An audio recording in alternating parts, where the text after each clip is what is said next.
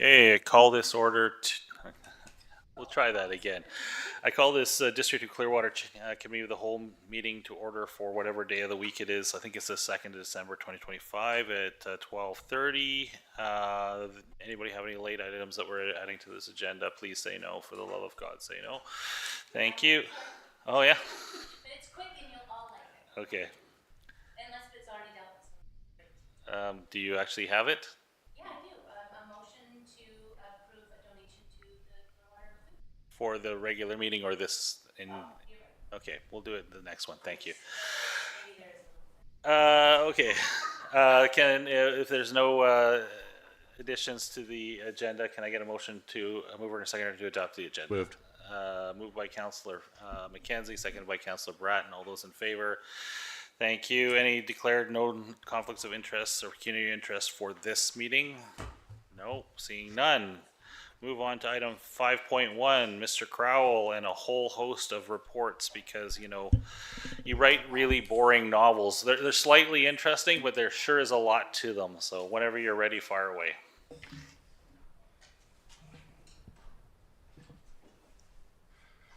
Okay, good afternoon. Yeah, we have 4 things that are on the docket, all generally unrelated. So what I'm thinking is best is go through the first one, let's have a discussion on that, kind of move on to the second one, or we won't remember what we wanted to talk about in the first one. So we got, does this work, Elson? Oh, nice.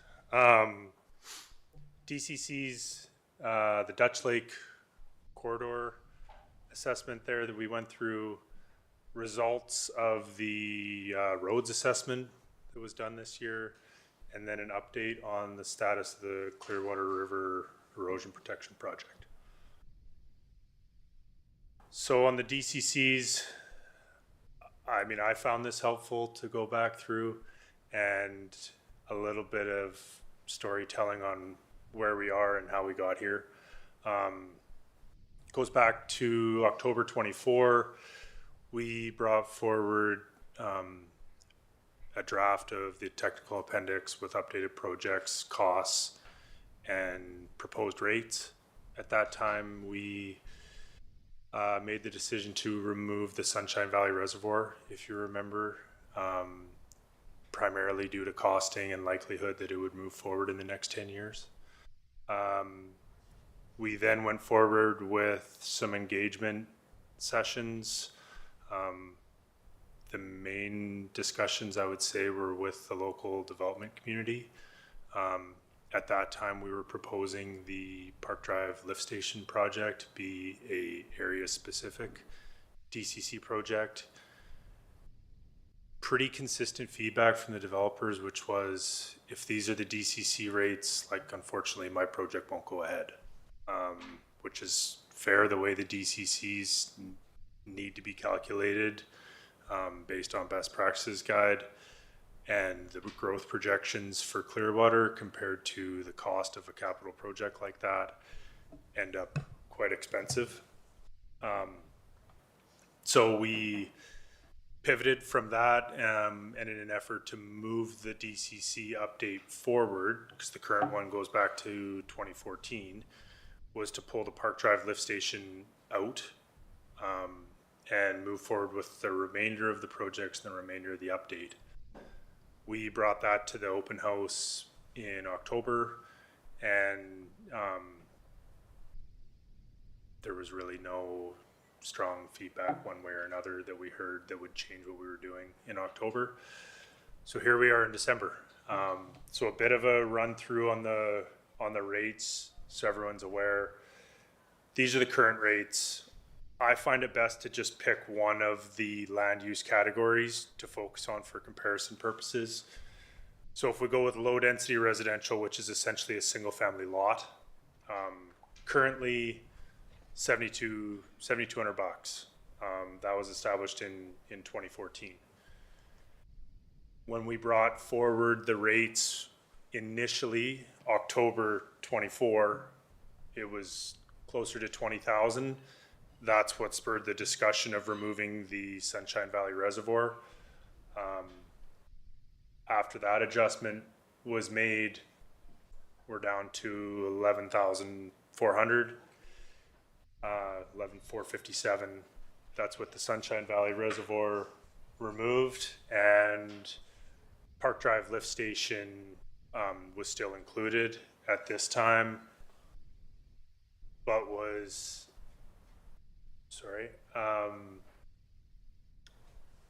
the 53,000 or whatever was still part of the rates at that time. Most recently pulled the Park Drive Lift Station off, and basically just made some small adjustments, inflation, population adjustments, current DCC reserve amounts through the course of 2025. 11,019 is where we currently sit. So this is what's being proposed as the rates. I think that's, yeah, here's some next steps, but it's probably worthwhile to just leave this on the page. Any question on where we are, how we got here? Any comments on the rates as proposed? I guess just, yeah, next steps, there's really no surprises. First, second, third reading, and then it goes to the province. Councillor Herring first. Just a couple of questions to start off with. One is, what is the DCC rate for the TNRD? There is none.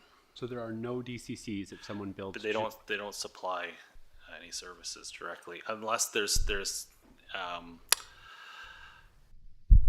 I remember correctly, if you have a water system, you pay rates and that sort of thing for that. So Yeah, I guess to answer your question, I don't think they have a DCC.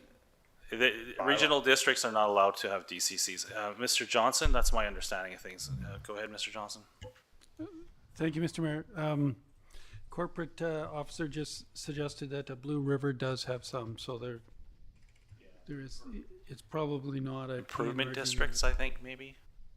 Yeah, so it's not across the board thing. Okay, and I bring that up to highlight that, this is a cost that factors in that people, when comparing where to build, are going to adjust their priority. So things like low density residential being a higher class, I understand that it's harder to service disparate lots. On the other hand, that is a huge percentage of the actual builds that are going on in Clearwater, is people coming from the Lower Mainland building their acreage lot, right? So we are charging individual home builders that rate, not large developers in general. The other thing, I would love to see a map for the roads component of DCCs. We have a map that dictates where our sewage service area is, where our water service area is, and our roads are applied across the board. As we saw recently, and it's in the other agenda package, we have properties in Vavenby that aren't actually serviced by our roads. There are no district roads around them. So it makes no sense to me for them to pay into the roads DCC. So I would like to see an area map that excludes areas that we don't service roads around. Because to me, that property in Vavenby is paying for roads that the rest of Vavenby accesses the same as they do, right? They don't have a difference. I think that's for the next meeting, and I think Mr. Johnson is going to speak to that at length with a report. I understand that, yeah. but this is us talking about the DCC bylaw, and that map is something that I'd like to see included in a future DCC bylaw. So I get that specific scenario isn't covered, but that's an illustration of why I think a map would be helpful for roads. And then the last thing is, I really think we got to look at the philosophy here. Does growth pay for growth when we're paying, 9 or 10% of the cost of these projects through DCCs? Is it fair to put that on the only people building homes in Clearwater? Especially when the vast majority of units we've added, we haven't charged DCCs on because they're low-income housing. So we're putting growth pays for growth on a really narrow set of growth, and it's not covering even close to the component of what it costs to actually service these lots. So is it better borne by the taxpayer in grants rather than the individual builder in grants? The other thing is we have a list of potential exemptions that the province allows us to make. We haven't made those. One of those exemptions is developments smaller than 4 units. We are allowed to exempt for that. We don't currently now, but that is another potential. So can we explore ways to exempt more people from the DCCs? I'll get off my high horse. Okay, now. Thanks. there was a It's gonna be a long day. Go ahead, Chris, if you have any comments on that. When you got to your third point, I started writing them down, but so I think I missed, I'll try and circle back to them. A couple of them were the idea that the homeowner pays for it, not the developer. I think at the end of the day, the homeowner's paying no matter what, right? Like a developer, if they pay for this, is not gonna just absorb that cost.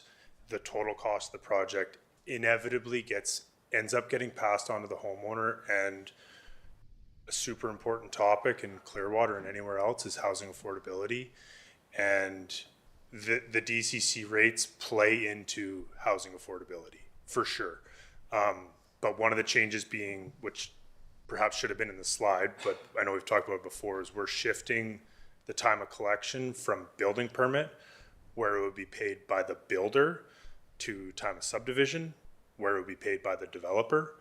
That's more of a, I'll say, like cash flow change on, okay, well, you need to build the projects for subdivision time. You don't need to build the projects, these offsite infrastructure projects, the first time a house goes in, or say the fifth house in a subdivision. So we are adjusting the time of collection to what is the more common approach to time of collection. On the exemption, the Vavenby discussion, so Vavenby they wouldn't pay water or sewer. They're not part of the water sewer collection, but they they would be subject to the roads and the parks bylaws, because they would use the district's road network and the park system no different than any other resident. That's just best practices. I can understand a desire to perhaps exclude them. I think that would become more of an area specific discussion at that time, as opposed to the premise is to try and keep this municipal wide. But I just want to clarify what Vavenby is currently proposed to be subject to.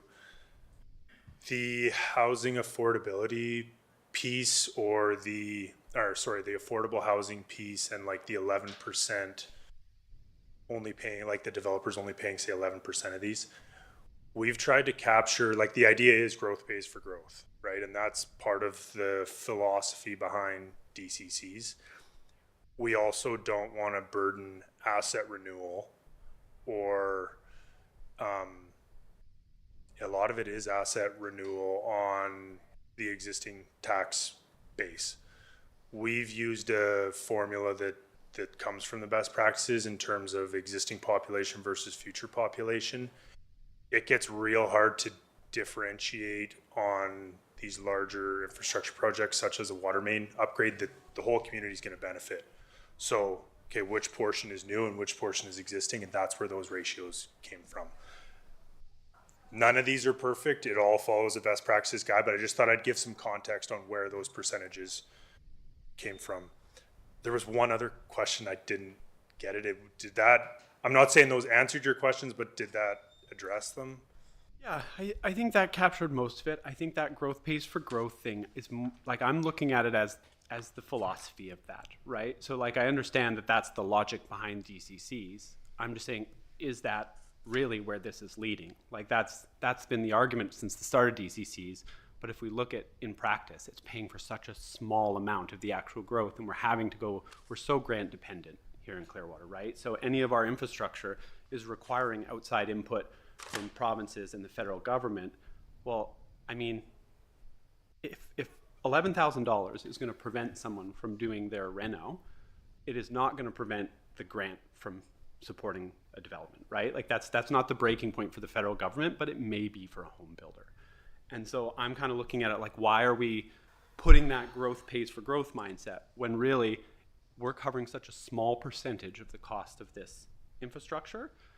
Can we just distribute that among taxpayers and recognize that growth for the community is actually a benefit to all the community? That new subdivision will house the new doctor that's coming to town, or that new subdivision will bring in people who can work the businesses that support our community? That's probably more of an assist factor discussion, honestly, if in terms of mechanisms for that. But It also comes down to, not all taxpayers are equal. It's not a number. It's a person, and it's a home, and and a lot of this town, it's a senior. And you're asking right now where we're facing potentially a 15% tax increase philosophically to add more to a senior, so to allow somebody new to come to town and build a house. Councillor Sim, I saw your mic come on. Oh, yeah, but I think we had other questions there Is first. there another question here? Side comments, Mr. Johnson? Do you originally? No, you're good. I do have one then. Yeah, go ahead. So with these proposed 1% assist factors, does it matter the size of lot? So if it's a quarter acre versus a 10 acre, is it the same? So, It's not necessarily the size of the lot because it's talking about per build, right? Like it's for the no. house. So, It's a like- connection. I think like, so say you got a 60 by 100 lot on Robson versus a quarter acre lot in Sunshine Valley. Like, do those pay the same amount? Is that what you're saying? yeah. Yeah, they would. It's per lot. So I guess where I'm wondering is, and it goes to the philosophy, is because DCCs were brought in, in the 1970s, and it was to, I don't know. and they were done to help fund growth and to offset some of the strains on municipalities. But we're now into a new philosophy about how to encourage growth and development. So to me, if it's just one rate, you do have people who are coming in and it's like, yeah, I want to buy my dream home on, 10 acres or whatever. Or somebody says, I'm just looking for a home here. It's going to be modest and it's 3 bedrooms. So is there equity that we can look at with DCCs, or is there room for that? Because our entire world view on housing is needing a philosophy change. And then the last point to what you were saying, Councillor Herring, is if we just take out the Parklift Drive station, to me, everything we're talking about, this is a growth unlocking project, so it needs to be treated separately. And it needs a separate philosophy all on its own. So if we just stay focused on this and remove that project, I think we'll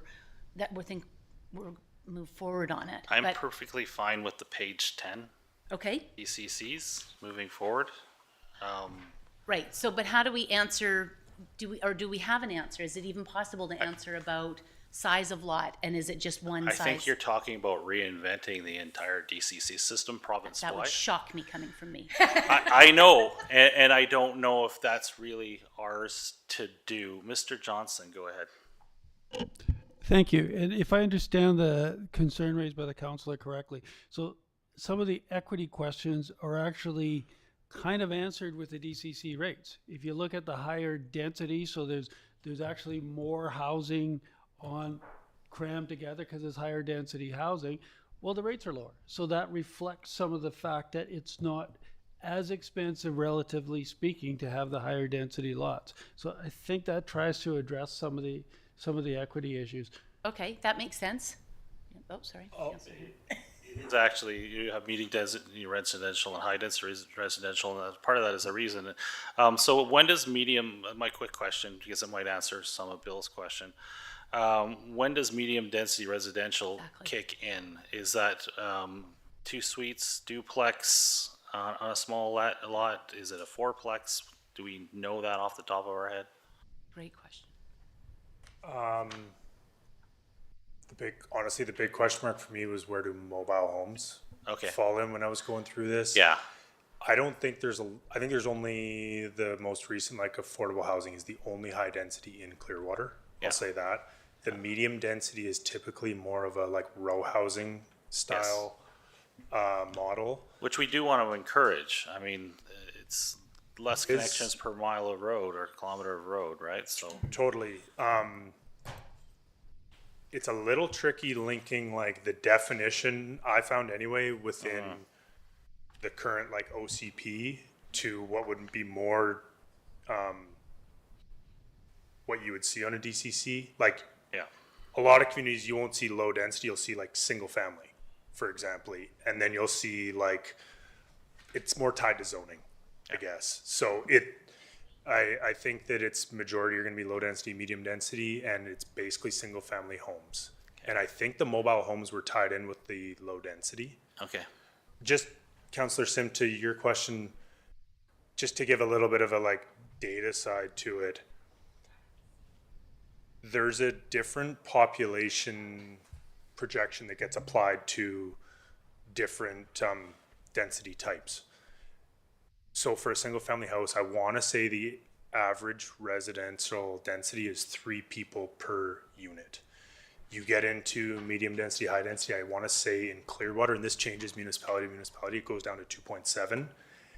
And when you link that back to things like trip counts, which is what drives your roads numbers, it all comes back to equivalent population. And that's where you see the difference in these, because theoretically, a house uses the same amount of water, whether it's on a 10-acre lot or a quarter-acre lot, right?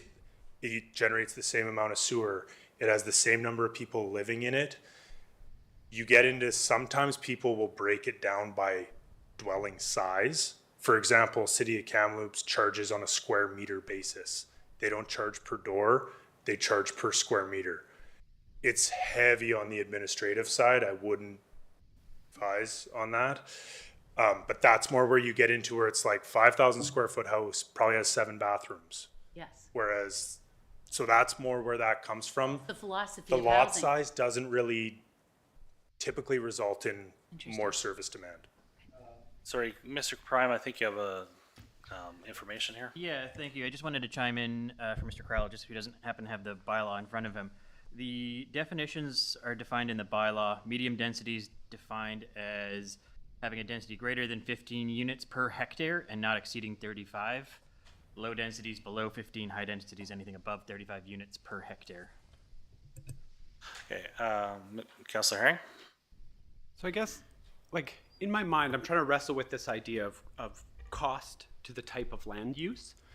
And if we're looking at a medium density subdivision in Clearwater, those are things that require large scale infrastructure upgrades to support. Now that cost will be borne among a wider group of people. So let's say you've got, 40 new homes going in, they're going to need a large piece of infrastructure to connect with sewer or water, right? And so I see why we're saying, well, that's spread among more people. But let's take a fictional property on Candle Creek Road that's developing, and we're going to charge them DCCs. We're going to charge them $11,000 because they're low density and it costs more to service them, but we're not going to provide them any services aside from roads. Except for a road But hold per on. kilometer, which is the most, and you're going to have that report, which is one of the most expensive things that we do. Agree. Let me continue though, right? So they're going to be outside of our water and sewer DCCs. They're only going to be on road. The road already exists. There are already properties along there servicing. And so we're looking at infill. I don't understand why they're bearing a greater share of cost comparatively than that medium density residential. If it's the scenario of like an infill, it would be more dwellings and therefore more residents, say, using the roads. And Okay. it just comes back to density. More people using the roads it's not a wear and tear thing, but that cost to upgrade a road is then borne across the mix of existing versus future. That's the logic. it's like very simplified way of looking at it, but that's it, is trying to project that future density and allocate a portion of these project costs to that expanding population over the 10-year horizon. And that could be in Candle Creek or Sunshine Valley or wherever. On the roads, we don't differentiate on like where they're coming from. Unless we were to add a map, as I suggested. The roads doesn't like split it up. The roads map, which I think is in the technical appendix, everybody pays the same.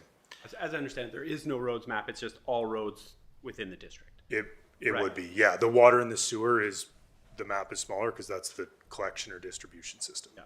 And I would argue there's value in putting in a roads map as well, because there are properties that don't benefit. Somebody in Vavenby whose next door neighbor uses the roads the exact same way isn't paying anything. Mr. Johnson. Thank you. And we're going to talk about that particular Vavenby situation, which is being talked about a lot over social media recently in camera. But in answer to your question, a person in Vavenby is probably still coming into Clearwater for shopping. They're probably coming into Clearwater for school purposes, for the hospital purposes, in case they have incidents with their dogs or whatever. Potentially have come in for Veterinary services, we do have veterinary starting in town, potentially coming in to use our parks, potentially using it almost to say exactly the same as a resident would use it. Well, that would be ideal, but that's not something we can discuss And at they this actually point. do on certain things that we have agreements with, like the sports play. Yeah.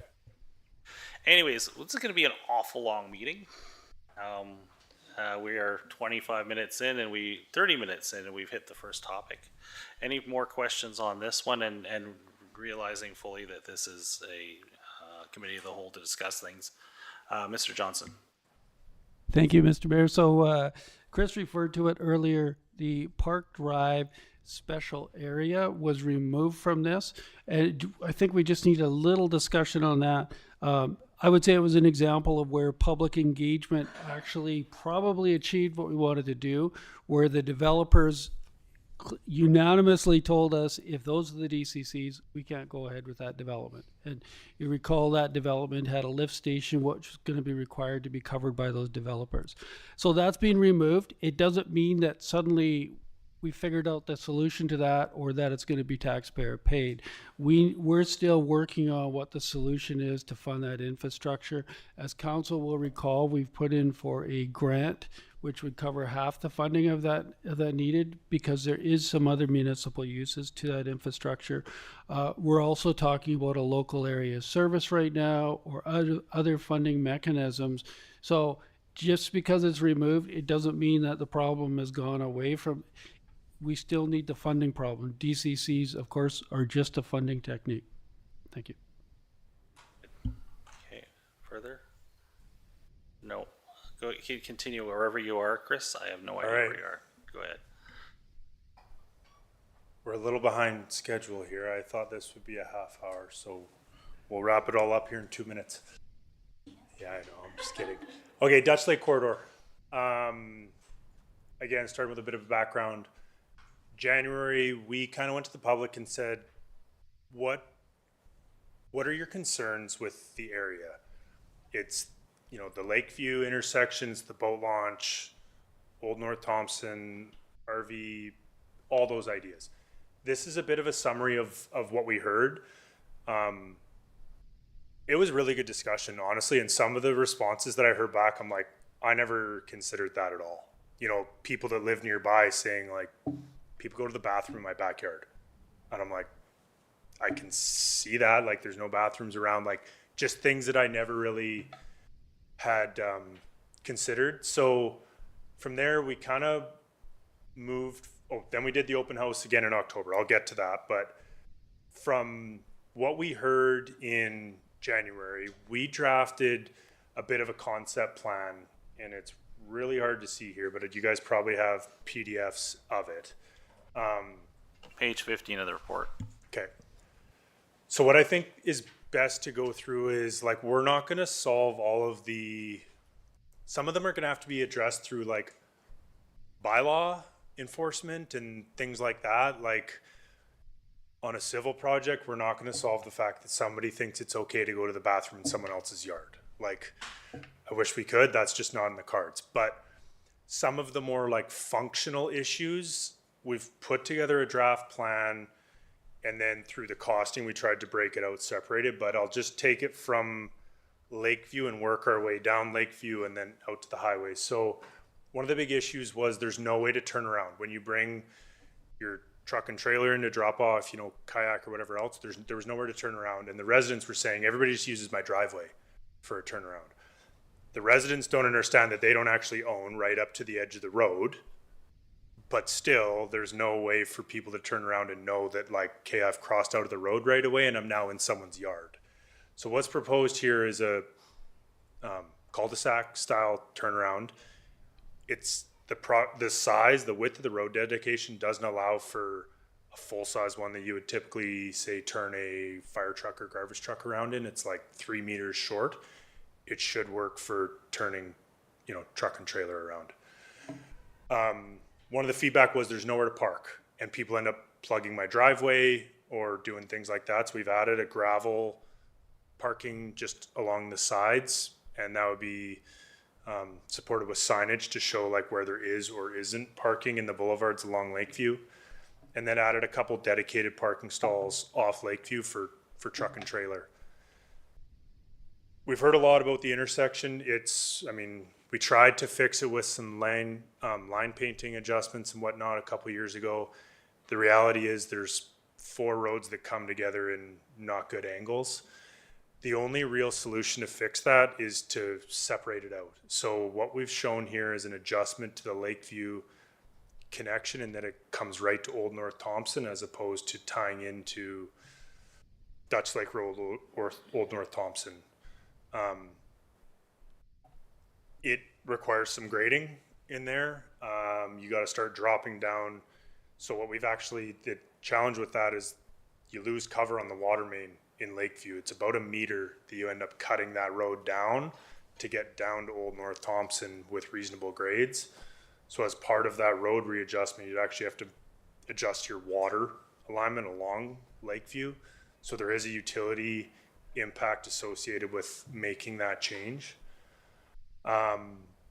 37 East, unfortunately, I know there was grand plans for it to be a park and whatnot. It's shown right now as just parking. Gravel parking, it would be signed to be primarily truck and trailer and oversized like RVs. Get the RVs out of Dutch Lake Beach, and this would be more of a dedicated area for parking for those types of vehicles. No changes suggested from 37 East to Dutch Lake. I think the lane adjustments that were made there last year to increase the lane widths and add that extra asphalt worked well. It got the width needed for the trucks and larger vehicles to be able to pass and function like they did back it up like 5 years ago. So what we're proposing is to essentially extend that same concept as you move east along Old North Thompson towards the highway. Once you get closer to the highway, what's proposed is something similar to what we have up at the roundabout as you move from, say, the highway over towards Eden, where you would have these crosswalks from like elevated concrete to elevated concrete. The island in the middle of the highway comes across, and there'd be a sidewalk that would then cross over 50 or 80 meters into Old North Thompson. Any questions on this proposed changes? So just before you do questions, to be aware that the strong likelihood that we'll be using 37 East as a laydown yard for the next couple of years for our riprap project on the river. So what you're seeing here, portions of it could happen next year, but a lot of it's 2027 and beyond, very likely, at its earliest stage.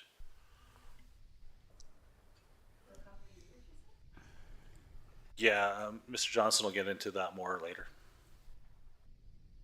Thank you, Mr. Mayor. Yeah, when we talk about the erosion control project, I suspect Chris will be mentioning that. Questions not related to that, but maybe to the overall plan here. Councillor Herring, and then Councillor Bratton. Oh. Councillor Bratton first. Thank you. I have a question. I did have a few complaints from the bus garage, the school bus. It's not quite wide enough. They have to go over the yellow line. So that, I don't know if that was conveyed to you. If there's people on the beach side, they had to try and maneuver out, and they're not supposed to legally go across the yellow line. So they were struggling, frustrated there. Okay, yeah, I hadn't heard that feedback. The lane, like the lanes at 3.5 are, they should be able to like maneuver totally fine within that. We are at 3.5.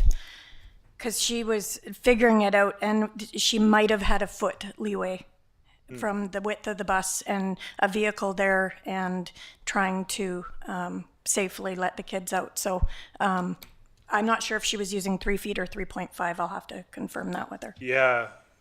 I mean, the part of it is like it's a fixed asphalt width that we're trying to work with, right? And we're trying to move the lines without and minimizing how much more we're repaving.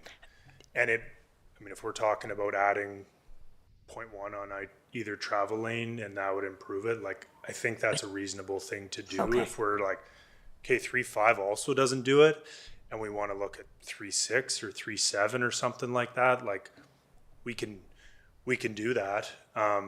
But yeah, it would be, just as an example, like, that's a collector road in Kamloops, for context. That's the max width of a collector road in Kamloops. What do you mean collector road? 3.5, like major roads, like Oh, okay. bus routes in Kamloops. Okay, They're 3.3 to 3.5. okay. So we're at 3.5 on this. If we're still seeing like logging trucks, buses struggling with it, we can like pivot, but it would, like, just to give some context. Yeah, for sure. With a collector road in Kamloops, do they have school buses or do they have city buses? It would be both. Okay, Sidewalks. and sidewalks, okay. Mr. Johnson, do you want to speak to that? I see you were trying to get in there. Thank you. So on that issue, typically where there's problems is where an RV is parked on the side. And then that's the what I bus is trying to move past it, right?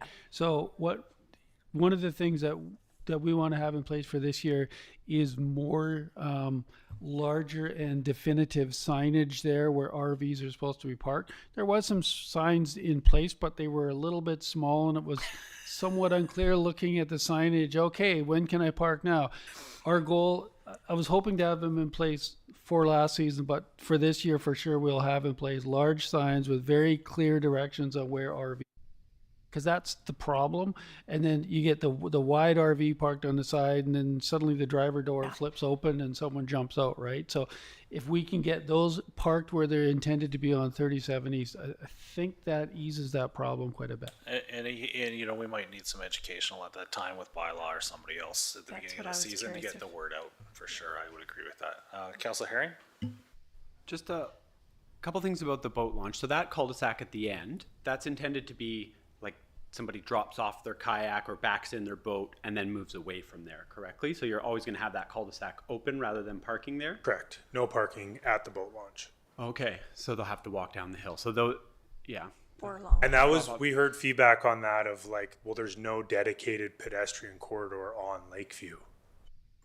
Right. Like, I get it. There's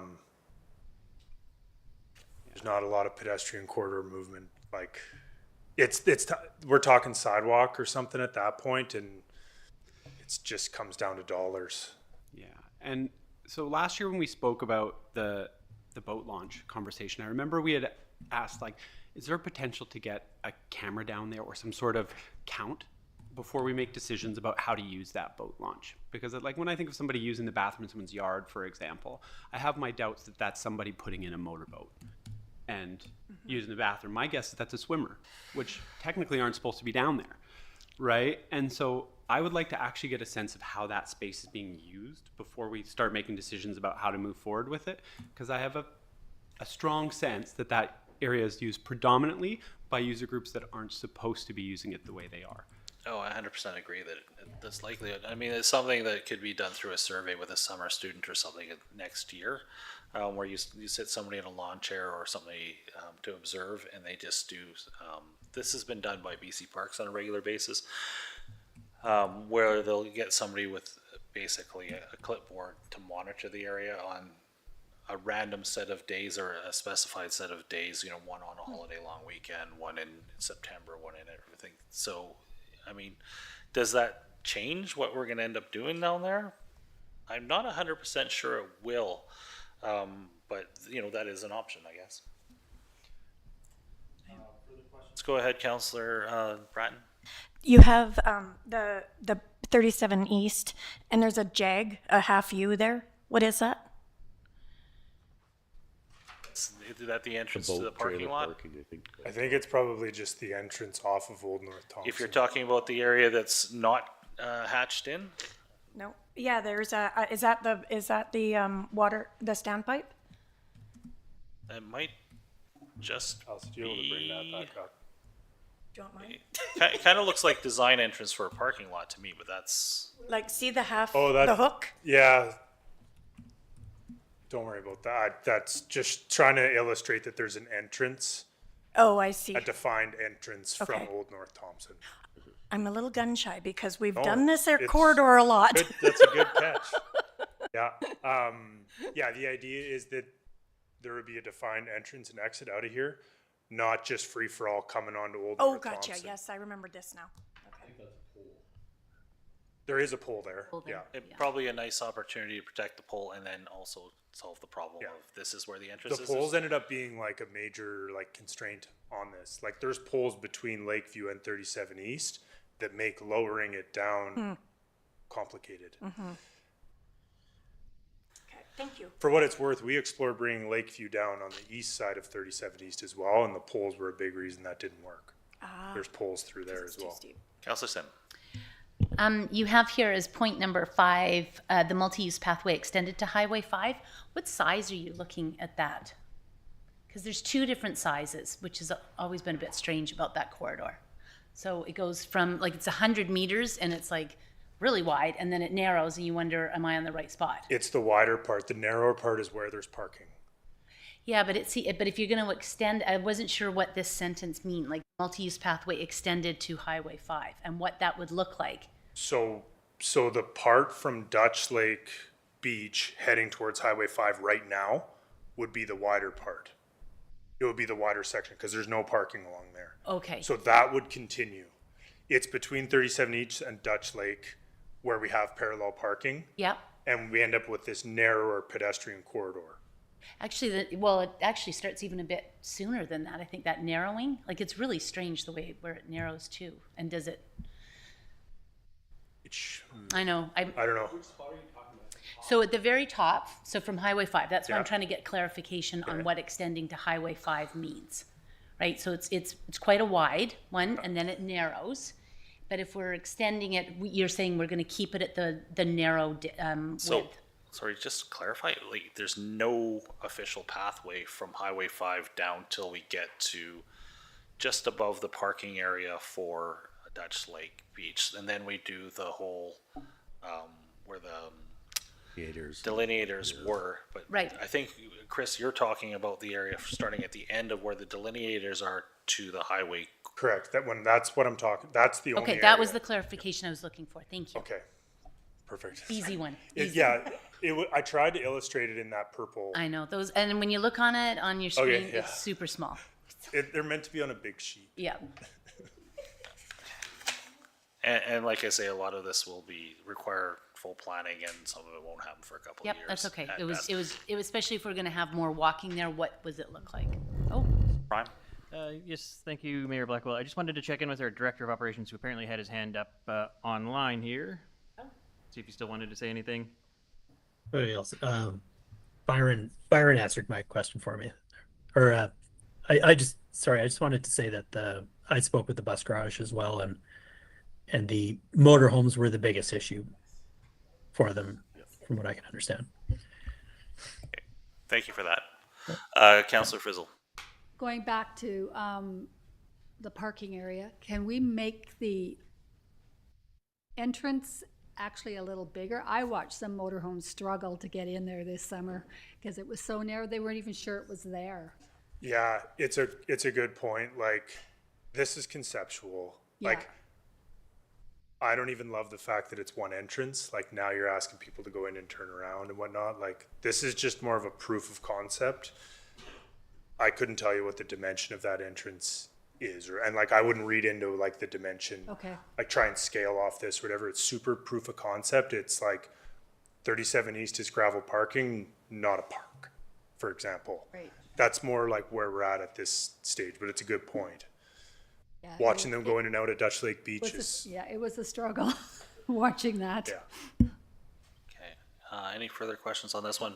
Realizing that this is going to be a multi-year process. Yeah. Okay. Thank you.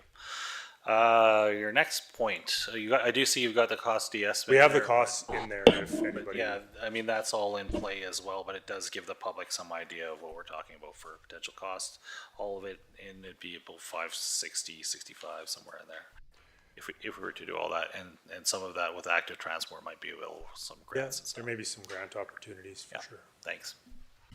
Okay, that one was better. 2025 roads assessment. this was an interesting exercise to go through. So, True didn't do the assessment. We kind of facilitated it through Tetra Tech, which is a firm that specializes in this type of stuff. They basically have a vehicle that's all set up with scanners and everything out, and they go around and drive all the roads, and the scanners pick up all this different data and convert that into a roads assessment. The default ratings that you get out of it is pavement condition index, a PCI rating. I'll skip forward. It gets rated from 0 to 100, and shout out to Alcid for this illustration. It's a good way to illustrate like how bad is bad and how good is good. You can kind of, the same color coding is applied to the district's map of their roads system. So from the data that was received, they put it on a GIS system, and we're able to take and incorporate that into the district's GIS mapping and overlay, the water and the sewer and everything else like that. There's case specific items in Clearwater more related to the costing side, because the other element to this that Tetra Tech has no idea of is what is paving cost in Clearwater compared to Burnaby or something like that, right? Like they're not local, they specialize in the assessments. So this is just a summary of kind of the process that we went through. This is a map of the results. It's hopefully easier to see on your guys' pamphlets there. Basically red is failed, like past tense.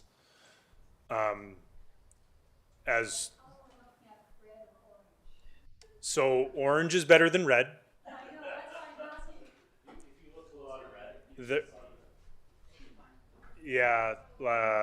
There is a difference, but orange isn't very good either. There's an example. So, and the other piece is the highway was not part of it, and Clearwater Valley Road wasn't part of it. It's maintained by the ministry. And I'm noting that Dunn Lake Road does not seem to be covered by this. Covered this as well. We didn't do the gravel roads. You didn't do the gravel roads. Okay. Yeah. Good. Thanks. So, this is kind of the interesting part of this is you take it from this to trying to prioritize where do you start on this, right? So, and we've had a few meetings, Chad can attest of like, what do we do with the data? So we can bounce back to the map if we want to, but a bit of a summary was 26% of the roads are good and 28 are very poor. Very poor means there's basically no coming back. So do you focus on fixing the failed roads, or do you focus on investing money into the roads that are okay and stop them from failing? Like it is really like a dilemma.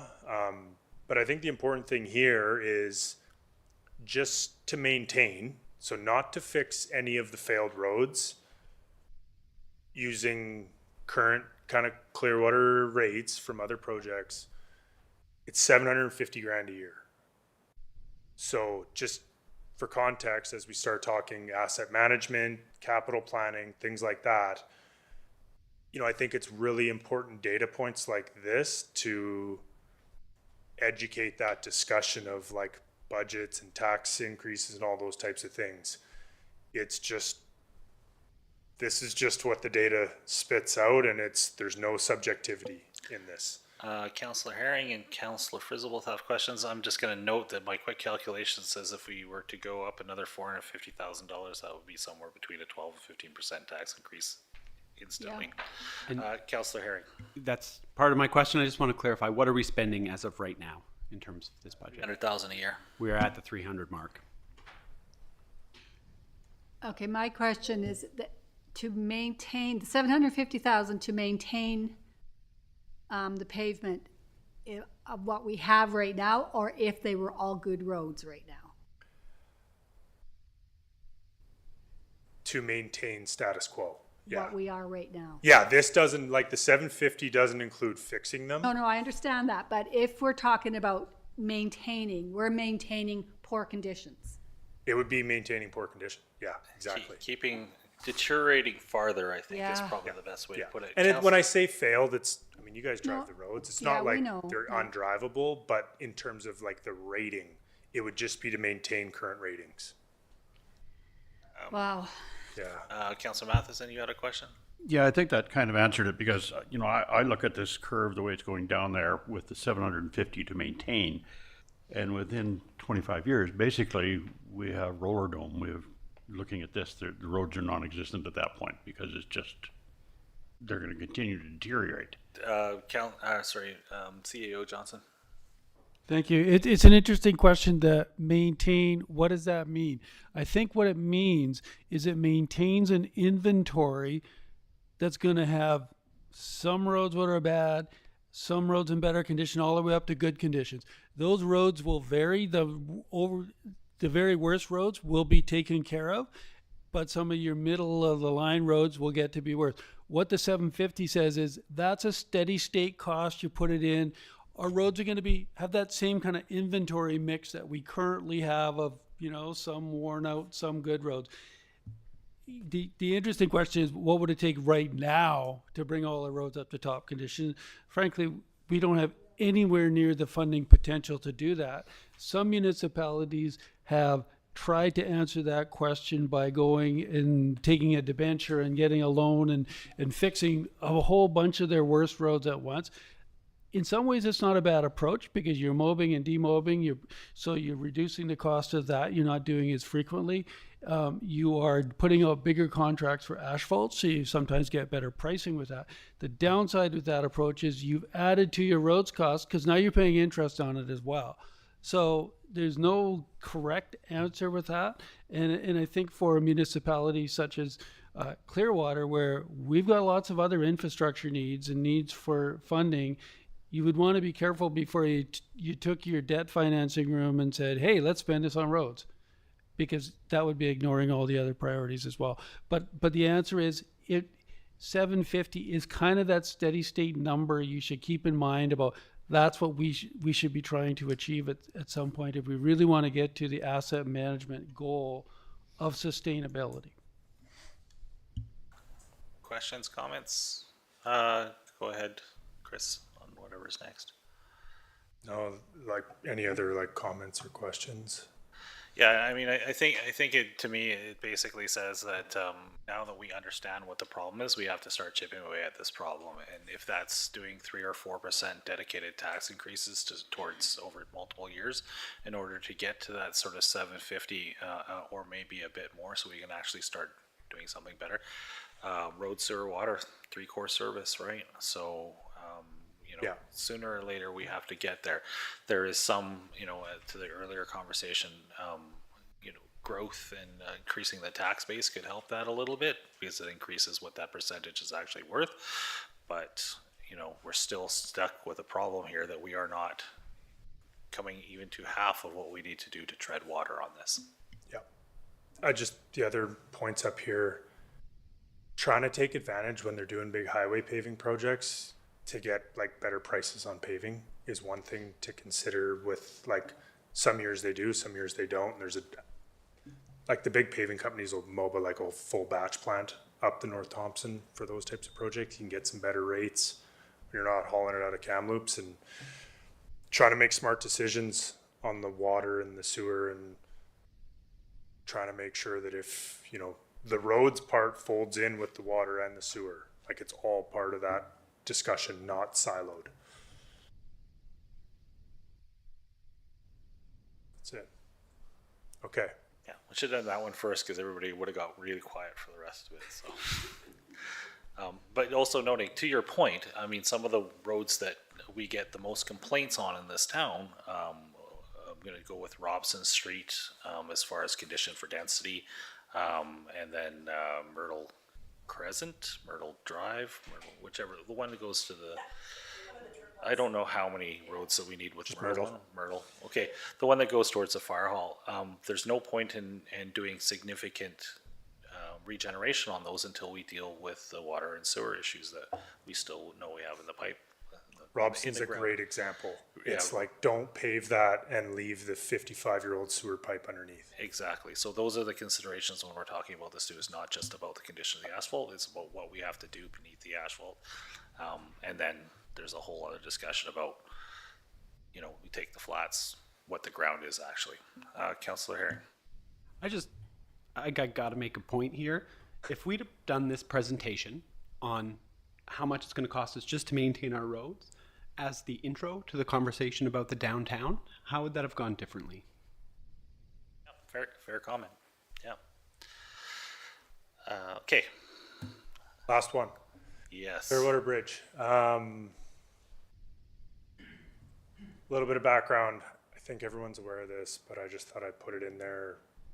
When we applied for the grant, how we got the grant amount, some pictures of the failures. Here's where we're at as a bit of a, December 1st status update. The ARC assessment, a lot of this is, there'll be a lot of discussion here on this project related to ARC work and cultural work. So we applied for a permit, 8 months ago, received that permit November 7th. We've since submitted for an amendment to that permit for an expanded area. And we'll get into that in a minute. The scour estimates are done, which if we all remember, a lot of the driver for this is a large scour hole was identified. So further modeling from Northwest Hydraulics confirmed kind of what the scour looks like under a 200-year flow. Geotech assessments are done. That relates to primarily the loading capacity of the piers as well as the slope stability on the abutment slopes and the capacity of the abutments themselves. Structural assessment was step one. Is there any major issues with the bridge that need to be, dealt with? Bridge is in fine condition. Second one, is there any issues with the piers that, we don't want to go spend a bunch of money protecting an asset that's about to fail. And if it's about to fail, let's bring that up now. Structural assessment's done. Without getting into the details, no red flags through the geotech or the structural side, or the scour assessment side of things. Northwest Hydraulics put together conceptual design drawings. Those were used to inform a lot of what we were doing through the pieces identified above and the ARC assessment. As we moved into 50% design stage, which we now have, we got about a week ago, but the discussion started, say, about a month ago. Constructability is a big piece with this, and I have some sections we'll get into. It's super specialized work, and it's probably something that I'll say I haven't been exposed to or appreciate the uniqueness of working under a bridge adjacent to a water body with these fixed schedule constraints. You take the protection away from a bridge, well, the water level's coming up, so you can't leave a project half done. That's irresponsible. So just as we get into some of the cross sections here, it'll just keep that in mind of just how unique the constructability side of this is, which has been the focus the last month. Riverbed materials, this was actually super interesting.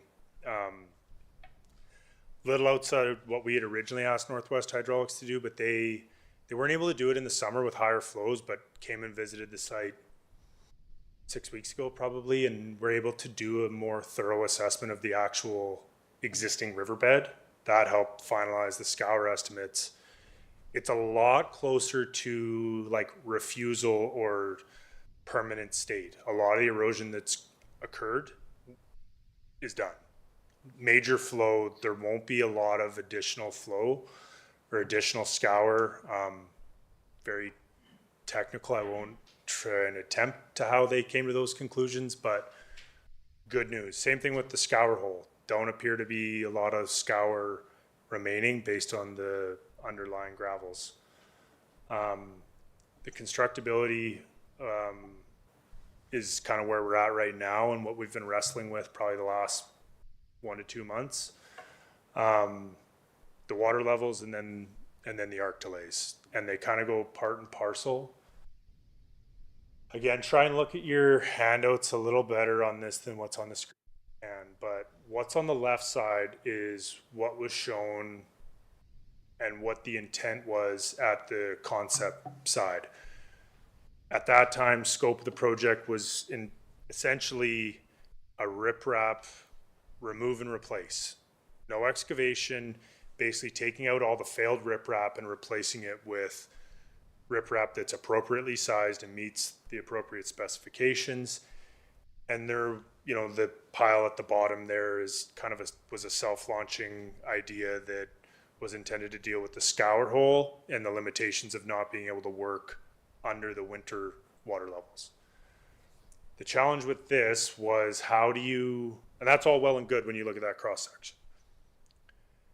The challenge with that is how do you actually get that riprap under the bridge? We're talking 250 kg riprap, like big rock. And what Northwest Hydraulics came back with was establishing a very rough, but a bit of a tote road and a working bench under the bridge, which means take the riprap out, excavate down to establish a working bench, and then kind of work from downstream to upstream, placing this riprap in and backfilling with that riprap as you go, that full cross-sectional area. So I can't point at that, but that full cross-section, you excavate it out, and then as you come back out, you replace it.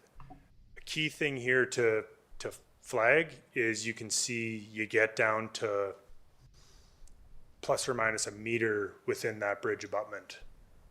So that's where I'm kind of going with the timing and the risk of water levels.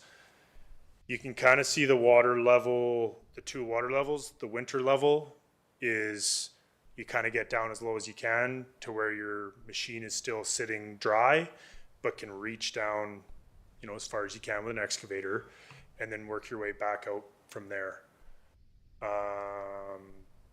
Similar on the west side of the river, much like less, I'll say, but same concept that applies there.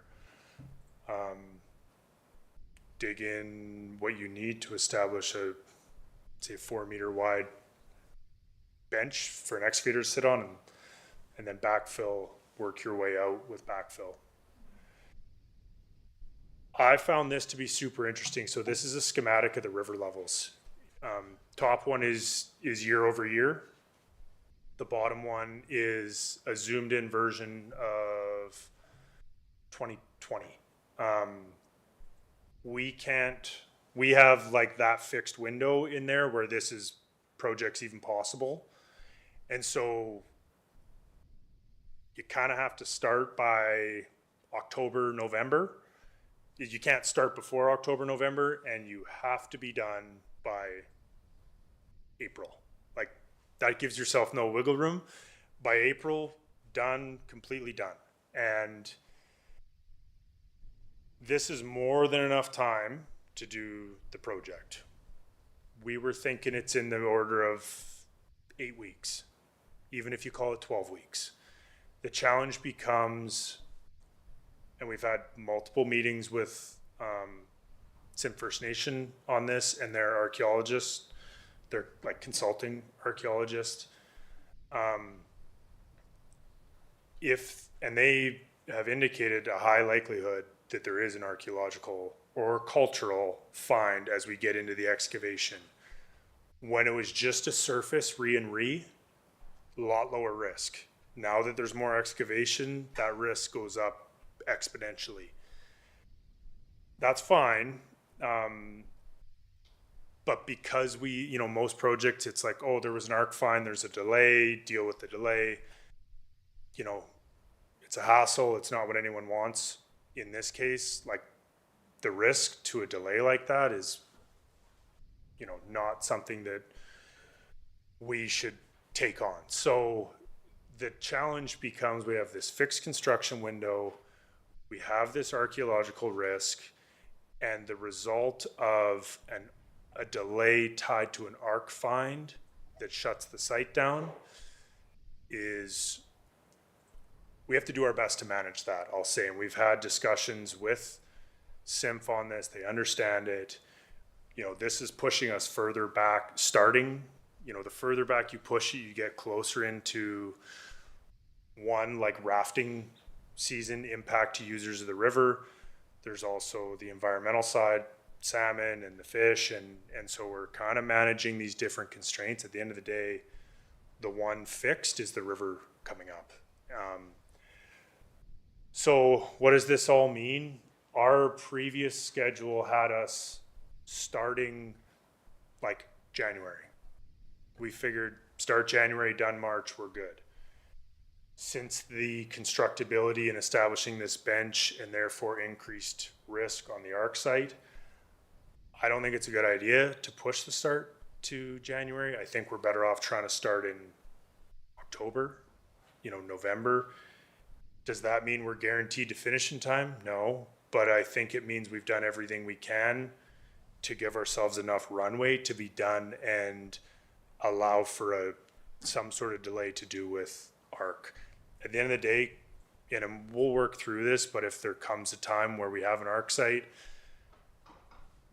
that's where the emergency measures, I can't remember the legislation, but like, we would have to invoke state of emergency to backfill. And we've had that discussion with SIMF as well on how to risk manage that. But I think out of an essence of due diligence, starting it earlier would be better. But unfortunately, that means starting it earlier 12 months from now, as opposed to our goal all along has been to start at like winter 25, spring 26. Now we're talking winter 26, spring 27.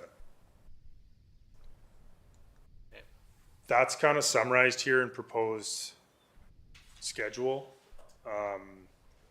There's different elements to this that kind of get us towards that. I think the big takeaway that I wanted to get through is pushing it back a year and the adjustments to the scope that have kind of led to that pushing back.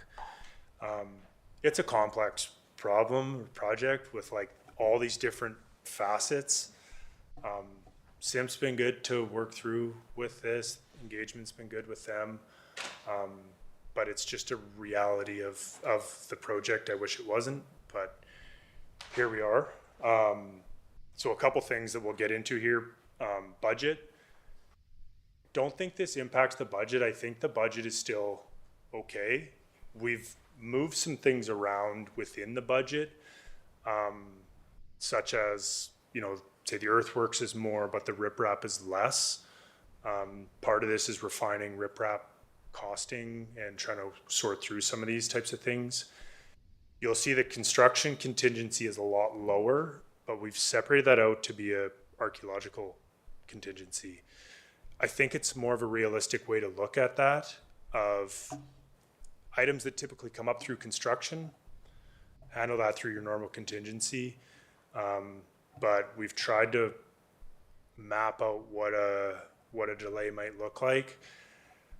Whether that's right or wrong, like nobody will know until, and then we might need zero of that. But you start talking delays such as human remains or something like that, nobody knows. But we've tried to kind of make an allowance for that as best we can. We've had follow-up discussions with UBCM. They're up to speed on this in terms of where we're at with the project. The grant was only a 2-year grant.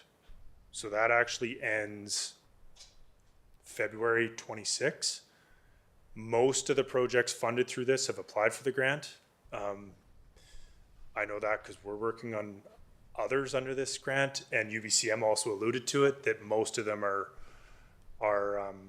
getting an extension. Their desire is a 12-month extension, because that only gets us to February, and I'd really love to have that like March, April window.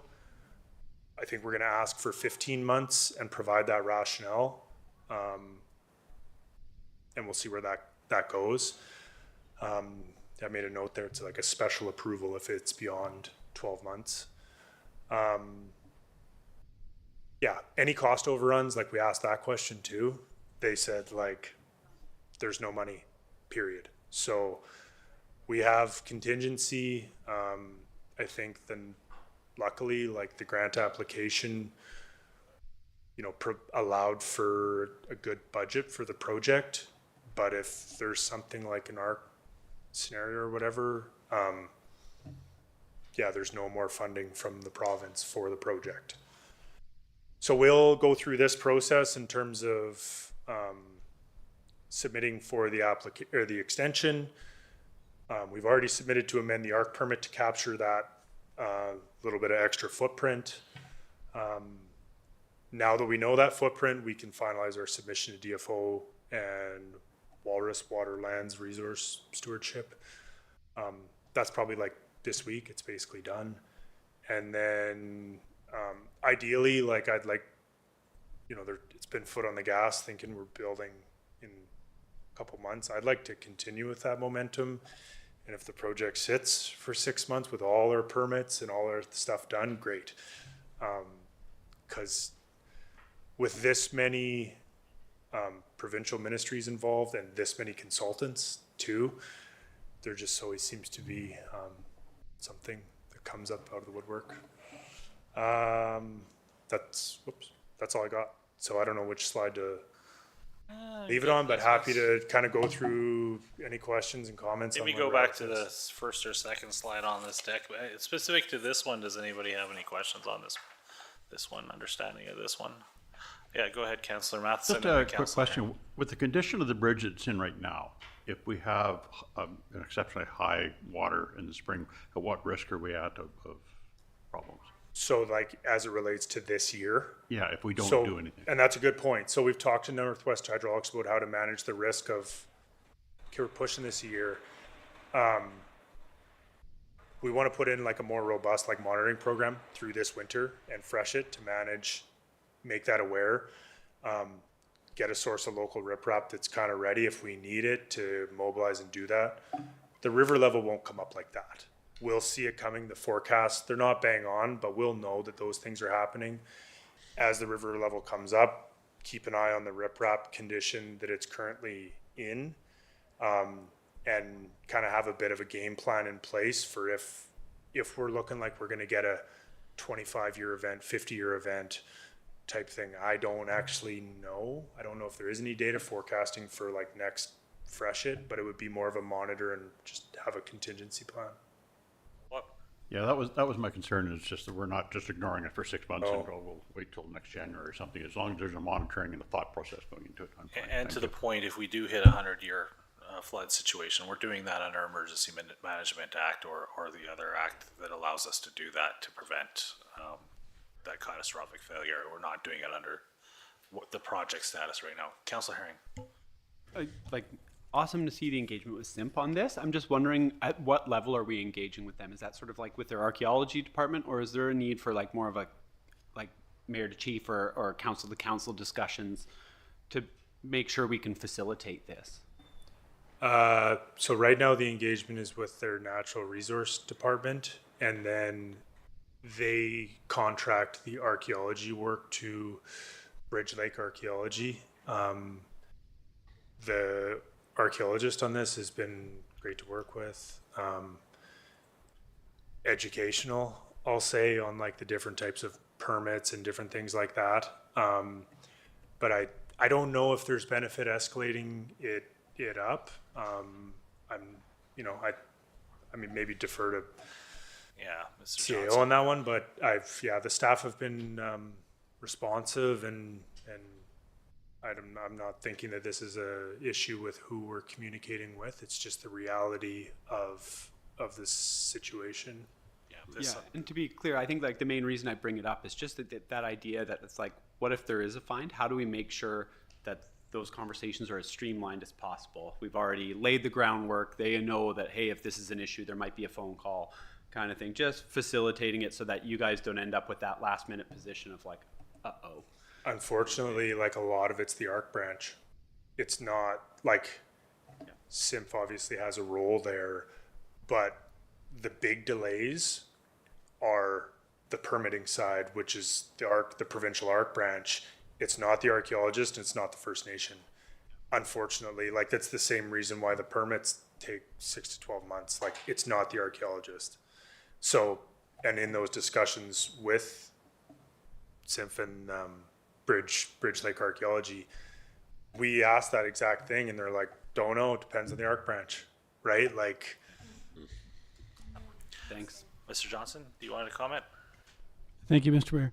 So I've been involved in these meetings as well with SIMF, and so far it's been very positive. I just want to say that, and the concerns we raised about the bridge, because it is our most expensive asset that we own here at the district, and it's a one asset. Well, similar to other assets, we can't afford to lose it, and we need to do whatever it takes to maintain that. It's been really positive, and their overriding sense that I'm getting from the discussions with them is they want to work with us on this project. They want to help us to see it be successful. They're not there to be, oh, we got to stop, and they're not there to be obstructionists. They're there to work with us. But on the question of a higher level engagement, under our MOU, we're actually due to have a round of those discussions anyways. And I think this is a great topic to kind of be one of the lead topics for that discussion. It's something I would like to line up for probably early into the new year now, but line it up and then have that meeting as described in our MOU. Thank you. Further questions on this one? Chris, I think you're free. No, I got sorry, one. Councillor McKenzie. Didn't see his Thank hand you. come Yeah, up. thanks, Chris. You did start to answer. You may have answered the whole thing, and I kind of glitched out there myself. Looking at our timeline right now, coming into December, you got a 2-month review period on this possible extension. I just wanted to make sure that you guys were on that. Just judging, we're already coming into that 2-month period for the deadline. the application to extend it. To extend, correct? Yeah. And I'm not actually sure where that is on here. 34. Yeah, like so the meeting with UBCM was last week. So I think I might have actually, this might have been prepared before we even had the meeting Okay. with UBCM. But yeah, we're on it. I think the application to extend has been put together. It's the rationale that I want to make sure is solid, especially because we're asking for that like special approval That's right. for 15 months. But yeah, we're on that. Okay. Yeah, I just concerned with their review period timeline that it wasn't quite. Yeah. I know you guys are looking after that, but it's Yeah. nice to be. No, it's a good point. Yeah, we don't want to lose this. Thank you for the question. I think that's it for you at this point, but I'm telling you, I think all of us are going to keep this giant pile of paper here and probably look through this a couple more times, and we will forward some questions to you, I'm sure, in the near future. So Yeah. Any yeah, questions, it's reach out. fascinating data that is in there, especially the roads assessment and how it was done. It's good to know what we're dealing with, but at the same time, it's a bit of a nightmare, Chris. I know as soon as we got it, we had the same reaction of like, oh, how do you present this one? But it's the reality, Yeah. right? So It is. It's better to know, I think, in this case than it is not to. But it will be the work of quite a few years to get this back on track. Thank you. Thank you. Thank you to everybody for all the work on that. Thank you very much. We are moving on to item 6.1, minutes of a committee of the whole meeting held November 28th, November 18th, 2025. There is a recommendation.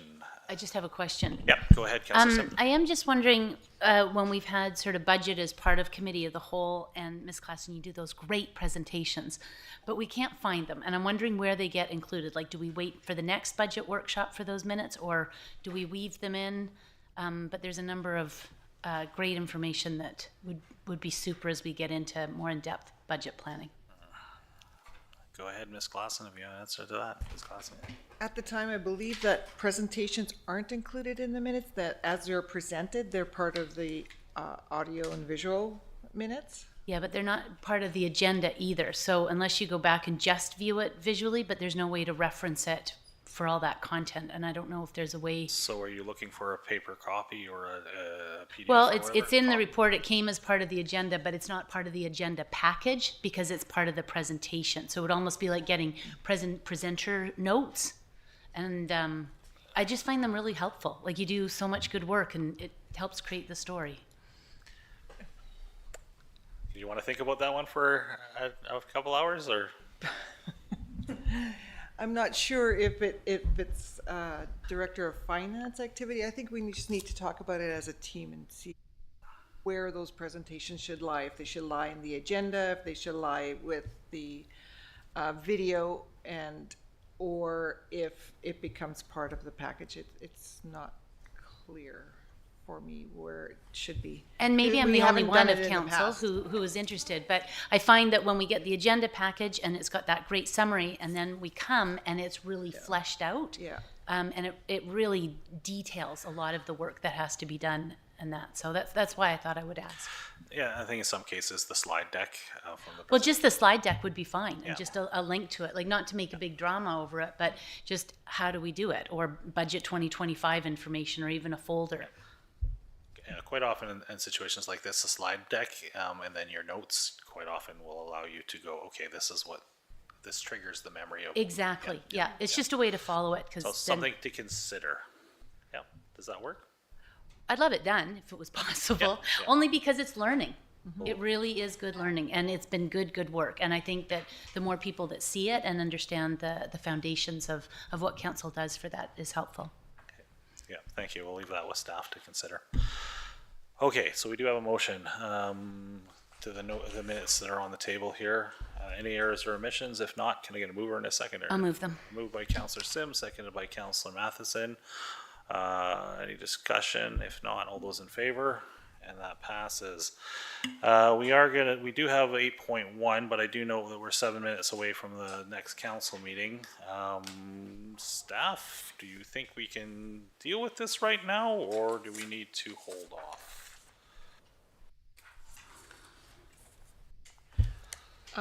I don't have a presentation provided for this one, but if there's any question, I'd be happy to answer. It's for information only. So you do have a summary there on 179, well, there's a report, and then 177 to 181. If you do have questions, if you haven't dug into it, Yeah, there's just a quick one, which is, it looks like, because this is to the end of the last quarter, so it looks like everything's pretty much on track. Everything is pretty much on track. There's just in terms of revenues, we're falling a little bit behind in the septic sales revenue, which, it's really hard to predict it. that. However, everything else seems to be, expenses seem to be lower than our financial plan, but also remember, we are quite a bit, at least in the bookkeeping part of it, we're quite a bit behind in the special project side of things, so that's part of it. And at the last one, because of the great recommendation, is to always check Questica at thedistrictofclearwater.com, which I have done. But I just want to share that it's really hard to find that. You can find the financial projections, but you cannot find it. So a lot of this data, I think, is there. And I don't know if in part of the website refresh, if that will be an easier button, or because it's so valuable, it'll just be big red button on the homepage. But I did look for it Thank you, with Rick. enthusiasm.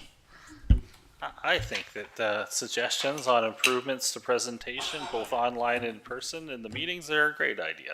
Thank you for that. So did we move and second that? We did. That is, okay, so this one we're just for information. Okay, motion to adjourn. Thank you.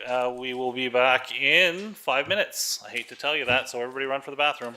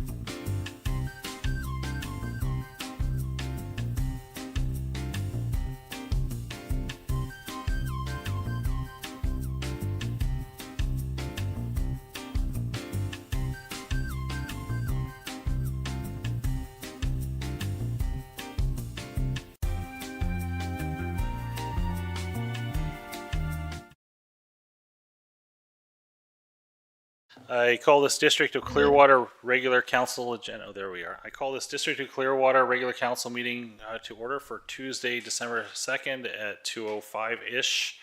I would like to begin by acknowledging that we are fortunate to be gathering together on the unceded territory of the Simpcw First Nation, who have been caretakers of this land since time immemorial.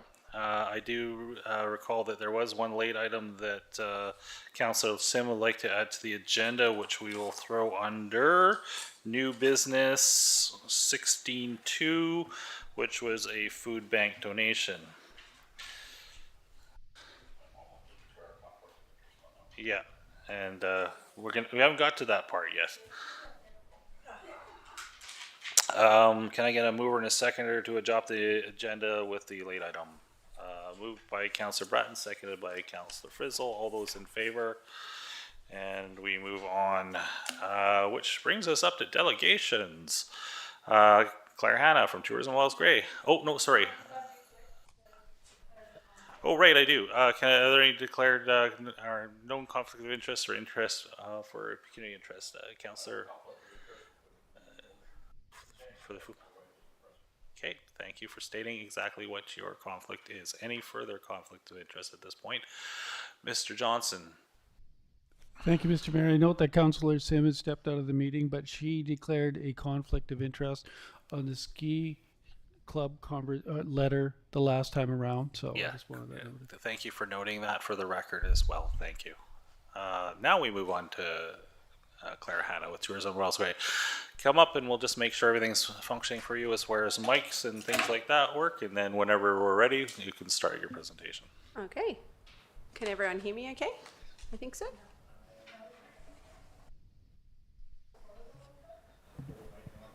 Like here? Whoa. Yeah, okay. Awesome. Okay, so I'm Claire. I'm the Executive Director of Tourism Wells Gray, and I'm here to speak about the MRDT renewal process and share results from the accommodation provider vote, outline what Tourism Wells Gray has accomplished over the past 5 years, and discuss the next MRDT term, which starts November 1st, 2026. I promise I'll try and keep it short and sweet. So before I begin, I want to acknowledge and thank the council for already passing the motion at your last meeting on the 18th of November, supporting Tourism Wells Gray as the designated MRDT recipient for the next 5 years. We very much appreciate this support. So what is MRDT? It is the Municipal and Regional District Tax. It's a provincial tourism mechanism, sometimes called hotel tax or tourist tax. It's collected only on fixed roof accommodations. It's not charged on things like RV sites or tents.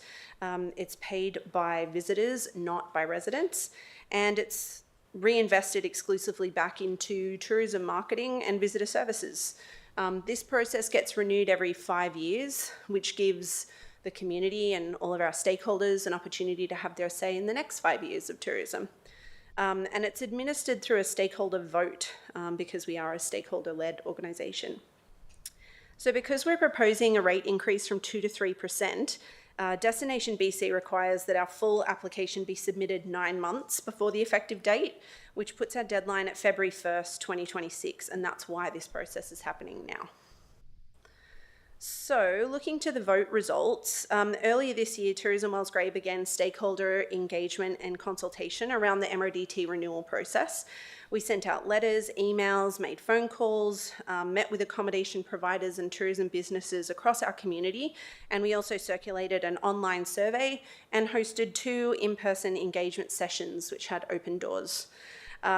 In the Wells Gray and Clearwater area, 21 accommodation providers with 4 or more rooms were deemed eligible to vote, and the results were 16 yes votes, 2 no votes, 3 non-participants, which DBC counts as a no. The minimum support required is at least 51% of accommodators and 51% of the rooms they represent, and we have exceeded that requirement. In addition, all signatures we received support the additional 1% being used solely for destination marketing and visitor services rather than affordable housing schemes. So we can say with confidence that the majority of stakeholders in our community want Tourism Wells Gray to continue as the MRDT recipient for the next 5-year term, and also support the rate increasing to 3% starting November 1st, 2026. So why this increase matters. Raising the MRDT from 2 to 3% will generate approximately an additional $80,000 per year in MRDT revenue. This year we're anticipating around $200,000 at 2% MRDT revenue, which is consistent with what we can expect in future years. So these funds directly support visitor services, tourism marketing, regional partnerships, and the economic drivers that bring people and spending into Clearwater. So a brief note, I thought I would touch on the new 5-year strategic plan. Tourism Wells Grey recently completed a new strategic plan for the next 5 years, which was developed after quite comprehensive consultation with our tourism stakeholders.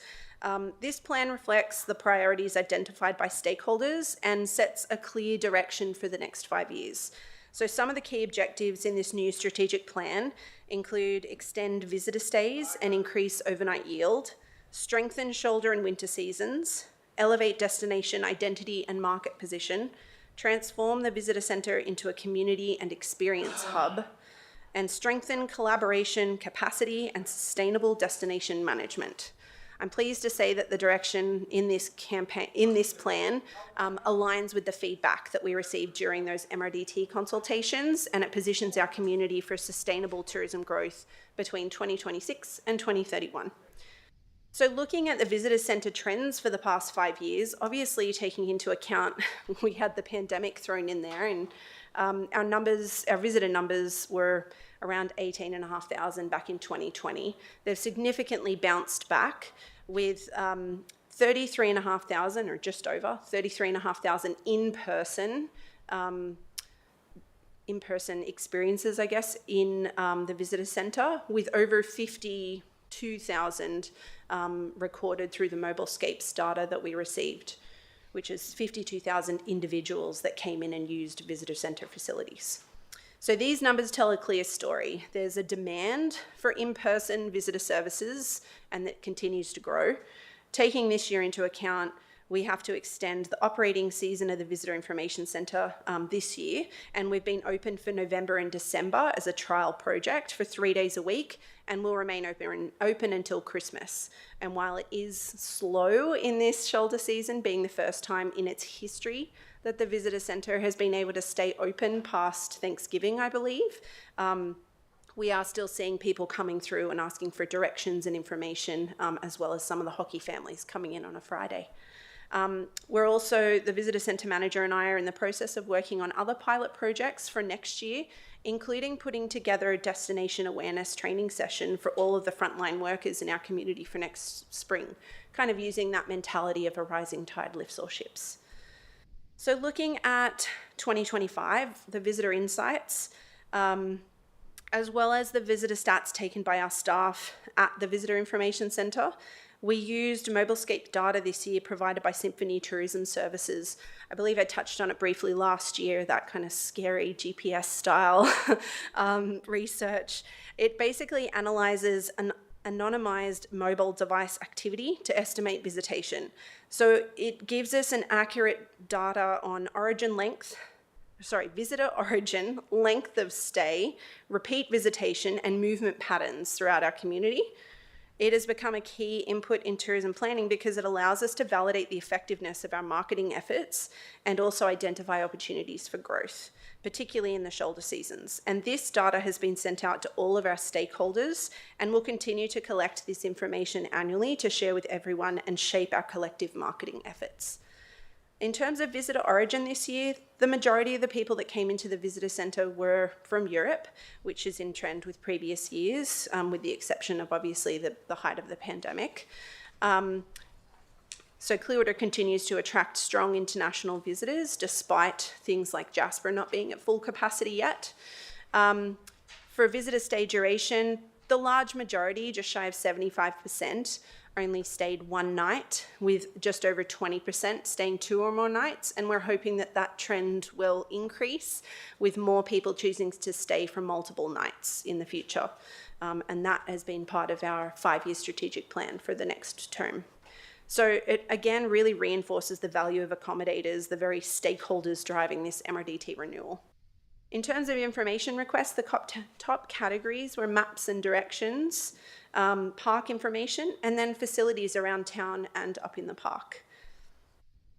So looking at what Tourism Wales Grey has achieved over the past 5 years, in terms of digital and content marketing, we've had strong year-over-year growth in our social media and website visitation.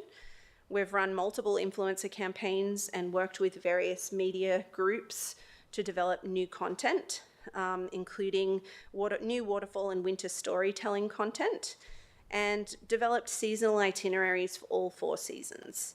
In terms of destination development, obviously back in 2023, we were able to receive quite a significant grant to the tune of about $132,500 for accessibility upgrades at the Visitor Information Centre.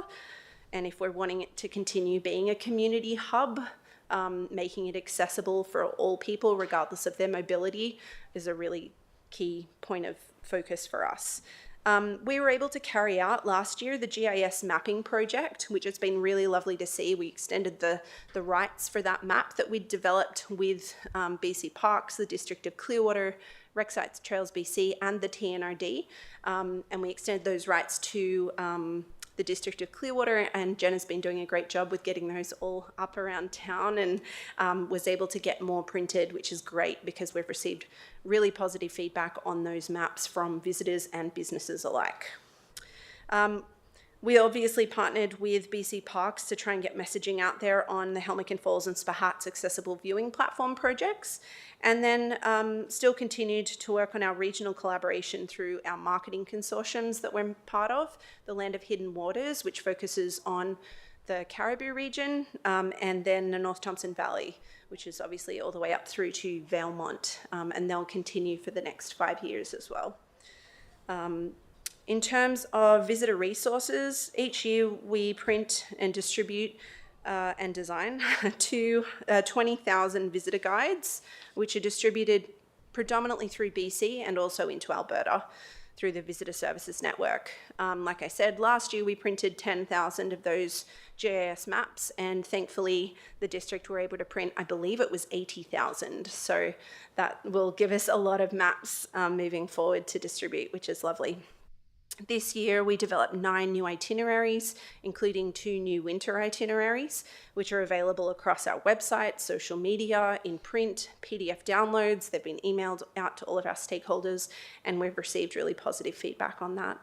We also developed a new travel trade flat sheet, which was designed to encourage travel trade partnerships with local tourism businesses. And then obviously last year, we were helping with crisis communication during wildfire disruptions. In terms of the economic impact of the visitor centre, this year alone, the visitor centre took in 423 bookings for local businesses that brought in over $121,000 in revenue for local accommodation and activity providers. Because it was the first year we were running our own retail space, we were also able to generate just shy of $50,000 in sales for local artisans and their products.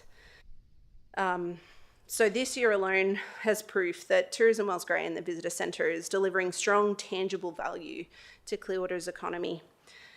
In terms of financial realities though, while 2025 was one of our strongest years in the past 5-year term in terms of visitor centre performance and obviously retail revenue, given that we've just taken over management of that retail space, rising operational expenses have created significant financial pressure.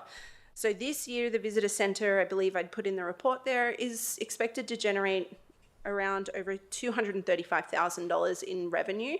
However, our total operating expenses this year will be around $180,000, leaving us with a significant deficit despite excellent retail success and careful budgeting. The setup costs for retail obviously won't be an ongoing expense that we'll have to bear year on year. And we do have carryover inventory, so we expect this deficit to be much less next year. In terms of where these increases have come from, insurance was one that jumped up, especially with us taking over responsibility for the retail space and purchasing our own product.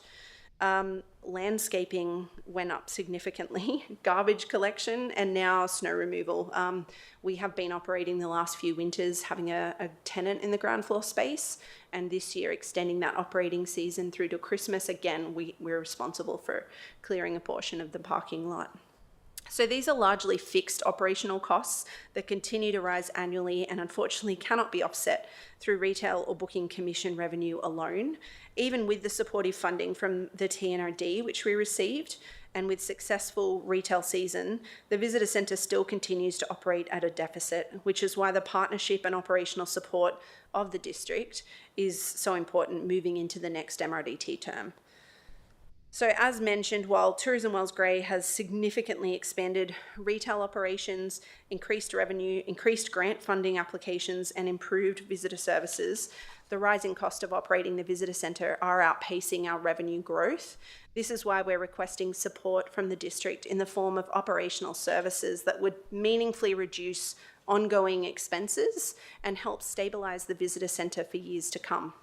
So we'd like to ask the district and council if it would be possible to assume responsibility for landscaping and ground maintenance, garbage collection, and snow removal at the visitor centre. These items alone next year will account for around $9,000 in annual operating expenses and are essential services for maintaining a welcoming, safe, and accessible facility for visitors. Given the rising costs across all operational categories, shifting these responsibilities would significantly help mitigate the ongoing deficit and ensure the visitor centre remains financially sustainable. We'd also like to ask the district support in providing one rink board advertisement at the Sportsplex, promoting the area with the artwork to be supplied by Tourism Wells Grey, and also lobby signage in the Sportsplex with more maps, itineraries, and winter tourism information at the Sportsplex. While I do understand there are some maps and information available there, we'd like to see a greater presence. The Sportsplex is a major community hub in the winter season, and increasing that visitor-facing signage there will help to support local businesses and align with our new strategic plan's direct objective to grow off-season visitation and visitor services. With the $12,000 from Tourism Wells Grey in annual sports tourism funding remaining with the district for the recreation, culture and events role, we're requesting a clearer reporting structure outlining how the funds are allocated, as well as seasonal updates that Tourism Wells Grey can share with stakeholders and Destination BC, as we do need full accountability for the allocation of all MRDT funds. This will provide opportunities to align sports tourism reporting with our winter marketing campaigns. I also want to briefly address a question that may come up around the 3% MRDT increase. Although the additional 1% strengthens our tourism marketing and visitor services budget, it doesn't resolve the increasing operational costs associated with running the visitor centre. The operational support we're requesting from the district is modest but meaningful and directly tied to services that the district likely already provides for other public facilities. This partnership would significantly improve the sustainability of the visitor centre moving forward. So to close, I want to thank the council again for already supporting Tourism Wells Grey's designation for the next 5 years. Tourism is one of the strongest economic drivers in our community, and the work we do is only possible through the partnership we have with you and the TNRD. So thank you, and I'd be happy to answer any questions that you may have. Questions? Anyone? I'm going to just say in advance, your requests will turn back to staff for consideration and bring back to a future meeting. First question from me is, do you receive any financial assistance from BC Parks? We do. We receive $10,000 a year from BC Parks, as the Visitor Information Centre is located on a provincial parkland and the building is owned by BC Parks. Okay, we have requested an increase numerous times over the last 5 years and have been told that that is never going to happen. Yeah, I'm aware that it used to actually be higher, so something that maybe can't. What? I believe it was at one point, maybe 15 years ago, it was $20,000 a year. Yeah, that's accurate. When we received the Lionsgate report, the feasibility study that was done before Tourism Wells Grey took over management of the visitor centre, it did state that BC Parks used to have a services agreement in place with the current or the previous management, at $20,000 a year. In saying that, while they can't commit to over $10,000 a year, there has been instances, for example, last year, where we put in requests for an additional $10,000 in capital infrastructure upgrades, like water fountains, line painting, clearing the parking lot, and they were able to provide that to the tune of $10,000. Yeah, so potential but not steady income. Yes. Okay, Yeah. thank you. I had another one, but now I've completely lost it. Sorry. On MRDT collection or submission from your stakeholders, is that mandatory or is that voluntary? It is voluntary. However, because it directly impacts the accommodation providers and the tax that they will be charging to their customers, we strongly encouraged them to have a say so that they could be part of this process for the MRDT renewal. And we did try and follow up with the 3 businesses that chose not to place a formal vote. They still have until not February 1st, but they have until probably mid-January. So we'll continue to reach out to them to ensure that we get a formal vote received.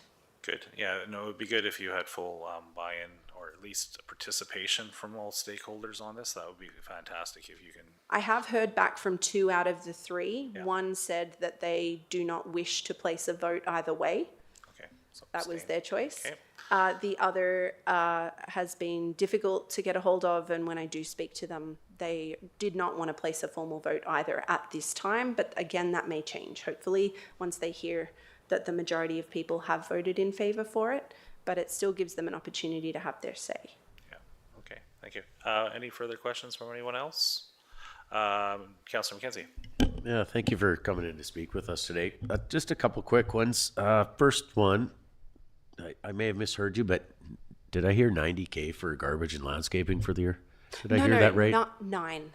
Oh, 9. 9? Okay, 9. I thought 90, and No. I thought I need a career change That would here. probably explain why we'd be operating at such a deficit. Okay. No, we would anticipate around 9. I know this past year, the majority of our landscaping quotes came in around $6,000, and we were able to get one local business was able to do, I guess, bare minimum for $3,000, but they did state that that would not be something sustainable for their business.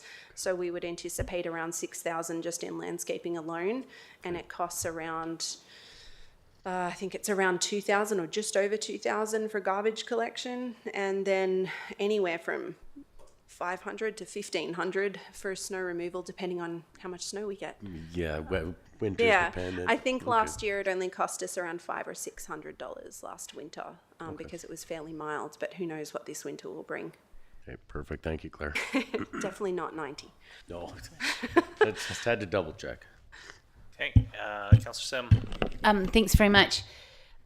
So in the report, there was a sort of a suggestion that there might be more of a pursuit towards working with partners for events growth in Clearwater, which sounded really Yes. exciting. Yeah. So that is something that's going to be actively pursued. Yeah, we're actually, I met with Leanne Culp, the Recreation and Culture and Events Coordinator, and we're working towards bringing in larger events with a specific focus on winter events or shoulder season events rather than our peak months of July and August to generate more people coming into the community and create more of that tourism draw in the what's deemed the off season. Yeah, and I do also want to just thank Tourism Wells Grey because the event that was done at the ski hill was terrific and not possible without Tourism Wells Grey, kind of spearheading that. So that was terrific. And then the last one just falls on Mayor Blackwell's comments. What is the percentage of return of the MRDT from your stakeholders? So I think you said it was voluntary. So you get 100% all MRDT funds. Yes, apologies if that wasn't clear. No, it may be just the me not able to vote is listen. voluntary. The MRDT Okay. tax is not. It is compulsory for any fixed roof accommodation provider. Okay, so all accounts they're in. Yes, 100%. and we did open up the voting process so that accommodation providers that did not necessarily have 4 or more rooms could have their say, and they were able to vote, and we had half a dozen, I think, Oh, that's that good. wanted to have their say, and opened it up to other businesses, retail stores, anyone else that was in the tourism realm that wanted to show their support for Tourism Wells Grey continuing for the next 5-year term. Great, thank you. Okay, thank you. Not seeing any further questions. Oh, sorry, Councillor Bratton. Thank you very much. It was a great report. The frontline worker training that you had commented on, I'm kind of interested in, is it a thought at this moment, or is it further than that? Yeah, we've reached out to the Visitor Services Network, which is run through Destination BC, for support on this project. It was actually spearheaded, or the idea came about from a comment from a stakeholder, Maverick, who owns Wells Grey Outfitters, had suggested, why not do something like a product development style training? Yeah. And we said, well, yeah, we could do something like that. And we figured it wouldn't matter whether you're a gas station attendant or grocery store clerk or you worked in tourism, it shouldn't matter. If we're all kind of talking each other up and all talking about all the great things that people can do in this community, because they're all frontline workers that are going to be working with the tourists and the general public in some way, shape or form. It makes sense for them to all have ideas and information. Hey, want to know what the best thing to do in summer is? Go here. It can also help with dispersal, like seasonal dispersion across the town of Clearwater and up into the park, so that people know if you see cars and you're up here in July and August and the parking lot for Mole Falls is overflowing, go somewhere else. Yeah. Yeah. So it will help with that. So we're in process. Also, we've had other communities reach out, like Tourism Sun Peaks, that were interested in collaborating on a broader scale to try and direct people within the community, from their community to ours and vice versa. So we're hoping that that would expand year on year as the idea develops. Nice. No, I really love that idea, because I don't know how many times you go into a business and there's, it doesn't necessarily have to be a young person, but I've heard people say, I've been here, I don't know where to go next. Yep. And they're like, well, I don't know. So it would be very nice to arm them with great information to get out. So we're working on developing that for the spring, because majority of businesses that are seasonal won't hire their Right. employees until probably mid-April. Right. So timing hasn't been set, and we're still developing what programming we would provide and what training would be included in that. But the Visitor Services Network, we're keen to get involved. So one other question, with the retail space, the items in there are all locally sourced. Are they made locally, or are they purchased from local vendors? So we had around 18 local vendors supplying product on a consignment basis, where Tourism Wells Grey makes 30% of the sales of that item, with the prices set by the artisan, by the vendor. The rest of the product was purchased by Tourism Wells Grey. So we had our partnership with the BC Parks Foundation that will continue into next year, and there's going to be some really great product coming that is also specific to Wells Grey Park, which is going to be really great to see. So watch Exciting. this space. Good job. Thank you. Seeing no further questions, I did note Councillor Frizzle Western towards me Superhost program, but also used to be, and then there was many ad hoc versions of this attempted over the years, and you know, it did work, and it's something that should definitely be pushed again. Yeah, other communities are doing it. Even the city of Richmond do something similar. They don't have a visitor information centre. They rely on the businesses doing it within their community. So it'll be kind of a hybrid model, because we still want, obviously, the visitors coming into the visitor centre, but staff should have a basic, any frontline worker, it would be great for them to have a basic understanding of what's here. Yeah. Okay. Thank you for your presentation and your time today. Thank you. We are moving on to 8.1 minutes of the regular council meeting held November 18th, 2025. There is a recommendation. Any errors or omissions that anyone would like to note? If not, can I get a mover and a seconder on that one? Thank you. Councillor Herring moved. Second by Councillor McKenzie. All those in favor? And that passes. 8.2 is not a recommendation, even though it's highlighted. This is just a release of to open from November 18th, 2025 in camera meeting. to note that that council has purchased a couple of pieces of property for $150,000 within the district of Clearwater. The one that will be of note to most people or interest to most people is 7 Clearwater Station Road, which is the old CTP mill site.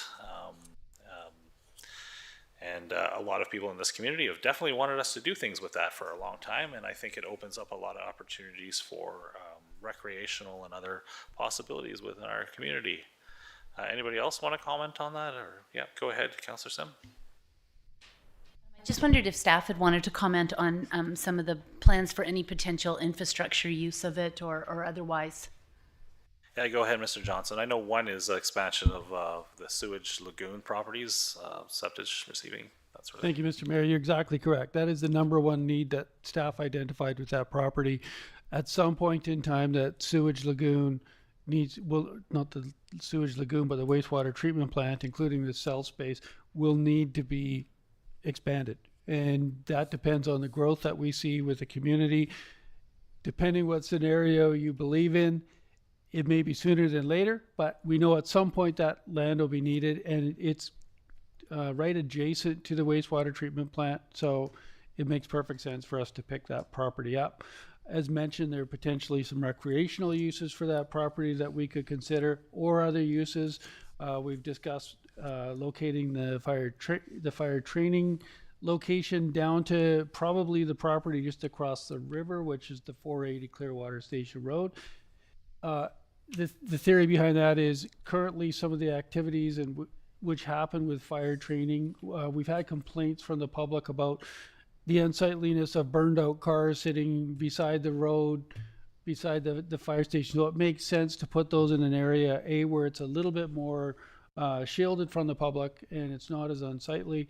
Plus it gives us a bit better security on the stuff that we're, on some of our fire protection buildings and whatnot. So that is one option that we're considering, and as mentioned, potentially some recreation options. I mean, it does give us another potential location even to consider for the bike park or the dog park. Those are potentials that we could be considering, right? So I think it's an exciting purchase that we will definitely be talking about more as we move forward.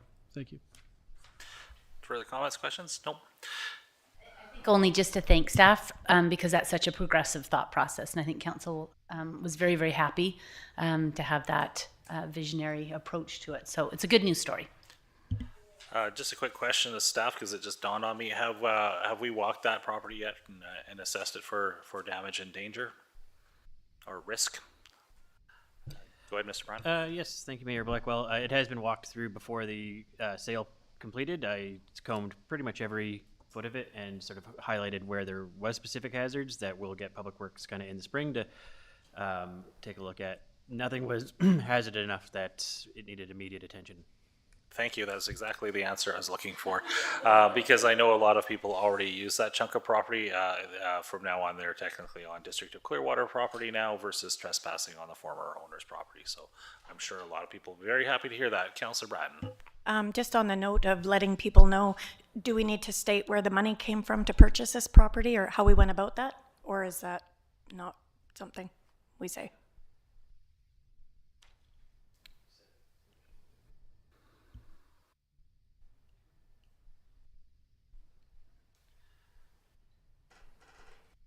Thank you.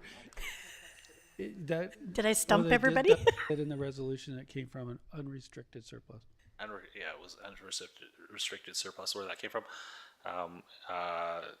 We did not cash our bottles in, but we did get a heck of a deal on it. So yes, it is not coming from any particular fund at this particular point other than unrestricted surplus.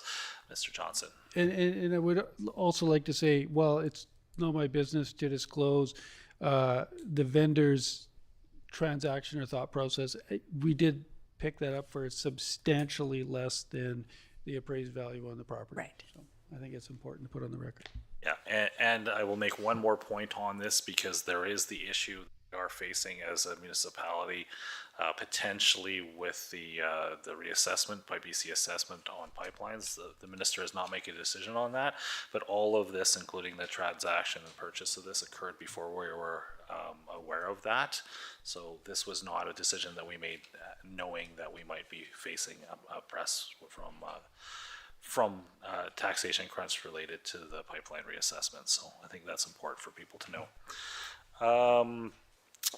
Moving on to 9.1, minutes of the November 5th, 2025 and November 26th, 2025 Public Art Advisory Committee. And it seems that every single time I happen to pop on Facebook, this is streaming live. It's the first thing that pops up. So there is a recommendation, and Councillor Sim, you probably want to make that one, but you probably also want to make some comments, I'm sure. I do. I think the reason it pops up is because it is the most incredible group of people with thoughtful insights and experience. And there's a lot of learning there, like artist roster. So what you're seeing here is a recommendation that puts us forward into a good vision for Clearwater. I do just want to mention that while there is a draft budget allocation of $35,000, there was robust discussion about how to partner with the North Thompson Community Arts, probably not saying NTAC community. Hannah Horn is the representative from that group, and they are very interested on wanting to write some grants in conjunction. So that's considered just an amount to give an idea of the fulsomeness of the projects. But I just did want to let you know that it wasn't just coming with a handout, that there's some thought to it about grants and such. Okay. Any questions of Councillor Sim as chair of that committee? Councillor Frizzle? Just how did that figure come about? Like, why 35,000? So what we did is we brought forward a number of proposals and costings from different communities. So the two projects that are being proposed is one at the skateboard park at Rotary Sports Park, and the second one is one of the walls at the beach house. And so there had been a great deal of work about some of the surface preparation, some of the material costs for that, just different costs for when there's proposals put through. So you do a proposal process, and then that goes to vote, and then generally it's the top 2 or 3 that come forward, and then to do more fulsome and in-depth designs, there's a stipend that's done, so that was included in that project. But a lot of it was for that material use and some of the coatings. You can do some coatings that prevent against any vandalism. It's important to note that one of the things that's really important to this committee and likely to council is that the sports park mural is a youth project. So including youth with it.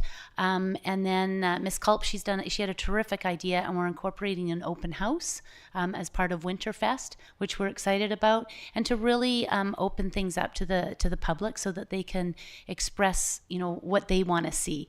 We're also excited about the locations because it ties into some of the murals that are already around town.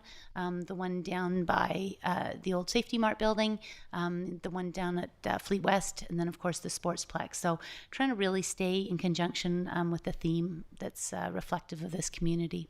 But that was kind of the thought. Mr. Prime, did I miss anything on some of those costs? Just wanted an idea. Yeah. Mr. Prime, would you like to trip in? No, I believe Councillor Sim did cover everything on the costs in that regards. Thank you. It was based on a sort of ballpark estimate based on sort of Square footage on what other artists had sort of been paid for. Excellent. We did a comparison of what other projects had cost within the province. Thank you. Thank you. Bill, did you have a question? No? Okay. So mover and a seconder on the minutes. I'd like to make that motion. Thank you. Seconder. The minutes. 9.1 is what we're moving. Seconded by Councillor Matheson. All those in favor. And now we move on to recommendation, which is from the Public Art Committee, which is on 9.2 there. So discussion on this one.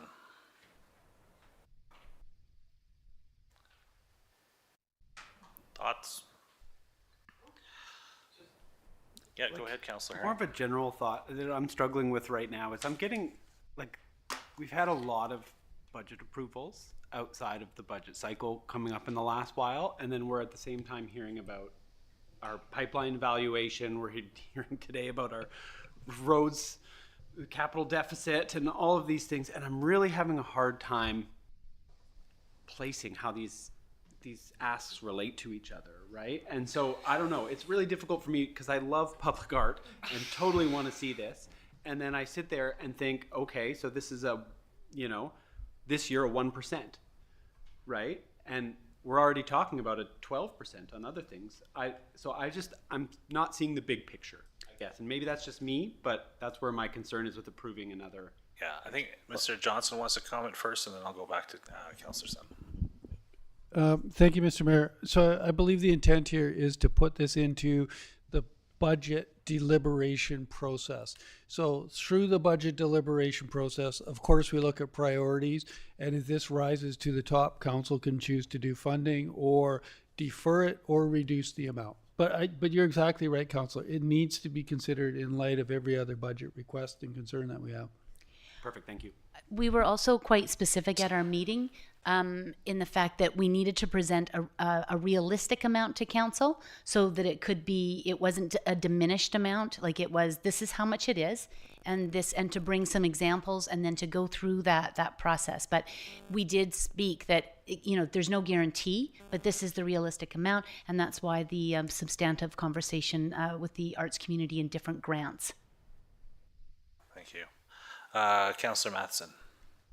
Has there been any specifics about partnering and how that's going to work out, or like a framework or anything? As far as you mentioned partnering with other establishments to help out with these murals. Yeah, so all of that is, but remember, we don't even necessarily have a confirmed project that council's approved just yet. We are just being proactive in bringing the ideas forward, the locations, but it hasn't been necessarily endorsed by council. But the intent is to widen the engagement with as many people as possible. We really see this as community art, but this is just an advisory to council. Yeah, I can absolutely see now that this committee exists and is formalized and is attached to the District of Clearwater, the opportunity for grants and also for sponsorships or donations to these kind of projects. There are people that this is their thing. So I do see a future for this, and yes, I absolutely hear Councillor Herring saying that adding a percentage to taxation at this point, it is for discussion, and I think a couple months down the road we may have some hard decisions to make.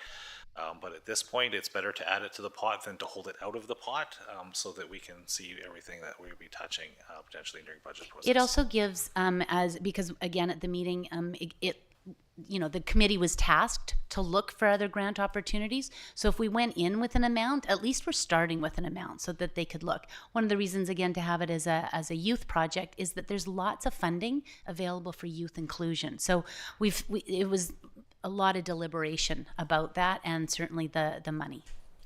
Okay, Councillor Frizzle, and then Councillor Matheson. There's a call for artists to establish an art roster.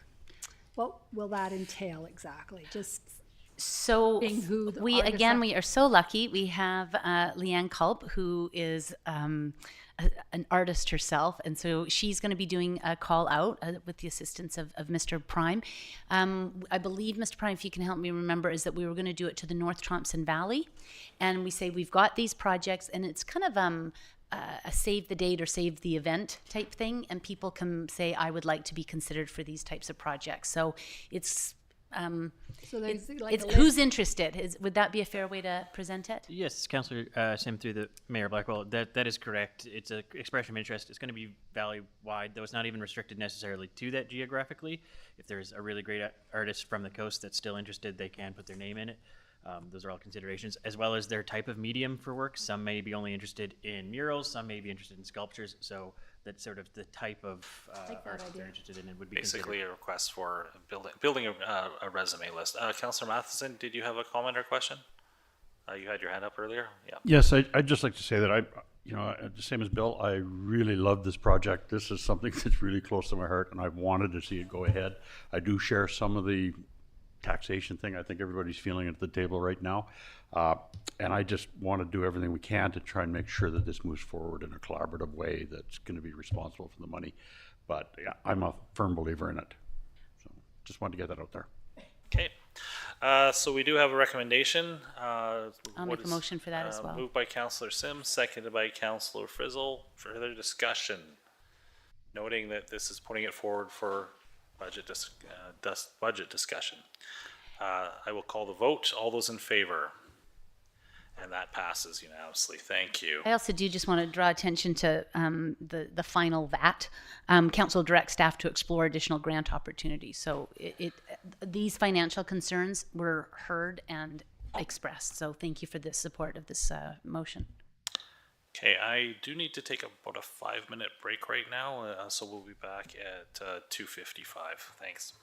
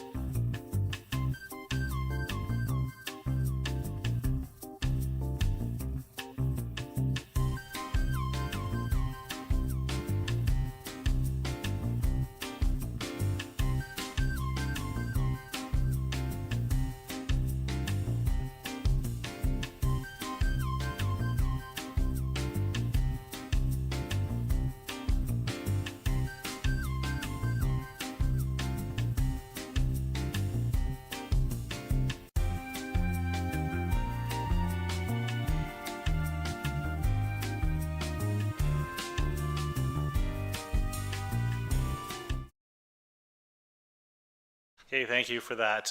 So moving on, we have nothing under 10 or 11 at this point, nothing under 12. Mayor's report, busy couple of weeks. On the 19th, I attended the Trans Mountain Open House. Fairly well attended. I think there at one point though there was more Trans Mountain employees there than citizens. On the 20th, I attended TNRD virtually and also had a meeting with the Deputy Finance Minister along with our CEO and Director of Finance in attendance to discuss the BC assessment changes in relation to pipeline valuation. It was a good discussion. And just to let everybody know, pretty much talked to every elected official from Valemont to hope on this, including the EA directors, about the various impacts that they're all seeing, and then also some of the people in the Caribou, because they did not realize that this actually affected them. It affects all pipelines, not just Trans Mountain in BC. So a lot of people were digging through emails looking for those letters. On the 23rd to 25th, I went to Victoria on hospital board business, met with Health Minister Josie Osborne, Infrastructure Minister Bowen Maw, to discuss the Cancer Centre, the OBGYN situation in Kamloops, and what phase 3 of the Royal Inland expansion would look like. They are not planning phase 3 at this time, but we were putting forward a few things that we thought would be good ingredients for that. Also, it succeeded in getting short notice meetings with the Secretary of State, or Minister of State, sorry, Brittany Anderson, who is responsible for housing and for municipal affairs. She's the partner to Mr. Bly. We had a lot of discussion around infrastructure and taxation needs with the potential of the Taseko mine coming, but also with the existing projects that we have here, including the lift station for hospital. Also talked about RCMP enforcement issues specific to multiple things, but also specific to the lack of BC Highway Patrol officers in town. And we discussed the concept of boundary modernization and how many years it would take to accomplish this if we desire.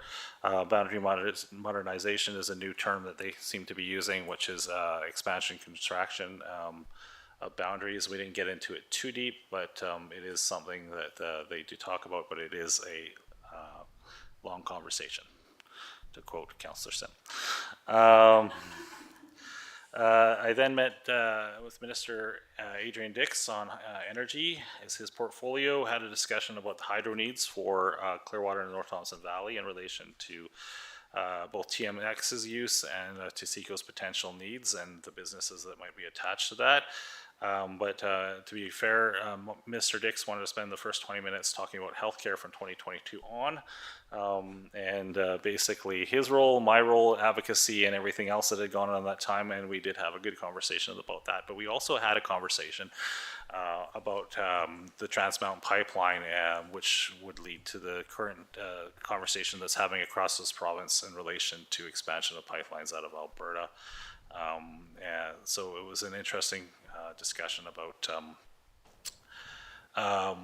what is possible with the existing Trans Mountain pipeline and what is sort of underway with the stuff that they had their open house on. The last meeting of the day was with Transport and Transit Minister Mike Farnworth. Discussed with him the idea of handing the operation and maintenance of Dunn Lake Road back to the province. I've left that in his hands for him and staff to have a look at. Making the case that very few properties within the district of Clearwater, especially households, active households, are actually served by Dunn Lake Road, and the vast majority of the people that use that road either as a resource road, a travel road to the residences, or to businesses and First Nations and First Nations Hassery are outside the district of Clearwater boundaries. So he has listened to that argument, and he will take it back to staff for discussion.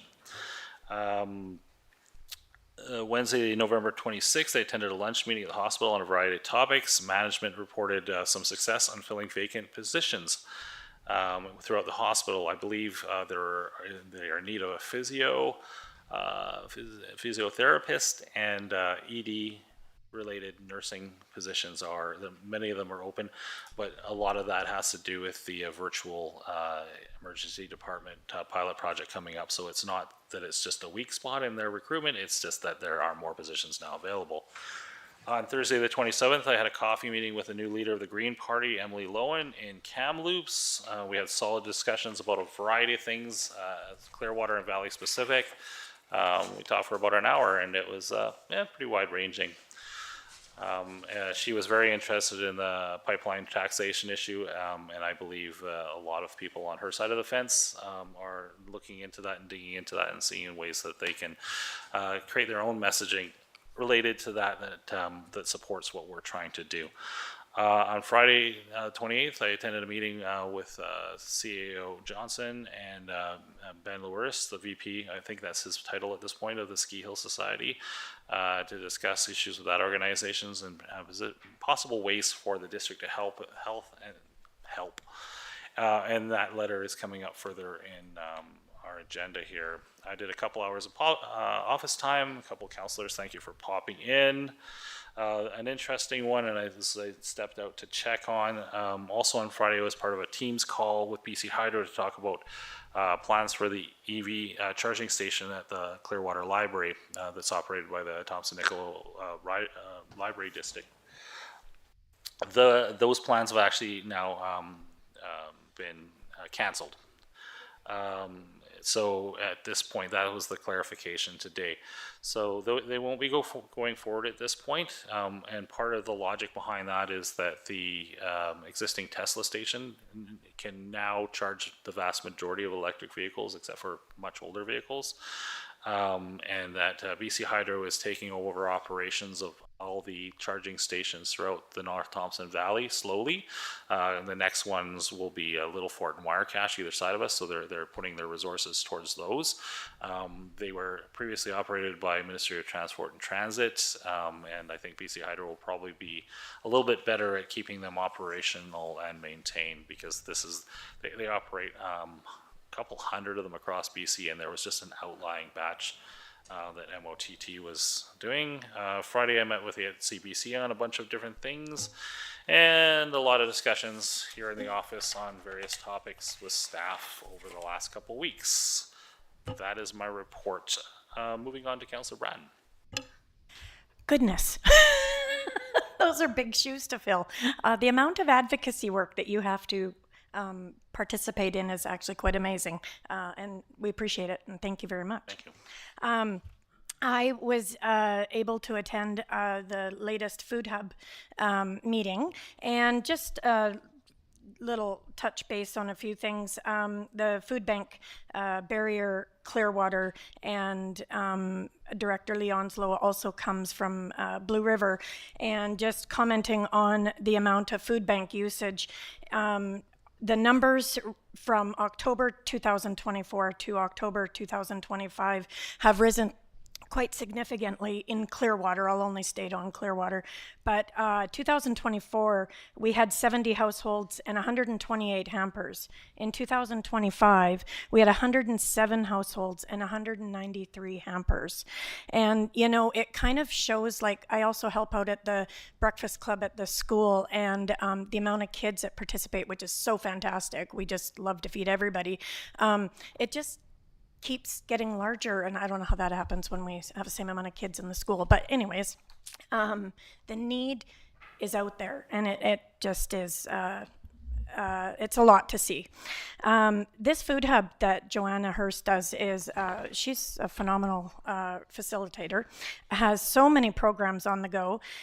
One thing she did want to comment on was they have a spoke program, and I highlighted, oh, here it is, funding, and it's available to Food Hub Network partners for food security initiatives that increase capacity and leverage the collaborative network. It is expected that there will be 11,000 available again in 2026. The interesting thing about this $11,000 is you can use it towards honorariums or wages towards providing these programs, which typically any funding you get does not go to operational expenses. You can only do it to buy product or make the program larger. So I thought that was quite interesting and helpful. And your business plan submissions they're due in March of 2026. So if you had any ideas, get a hold of Joanna, and she can give you a hand on that.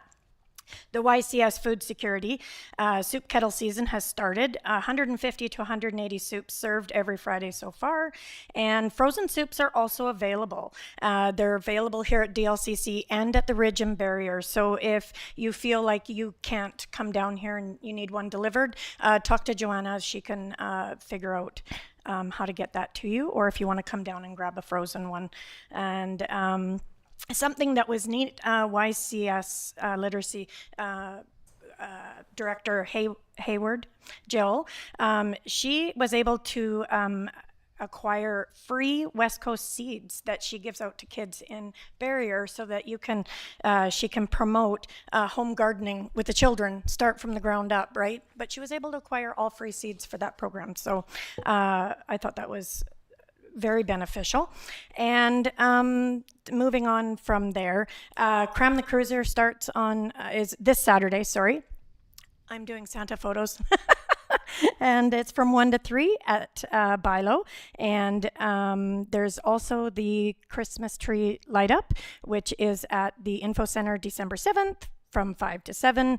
And the skating performance is December 10th. Circle back a little bit to the food bank. What they are looking at requesting is pickles, cranberries, jam, pancake mix, syrup, Christmas oranges, and stuffing mix. And just to throw that on your list as you're out there shopping and you want to donate. Those are some good options. And something that, I'm going all over the place. Barrier, something that they started with their food bank and are just collating right now are recipes to go with their hampers. So I don't know if you've ever been, you have food in your cupboard and you're trying to figure out what to make. At least when you're given some food, you actually have an idea what to make with the food you're receiving. I thought that was a really good idea. And I would love to expand on that. And I know we need volunteers to be able to do it. But instead of mixes for a lot of these different things, to be able to get our food to be able to last a lot longer and more efficiently and economically, instead of a pancake mix, how to put flour and different ingredients together to make your pancakes, or, and be able to teach people. And I know that Joanna is working with a lot of different programs to be able to provide that, but I would love to help her out with that and create more knowledge around how to make it, what to make healthily. And something else that is propping up as we had our first real snow day is comments about road clearing and whatnot. Not here, but I've seen it in other communities, and it's just as a reminder, keep yourself respectful, kind. The people that you're pretty much putting down are your local neighbors, and they work for your local road contractor. And, if you have a complaint, go about it in the proper manner of phoning your local district and or the contractor and give them, your 2 cents basically in a respectful manner. Bashing everybody online isn't a way to go. And we're coming into a holiday season. Let's try and be kind to one another and keep it respectful. And that's all I have. Thank you. Boom. Had a lot. It's going to be one of those days. Councillor Frizzle. Well, I'll keep mine short and sweet.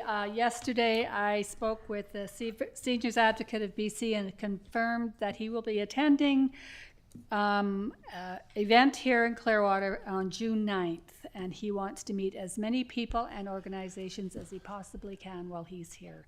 So I will be working quite hard in the next few months to have a large event for a large amount of people. Thank you. Councillor Herring. No update for me, thanks. Thank you. Councillor McKenzie. Thank you, Mayor Blackwell. Not a lot to report here, just a couple things to note. I just want to remind everyone about the community Christmas dinner, first off, that's coming up. And we see our the one who spearheads this is going to be one arm short, so if anyone can lend a hand, you can throw me back on there definitely for delivery man again. I'm in for that. And also sponsorships for dinners. I will let Councillor Sim talk more about that, but don't forget about that one. Rotary Light Up, we've got that sorted out for December 7th. This Friday, CSS is doing a grad fundraiser. There's a dodgeball tournament going on. So sign up, $20 a head, all going for a good cause, and come try your luck against the train wrecks. And last week there I went down and checked out this outdoor shelter that the crew was starting to put up there. I'm pretty excited about the forward thinking and getting that to keep our district assets under cover summer, winter. It's a big building when it's all done, and it's going to look pretty good. And I think house everything we need and then some. And aside from that, I just want to thank staff for everything they've been doing lately. Not just lately, it's a year-round thing for the small town that never has the plate any less than full. It's appreciated. Might go on. It doesn't go unnoticed. It might not be always said, but thank you for everything you guys are doing. Thank you. Good stuff. Councillor Matheson. Not a lot to report. I attended the budget session at Silga a couple of weeks ago and found it absolutely riveting. I learned actually quite a lot. It was really well done, and Ms. Clausen, your job is safe as long as I'm here. And I'd like to throw out a big shout out to the Wells Gray Search and Rescue, who pulled off a long rescue yesterday, I believe it was yesterday, on River Trail. It involved a lot of stretcher work, ropes, mud, sliding, snow, rain, the whole works to rescue one person down there that was injured. So well done, search and rescue from Wells Gray. Yeah, thank you for that. Councillor Sim, you're up. I think we're going to hear probably something about a preamble about Christmas dinner and a few other things. Yeah, first of all, we'll talk about the exciting things which we've already kind of addressed. Attended the art committee meeting, which was terrific. Also, along with Mayor Blackwell, we attended the local health planning table meeting at the hospital, which was interesting. And out of that came a group of citizens who are prepared to help with kind of an ambassador program for Clearwater, where we are going to be welcoming a new physician to Clearwater in the summer. And so how to just ease that transition and just show, you know, what Clearwater is and to just throw out that red carpet. So excited to work with those volunteers.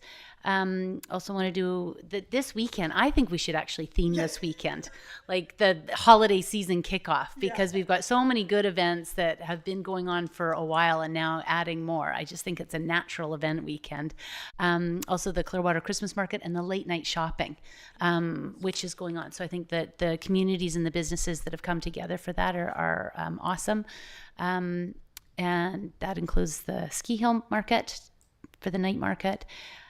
Clearwater Christmas Eve dinner. Thank you very much, Councillor Mackenzie. This will be the 9th year. And we are anticipating feeding 500 people this year. And we're just really wanting to make sure that the word gets out that this is a free dinner. There's a suggested donation of $15. One of the comments that I'm hearing the most from people, maybe this answers your question, Councillor Bratton, is when you ask families, what's the thing that's the hardest? And it's food costs. And it's what goes into the lunches, what goes into the breakfast. And there's that pressure of everything's got to be healthy, but healthy costs. So I am surprised this year at how many families have signed up already for the community Christmas Eve dinner. And we are going to just make sure that there's ample for all with that. Maybe I can take this opportunity to just address the food bank. Council has always been supportive of it, and I'd like to make the motion to donate $1,000 to the food bank for the Christmas holiday season. Just a question to staff before you go ahead with that. It keeps ringing in my head that we do Council contingency. No, but we already do a donation every year. It's not out of every year about this time, council makes a resolution to donate to the food bank. And the food bank is welcome to apply for the community grant program if they so choose, but we haven't seen that application as yet. And council does have contingency. They have about $22,000 left there. Okay, cool. Thank you. I just, for clarity, I needed to I know we all remember had to how do this that. conversation is, because after 10 or 11 years, I still can't remember exactly what we do at this time of year. So the motion is to donate $1,000 to the. Seconded by Councillor Frizzle. Further discussion? If not, all those in favor? And that passes. Thank you. And then I'm also just going to take this opportunity. People have asked about the Clearwater Community Christmas Eve dinner and how to donate. And while I get to be chief elf on this project, the funds are handled through a society. That information is on the poster, but there is a way to donate and to support that way. And of course, we always welcome volunteers and assistance. There's just always something for everybody. So thank you for that. Thank you for that, and look forward to this year. Moving on to item 15, anything under CAO report at this time? Nothing? Okay, moving on to new business staff reports. The 2026 council schedule. There is a recommendation and there is a report, and I'm quite sure we'll have questions on this.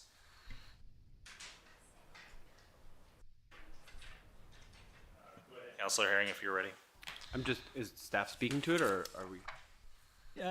Yes, Councillor Herring through Mayor Blackwell. I'll be brief here. So the primary, obviously, change you'll notice in this new schedule is moving to a sort of every third week council meeting schedule. It mirrors what the TNRD is doing for their board meeting schedules pretty closely. This is primarily just driven from sort of the timing in how we have meetings. Sometimes we have meetings that are heavily loaded, and then we'll have absolutely nothing on the next one, and we'll have to cancel those meetings. That was kind of that pattern we kind of saw this year. So this is to try and space them out a bit better so that gives staff a bit more time to kind of have time for those reports up for the next meeting. As well, there is some additional, if required, meetings that kind of just are to hit legislative deadlines, especially for around the financial bylaw and tax bylaws, as well as one for June 30th for the annual report. As well, this proposed schedule is moving away from sort of those separate budget workshops, which mostly just got canceled this year because they were too early and a bit of a struggle anyway, and we found that they fit fine in the committee of the whole. As well, we'll note that 2026 is the local general election. So there is the election October 17th. There'll be one meeting for this council after that's held, and this might be for just some sort of final cleanup items. Nothing substantive would necessarily be done on that meeting. And then the inaugural meeting would be November 10th for the next council. As part of this sort of that switch to the every third week schedule, that was sort of the feedback I heard from the survey that went out to council on this. And it is a bit cart before the horse in the sense that the council procedure bylaw does still need to get updated. That would still be coming to sort of tidy it up in January. And I'll take any questions. Questions? I do, obviously, I can never keep track of when the TNRD meetings are happening. Thankfully, I have, the calendar updates, but it does tend to lead to better content for better meetings. Councillor Herring, did you have a question or comment? Less of a question, just more on the proposed acting mayor and committee of the whole chair. Is anyone interested in trading months with me? Because I don't think I can do either of those. January or July are going to be tough for me. Yeah, and generally, if you can't do them, trading is great. If you want to trade and somebody wants to trade with you, that's fine. I can't do it because apparently, I already have this gig here at the front of here. If it's not you, then it goes to the person that follows you the next month. So Councillor McKenzie would do a double duty. But yeah, if somebody wants to trade, I think maybe talk to Bill after that and see Councillor Herring after the meeting, and Mr. Prime can adjust that. Yeah, absolutely. Councillor Herring through the mayor. Obviously, nobody even necessarily knows they're scheduled this far in advance, and a lot of times it just doesn't necessarily work out. It's just the best of your ability, and then we can certainly see if anyone else is available. And I believe it's to the proceeding, so it would actually be, I believe, Councillor Frizzle that would take over in January in that scenario. I think our bylaw actually said it the other way around, and we've been prior. Didn't we find out when we actually read our bylaw that it said after the next one? Oh, I'll verify. Okay, thank you. Yeah. Okay, thank you.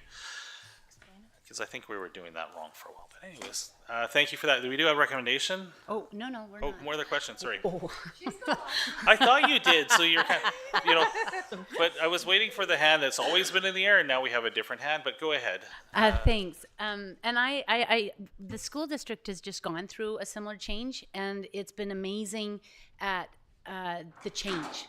So we've gone through to committee meetings where there's the fulsome discussion, and then when it comes to the actual board meeting, it is so succinct. We've gone from 3-hour meetings down to like an hour and a half. So I really like the suggestion of how this is going. There are a couple of tweaks I would be interested in. In reading the report, there was some comments about how many meetings had been canceled, and so I was curious about that.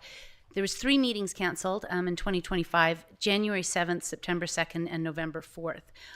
January 7th and September 2nd, they both followed immediately after a long weekend. So I'm just wondering if maybe those aren't the best scheduling, which goes into the proposed schedule. The February 17th one is a regular council suggested hold. The stat is on February the 17th, so that could be a bit tricky to have that just because of some of the consistency. I also just wanted to draw to people's attention that March 24th falls during SD 73 school break. So for families, just wanted to make sure that you were aware of that because it's sort of right smack in the middle. There's a meeting scheduled for July the 7th, which is kind of unusual. It's a tough one because July the 1st is the holiday, so the Wednesday is generally agenda setting, so it throws things askew. And so because that July meeting is sometimes important as it sets us up for the summer. And then I also draw the attention to the September 8th proposed meeting is falls again on that long weekend just afterwards. So given our history, is that how we want to establish them? So those are some comments there. Some thoughts, yes. And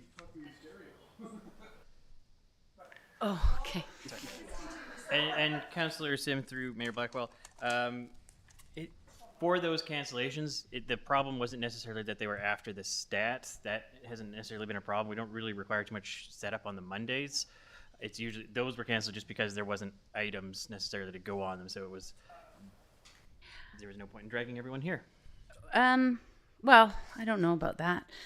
I think everything that was going on. It was just an interesting correlation. I also know that in 2024, the September 3rd meeting was also canceled. So maybe there is nothing to say because we've had a fulsome one on August the 18th. But there was kind of a bit of a pattern there. So those are my thoughts. The other one that why I have a concern about this proposed schedule is if we take this meeting, for example, we got our agendas on Friday. And I think the last count, it was 185 pages to go through. So it's expected to go through that on a weekend. If it's 3 weeks, that's a lot of reading to go through. And we could do a committee of the whole. Often recommendations are then supposed to be made in that same meeting, often. It is difficult. This council often asks for more information. They ask for some more clarification. For me, it feels rushed. And I don't feel it's great governance from where I sit. But I do also really want to acknowledge and respect the time it takes to put together meetings, the reports that are required. I would really be interested in the thoughts of this council table is if we broke it up and in a proposed schedule that we had one meeting that was a regular council and then we had a committee, if we had a committee of the whole followed by a regular council meeting. And what that means is we do the hard work during the committee meeting, and then those recommendations are brought forward 2 weeks later. We don't have to create a new agenda because we're just having a continuum of it, if this makes sense. But for me, it allows a little more time to contemplate some of those things. It allows for some reflection from out in the community. I look at our fees and charges. You know, we had a discussion and then 2 weeks later we're bringing it forward. It would follow that pattern and rhythm. But to do the 3 weeks, it feels like just being crammed in, and I'm not sure that I can handle it.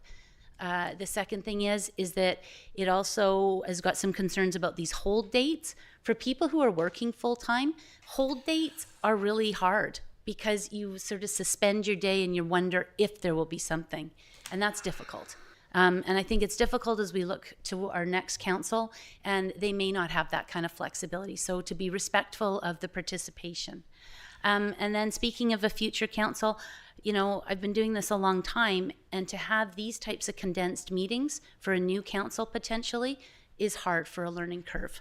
And what that means is to get them up to speed. So I would like to have a different discussion, stretch them out, but be respectful to the intent of not having to recreate. Okay. And if you need my charts and I would have analysis, loved to have that in advance of this meeting. you know what? If I hadn't have been in the hospital Sunday and Monday, I would have. So I apologize for that. You know, don't take a swing at me with that right hand, 'cause it looks like it's gonna hurt. Yeah, I hear a lot of what you're saying. I think the struggle has always been trying to respect council time as to having time to have proper committee of the whole meetings, and then having enough break to be able to absorb for the next council meeting. TNRD does one on one day, one on the next day whenever possible. Sometimes in the morning. We will have a committee of the whole for 2 or 3 hours, and then we will go into the regular session, but there's still an hour and a half to 2 hours of time between those meetings in order to get your head around what happened in the committee of the whole. And it's a rare day that what happens in the committee of the whole actually is on the agenda for that afternoon's regular meeting. So we don't do that, and there's a reason. No, we do that, but the TNRD does not do that. I think a bit more forethought so that we are leaving a couple week break, if it be 3-week break, but we tend to not do that between the committee of the whole and a regular meeting. I would be perfectly fine staying with the first and third day of the month, other than the July, August, and actually September meeting because of the holiday and then UBCM. I think most of the time we really only can fit one meeting in September, and in some ways it's probably best to have it within a week of UBCM or closer to UBCM, so that we're discussing the topics that we're going to do. Or even, you know, this one falls a little bit hard because it is the 8th of September, so it is pushing as far as you possibly can into September. But yeah, I can hear your thing. As for if required meetings, one of them is if we need to have parcel tax roll, we may not need to do that. The May meeting there's a required there as well, quite often in April and May. We have statutory things that we need to deal with, taxation and stuff, but I think, you know, I'm going to turn it over to Mr. Johnson at this point, but there's a lot of ideas for change right now, and I think we need to consider that. Go ahead, Mr. Johnson. Do you want to bring this back at another meeting maybe? I don't know. As far as, does that work for timing? We need to pass the A schedule before the end of the year. So we'd only have the next meeting in December.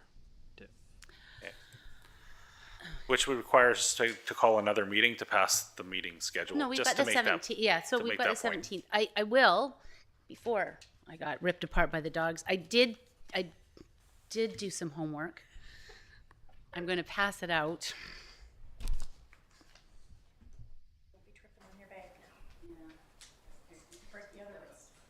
Mr. Johnson, while this is happening. If there's homework we need to study and new ideas, it might be more effective if we look at it and reconvene this topic at our next council meeting. I believe we still have time, and all we need is a resolution. It's not part of a. So we just need a resolution so we could do it at the next council meeting.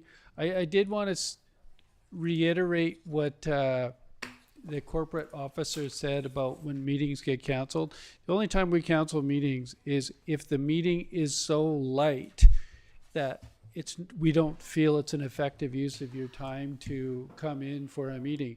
From a staff perspective, we don't mind doing light meetings, but we're trying to respect council's time, that you don't come in. If we can be done the meeting in 20 minutes, it's hard to pull you away from work for that reason. That's why we included the if required meetings there, because those traditionally, I think, have been lighter meetings. And one of the things, and I'm not complaining, but one of the things I've noticed, if we cancel meetings, there tends to be quite a bit of pushback from council. And again, they're only canceled due to a lack of quorum, which so far hasn't happened in the last year, or B, or B, just to a lack of material. So that's why the if required meetings are there. I think it's a good idea so that it's still in your agenda, you think, okay, maybe there's a meeting there, don't make firm plans, but realizing, hey, it might be slow, and you could always check in with with staff on the if required meetings and say, well, how does it look like? Do you have a full agenda or a reasonable agenda? Thank you. So just in follow up, Go ahead, Councillor Sim. Thank you. Sorry. So just to clarify what's just been handed out is I did a summary of the 2024 meetings and the 2025 meetings, and it certainly supports the fact of the reason of the cancellations, because you can tell by the next meeting or the one that was before it. It was quite fulsome. So I did sort of show all of that and where that was. I think the difficulty we were really trying to be progressive last year with the calendar and having all the budget planning and the strategic plan setting. And because they were in there and then canceled at the last minute, I think that's what threw things off. So I love the fact that this proposal has been more succinct. The second page is the 2026 meeting dates as presented in our package, with some of the comments about stat days and spring breaks and that. And then the second one is 2026 meeting dates. Should anybody be interested in just looking at committee and then having that more strategic council meeting and how that flows? So taking that as a suggestion for the corporate clerk to finesse. And I would be interested in the survey results that came from council, just to get an idea of what my colleagues' thoughts are about meetings and where the areas of improvement could be made, just in terms of a contributing council member. That would be helpful to have, as well as from staff, because there's a lot of work and there's a lot of big projects coming up. And I think everybody really needs to work with that kind of time respect. It's something we don't get to make more of. My personal feelings that I really wish that we had done most of the committee holes that we did this year, but there's always seemed to be a conflict of a pushback on that because people were not available for those hours. And, you know, this is the job. There are a lot of hours to do this. I think some of our council meetings have run long because this is the job, and I don't think it's going to get any easier. I think moving forward here, we're going to be looking at, you know, you want to talk committee of the whole every second week. I think we're going to be having committee of the whole and a council meeting every 2 to 3 weeks, and that's how it's going to work, because we are going to have so much business coming up over the next 5 or 6 years.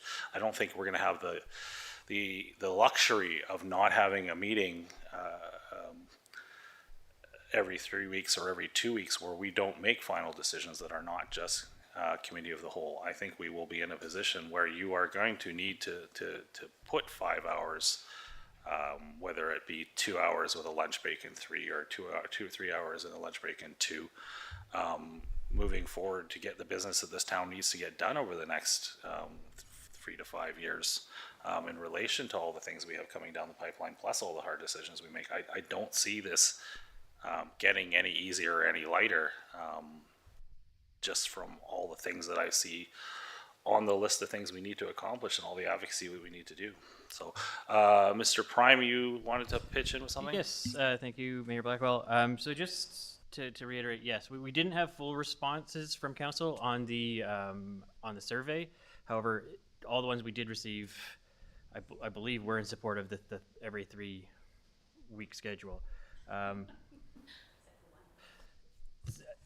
And then just moving on to sort of just what was handed out here, what you're looking at, that if you did alternate committee of the whole and regular sort of on an every 2 week basis, that would mean that there'd be a month between when decisions could be made. Obviously, the committee of the whole recommends to council, and you can't actually action on any of those until you pass them in regular.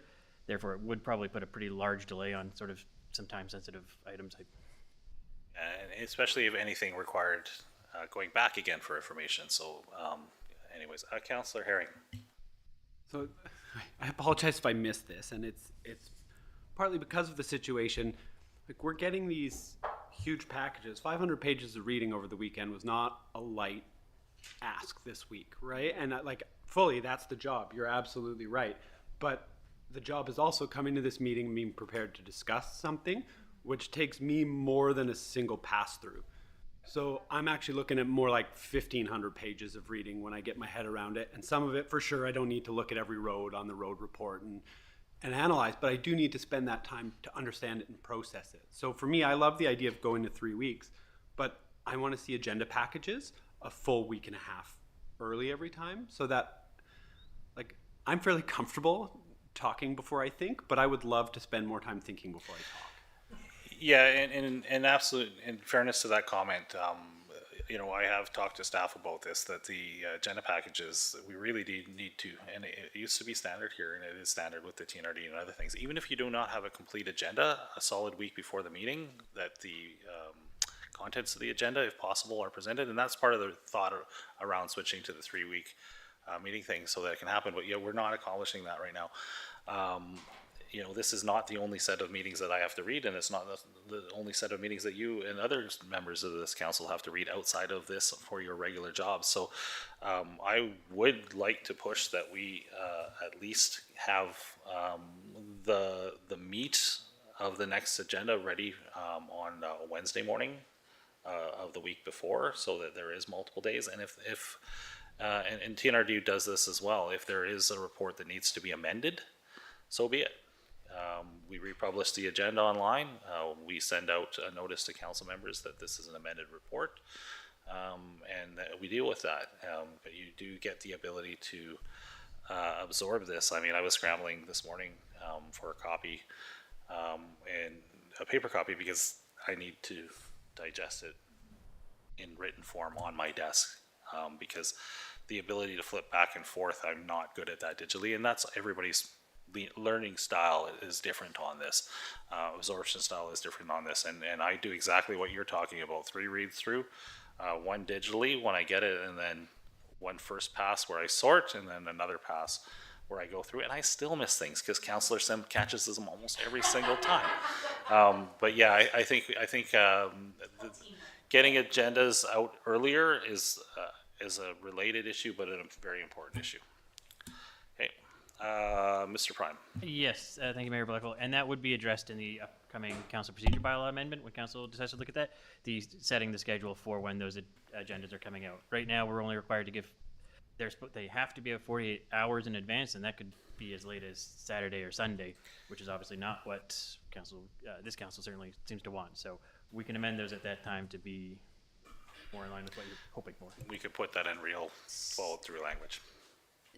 Councillor Sim. So just two things. One is, and I appreciate the comments, and given the fact that I've only just provided this, and I apologize, but I really did try and follow for the suggestion of what had been laid out in the council package, and to actually decrease the amount of time between the meetings, especially for the council meetings.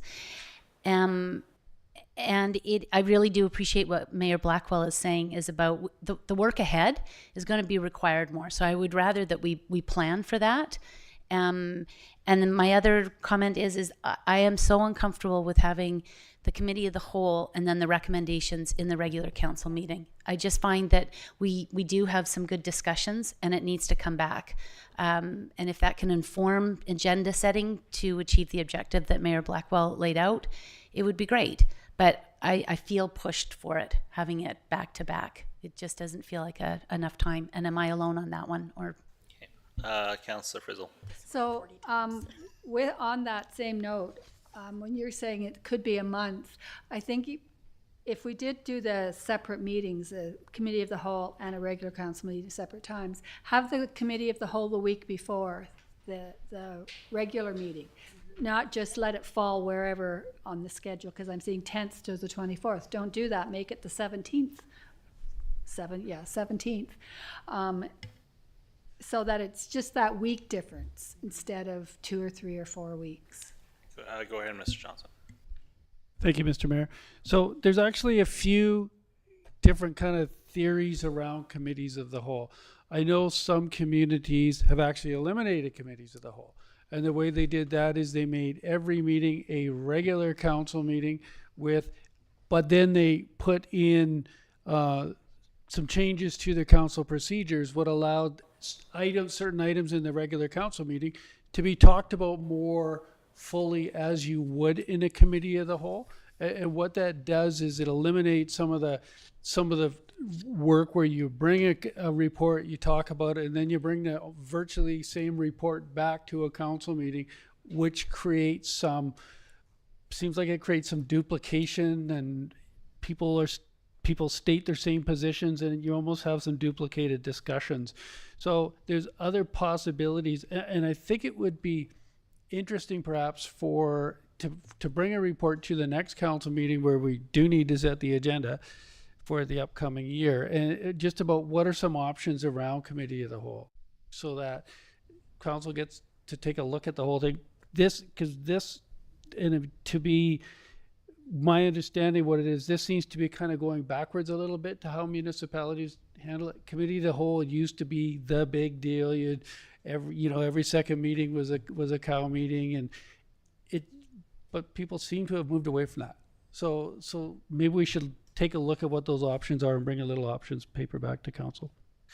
I hate to say this out loud, but do we need a committee of the whole meeting to discuss the schedule?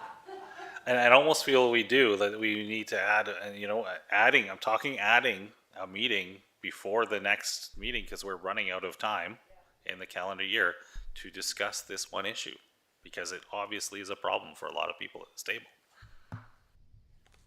Thoughts? Councillor Frizzle? Well, what I was just thinking today with what we had in our committee of the whole with Chris, if there was an actual decision we had to make today, that would have been really uncomfortable to make, because that was a lot of information. We couldn't have done it. We couldn't have done it. No, not.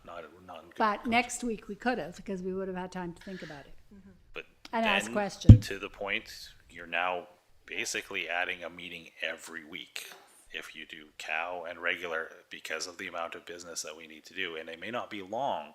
So maybe we need to think of it a different way. Is this time separation between the two meetings, or regular and then committee of the whole, and that committee of the whole applies to decisions to be made at the meeting after that?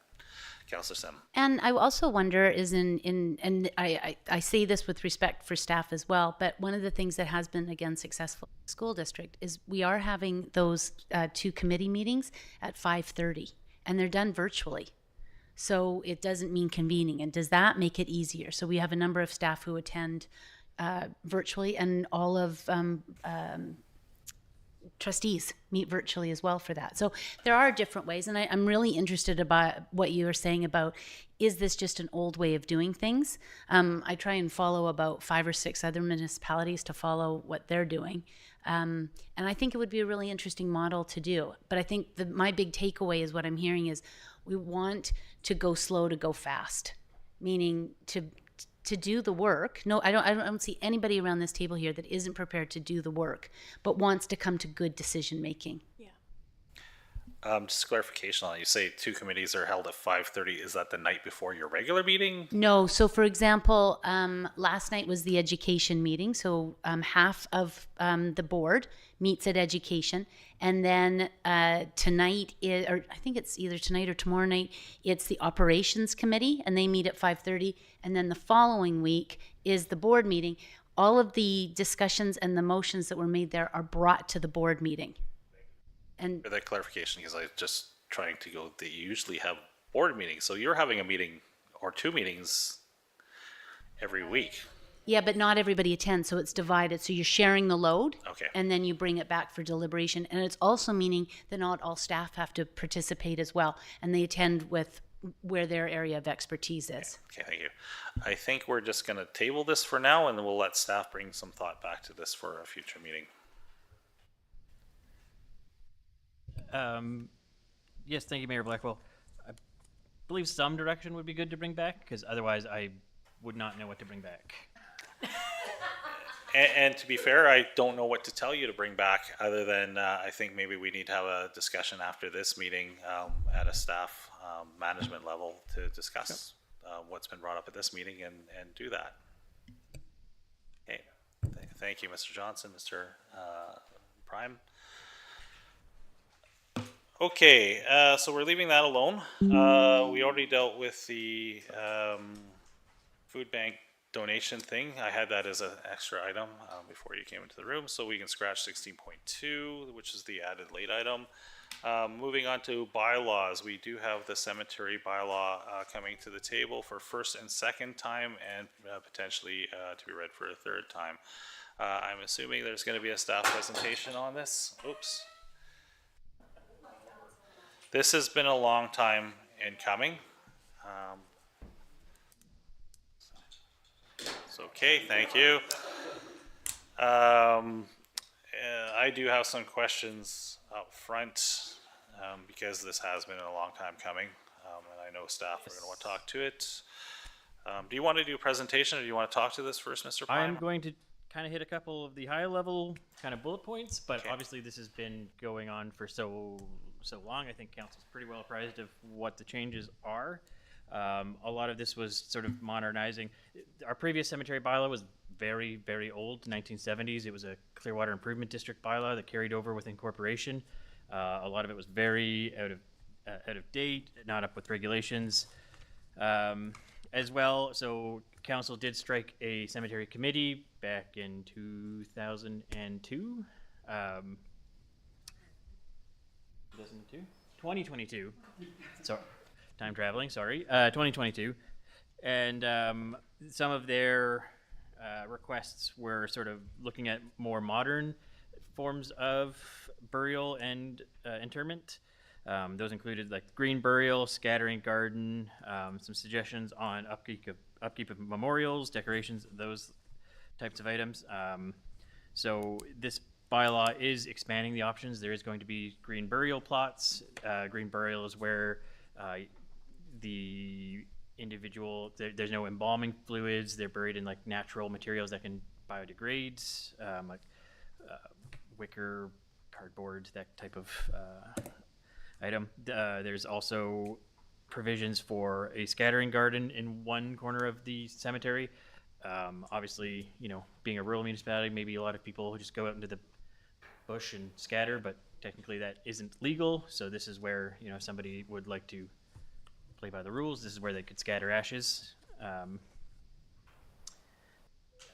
There's some standardization on, the memorials, what can get left behind. Right now we have a bit of struggle in terms of having some like degrading, like flowers or like stuffed animals, things that kind of get left behind and sort of end up looking pretty bad after, you know, a winter season. So just kind of tidying up those housekeeping items.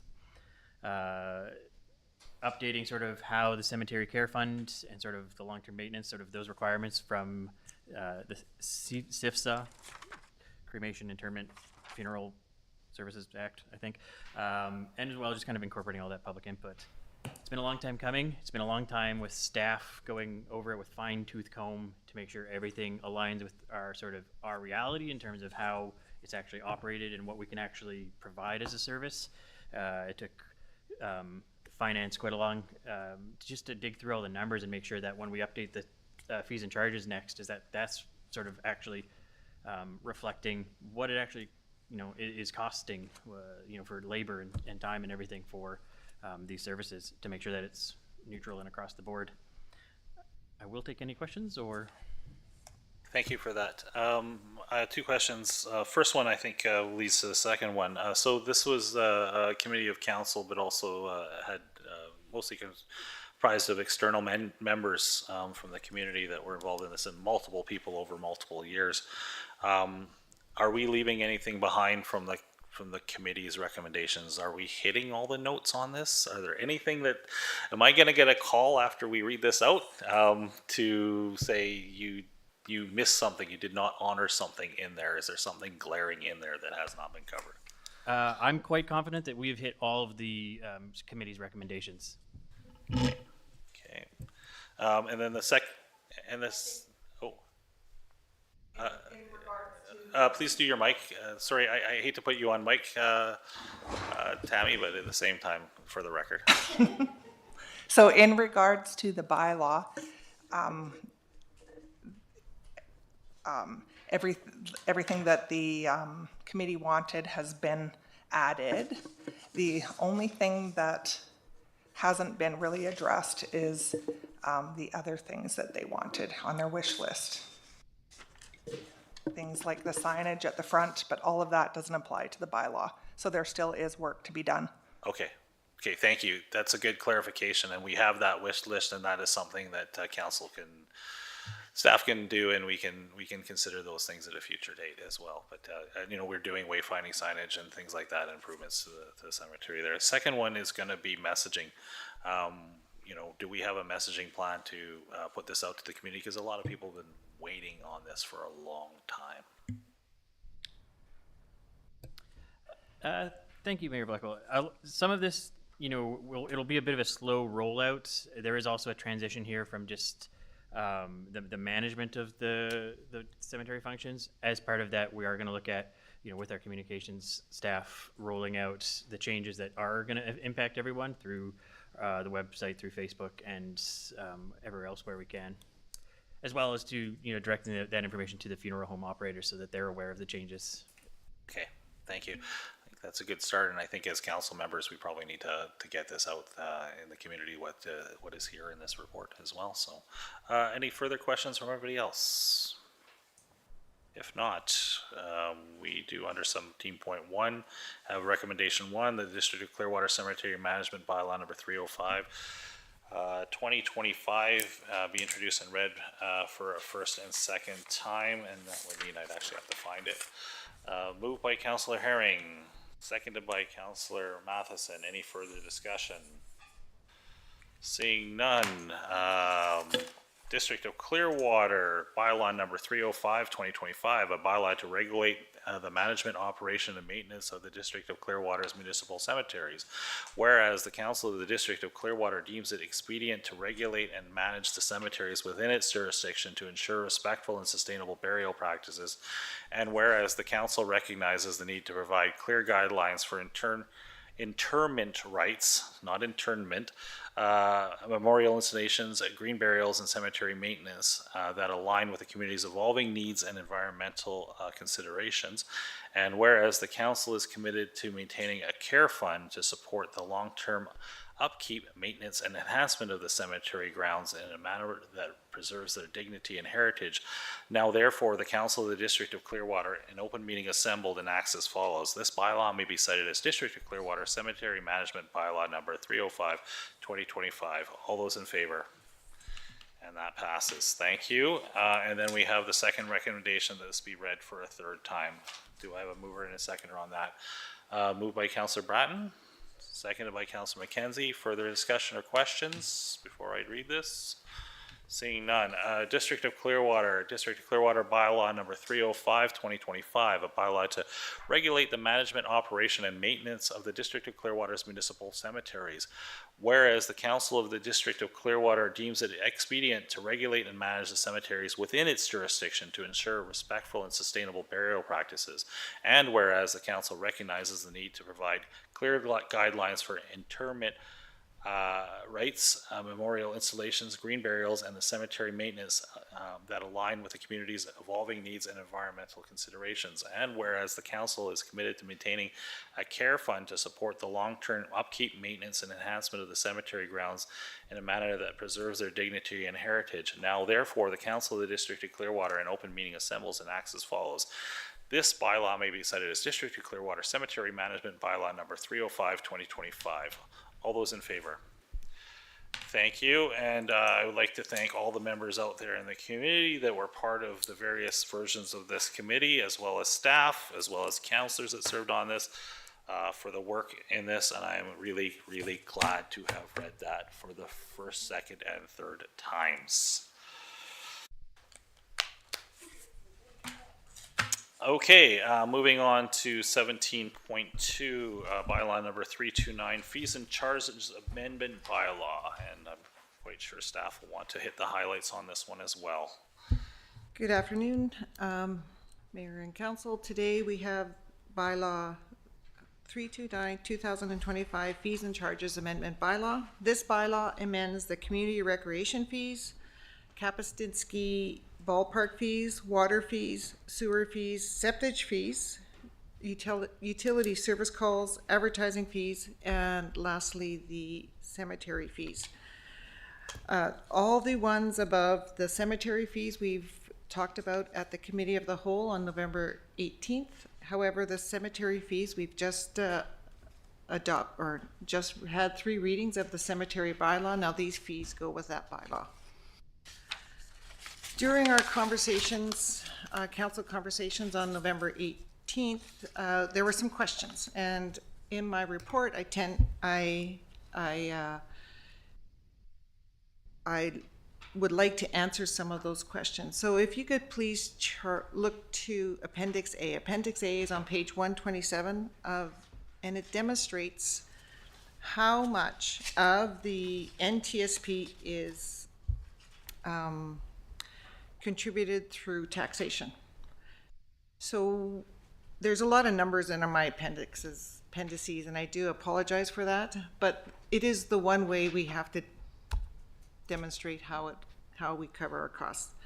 So in total, the first two lines you see there, those are the contributions for both the TNRD and the District of Clearwater.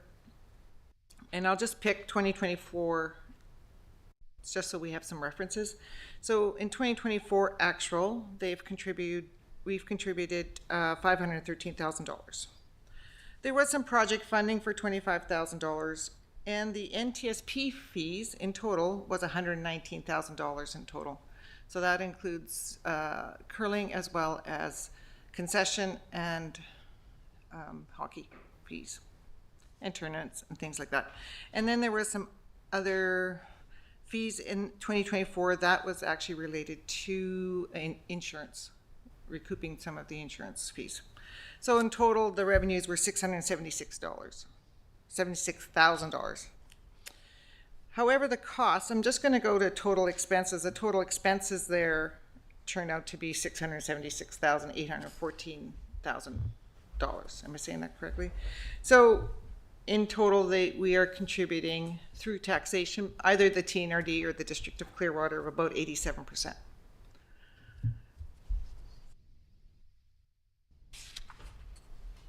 And that does not include any contribution to capital. So that is over and above that.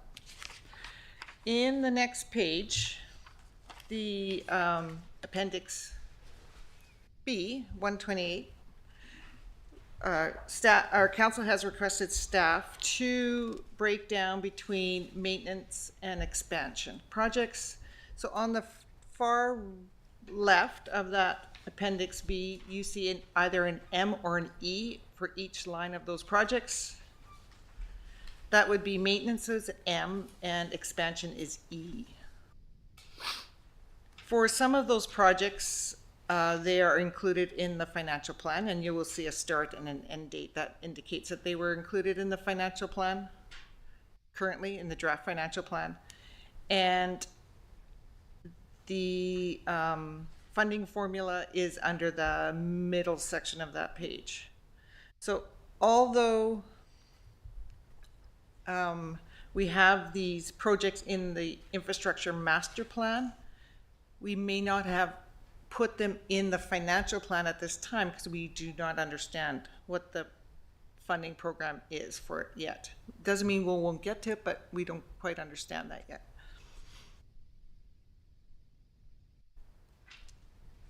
And finally, you will see also the reserves. The current reserve balances for water reserve is $379,000.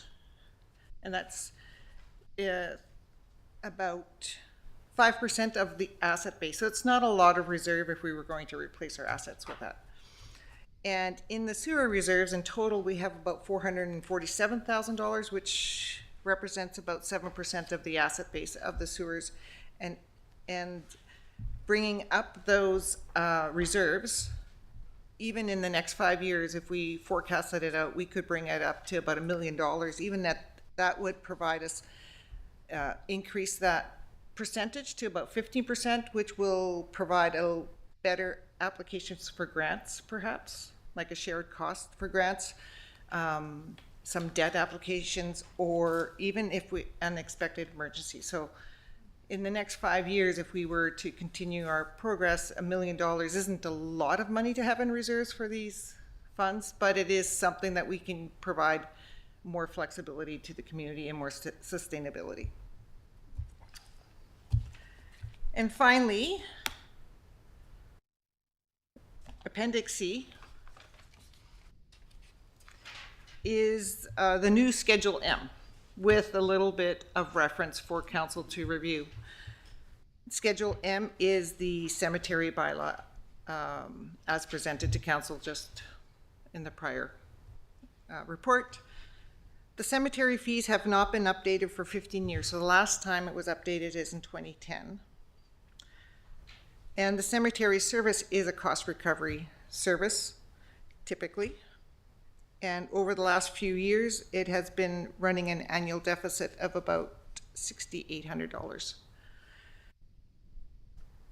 The fees have increased to cover actual cost or CPI, and CPI over 2010 to 2015 is about 35%.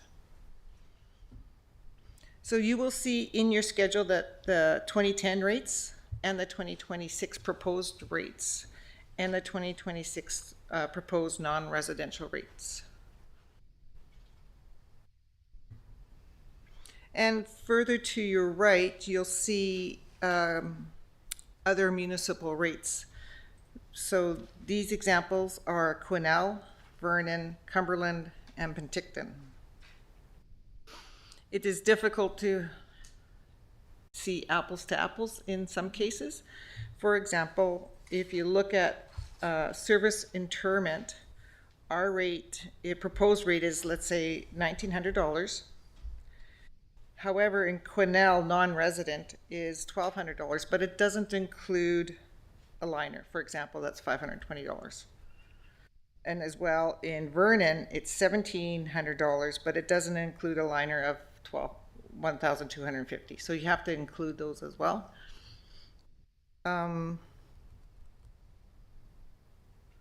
Green burial, not a lot of comparisons out there right now. That's kind of a more modern thing to do. So the actual cost and fees we have some here, but we may need to revisit those. Same with scattering gardens. And all care funds and capital fund fees are included in the fees and charges.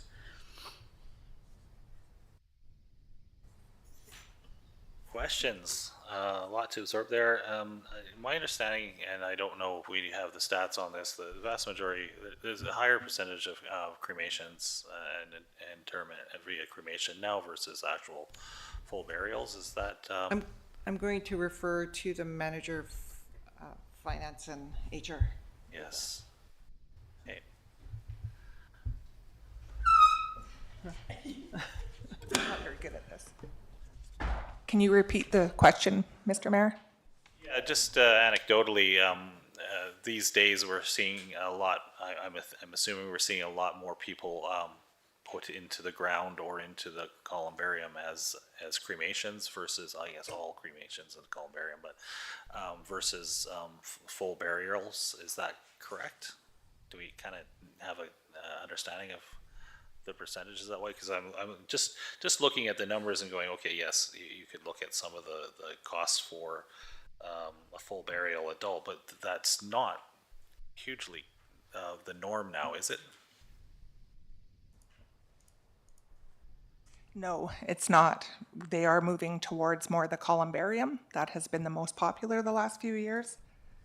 We have 62 niches on each side, and right now we are getting fuller, so we will be bringing that to council again with a new columbarium in the future. I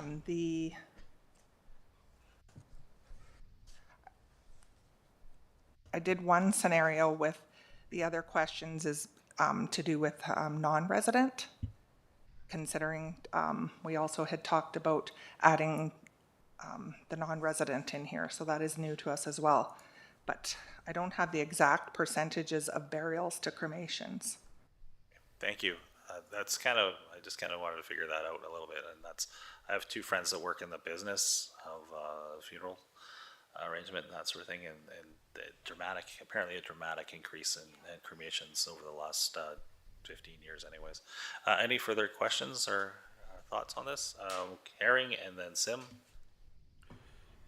So for me, I'm trying to understand that when you have this section, currently we have about 7% of the total asset base, and we could move towards 15. That's specifically just to fund if we had to replace already existing infrastructure, not including any new infrastructure. Yeah, current asset base that I have on our financial statements that are assigned to sewer or water. And what is the recommended level of reserve to have as far as towards replacement value? What percentage is generally recommended to have in a reserve fund? That is a difficult question because I don't know if, to be sustainable, you want to be able to pay for or have a funding plan for when something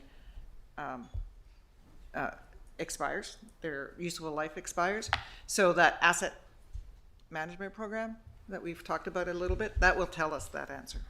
Okay. So, but 5% is not horrible. It's something, but it's not.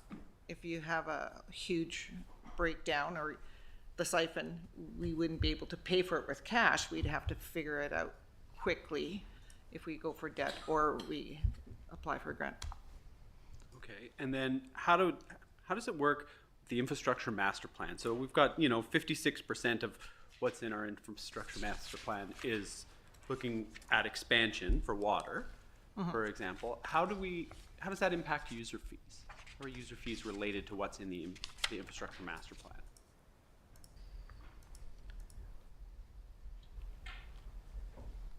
So the 56%, so you're talking about the expansion for water specifically?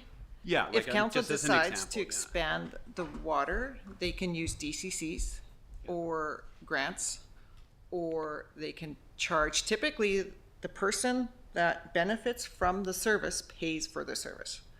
So the developer, and I'm just general terms, the developer will profit from developing. The user will profit from having that service. So that's typical, but council can decide what funding formula they would like to use. Yeah, I guess what I'm trying to get at is, like we're asking for a user fee increase on the set users of, like, right now, I don't know the exact number, but the users of the water system. Yes. Right? Is any of that money that we're asking for them for future expansion of the water system? Because they benefit the same amount as the rest of the community from future expansion, but they benefit more from repair of their system, obviously, and like if their house is serviced. Yeah, so if you look at that one, that's a Clearwater Valley Road supply main, that is 90% grant funded and 10% from reserves if we get that. So that reserve portion is from the water capital reserve. So it's about $300,000. And we would draw that from reserves to support that project at this time. If council wishes to support that a different way, we would have to talk about that during the budgeting process. So, but the user fees right now that we're talking about, that's already been put in the reserves. So that was prior year's reserve buildup. So it's part of the $379,000. Yeah, part of it's like where I'm trying to tease out, I guess, right? Like I'm trying to figure out, like, is this, are we putting future expansion on the backs of existing users, or are they paying the accurate percentage to how much they'd benefit versus the rest of the community? Yeah. Go ahead, Mr. Johnson, and then we'll go to Councillor Sim. So I would call your recollection back to some of our DCC conversations. So the DCC conversations, that's kind of the starting point with future expansions. Is you look at the each individual line item and you ask the question, how much of this will benefit new users? How much of this will benefit existing users and potentially benefit them through a more reliable system, redundancy through the system, or better looping in the system, creating higher pressure zones? So each individual project you would ask that question to, and there's different answers to each one depending what those projects are. And what that drives you to is, if there's X percentage of this project is for existing users, then the existing users, there has to be some type of a funding formula where they would pay, whether that is through fees, whether that is through, for some of the projects, potentially debenture debt, and then X percentage will get charged to the existing user base. I don't know if that answered the question, but that's kind of the theory, is it depends on what the specific component is that's being referred to. Okay, Councillor Sim. And I really think this is echoing on the DCC conversation, which is what's our growth management? What's the growth unlocking project? Like, we're growing, so does it need a different set of criteria? And I think where Ms. Klassen has always tried to get us to is, how are we going to prepare for our future, and what is our philosophy there? So for these particular user fees, it makes sense. For new projects, I think it needs a new conversation as part of budget. Okay, further? Oh, go ahead, Councilor. Just for the voting of this one, you want all the fees and charges. So if you don't agree with something in there, it's a bulk vote. That's the way I've written the amendment bylaw. Okay, thanks. To note that we are reading this for first and second time, and there is the ability to amend. Yes. Yeah, so you tell me when it's a good time to say why, at this point, I wouldn't be voting for it. Well, I'd say it now so that we Right. know what's going on. So the only one, and I'm in agreement with everything else, the one that I just can't reconcile with is the one around the recreation. And I liked what you said, is who benefits by the service pays for the service. What I find really interesting is that there's a lot of benefit for our recreation through the greater community. And so for $3,700 approximately, as was mentioned in the report, I just have to believe that there's a better way to do it, because the users who would be asked to pay this modest amount, and I admit that it's modest, are the same ones that are volunteering to make sure all of these economic activities are happening. So it's just a tough one for me, and I would much rather we do like the double the increase in 2 years if we haven't been able to come up with a better revenue. So for $3,700, I see all those kids. I have to think we could sell enough candy bags at the concession to cover it. Or like, what are our other revenue opportunities? But to put it on the backside of those people who are also volunteering, doing all of the, organization to make these things happen, it just doesn't sit well. And I think that it would be easier to try and get a year, and see what we can do. But if we can't find another revenue, then double it for the second year, if that makes sense. But for that reason, I won't be voting for this. Thank you for those comments. I actually feel exactly the opposite and fully understand the comments I get from a lot of people. Is not everybody volunteers, but we are subsidizing through general taxation of everybody else in this community sports by a heck of a lot.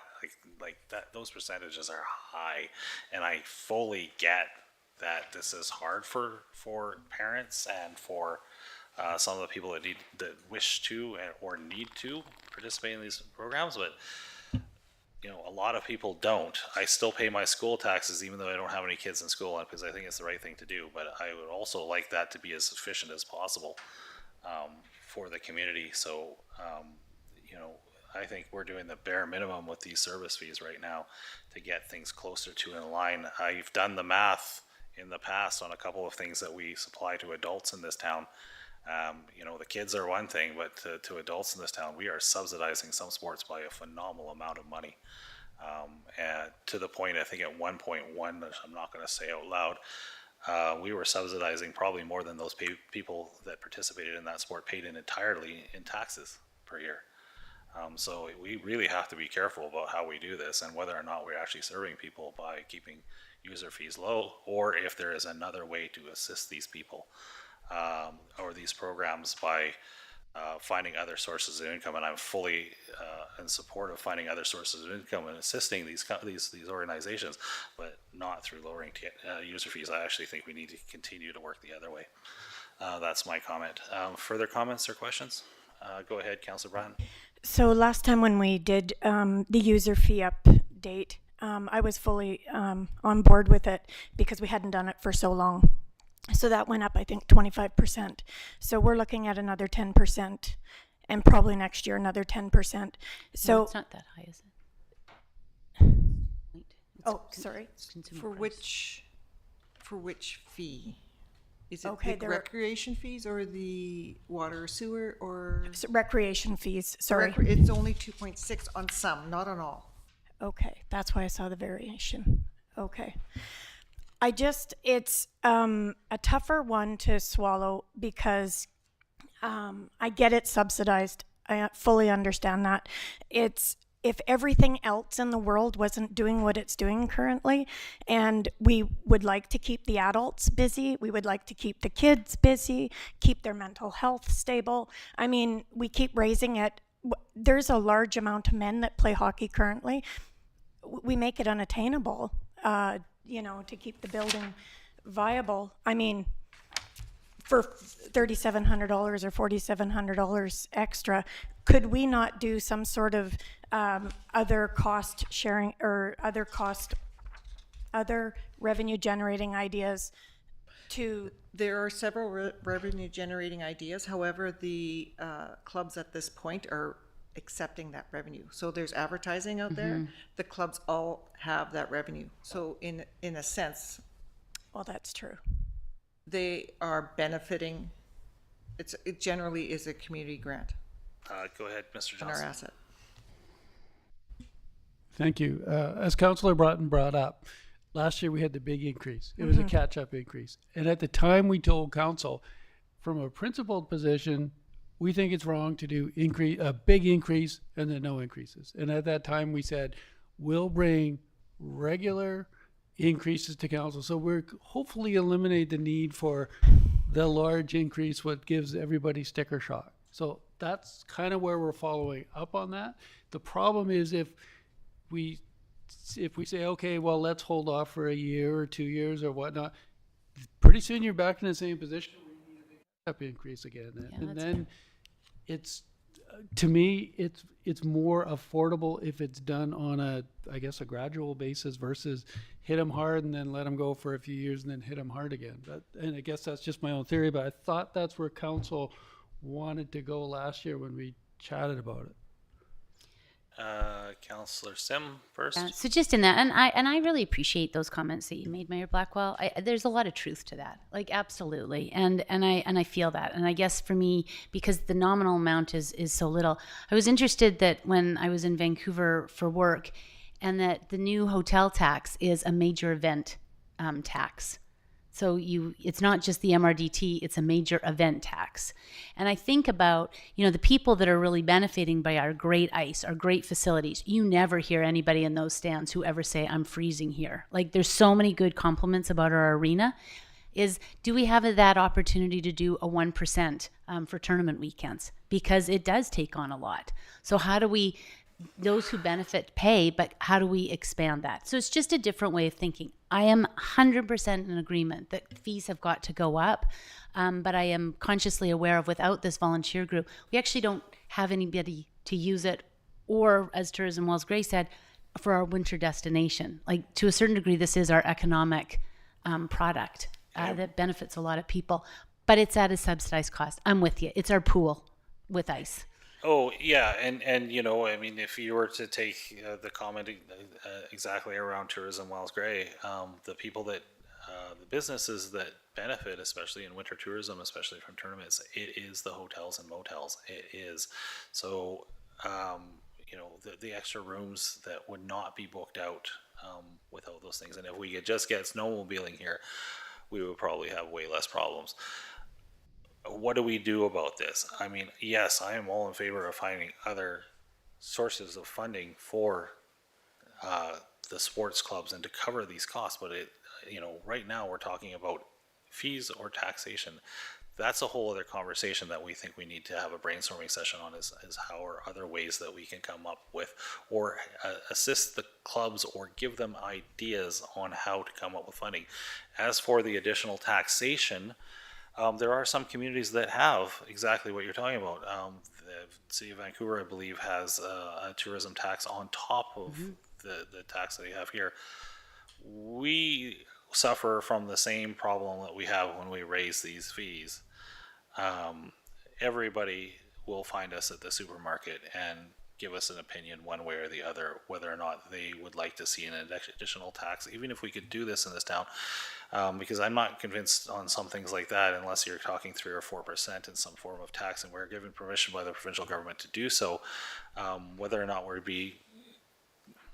it would be costing us more to collect it than we would actually to generate it, and that is something that happens. We can all go look back to the medical services plan when they charged out to that. The cost of maintaining that program ate up the vast majority of money that they were taking into that before they returned it solely to taxation as a form of collection of fees for that service. So there are a lot of different things. I don't think we can decide that here, but I mean, supporting the clubs, absolutely. I wish there were more grants available for them to help them with this, but we are giving them a de facto grant by not increasing fees, and we're paying for that grant on the backs of everybody in this town, not just the people that use the service. And that's just how it is. So, you know, we're talking about averages, you know, here, the average person, what the average person, if we could do it income tested, we would have a whole different thing, but that would be such a complex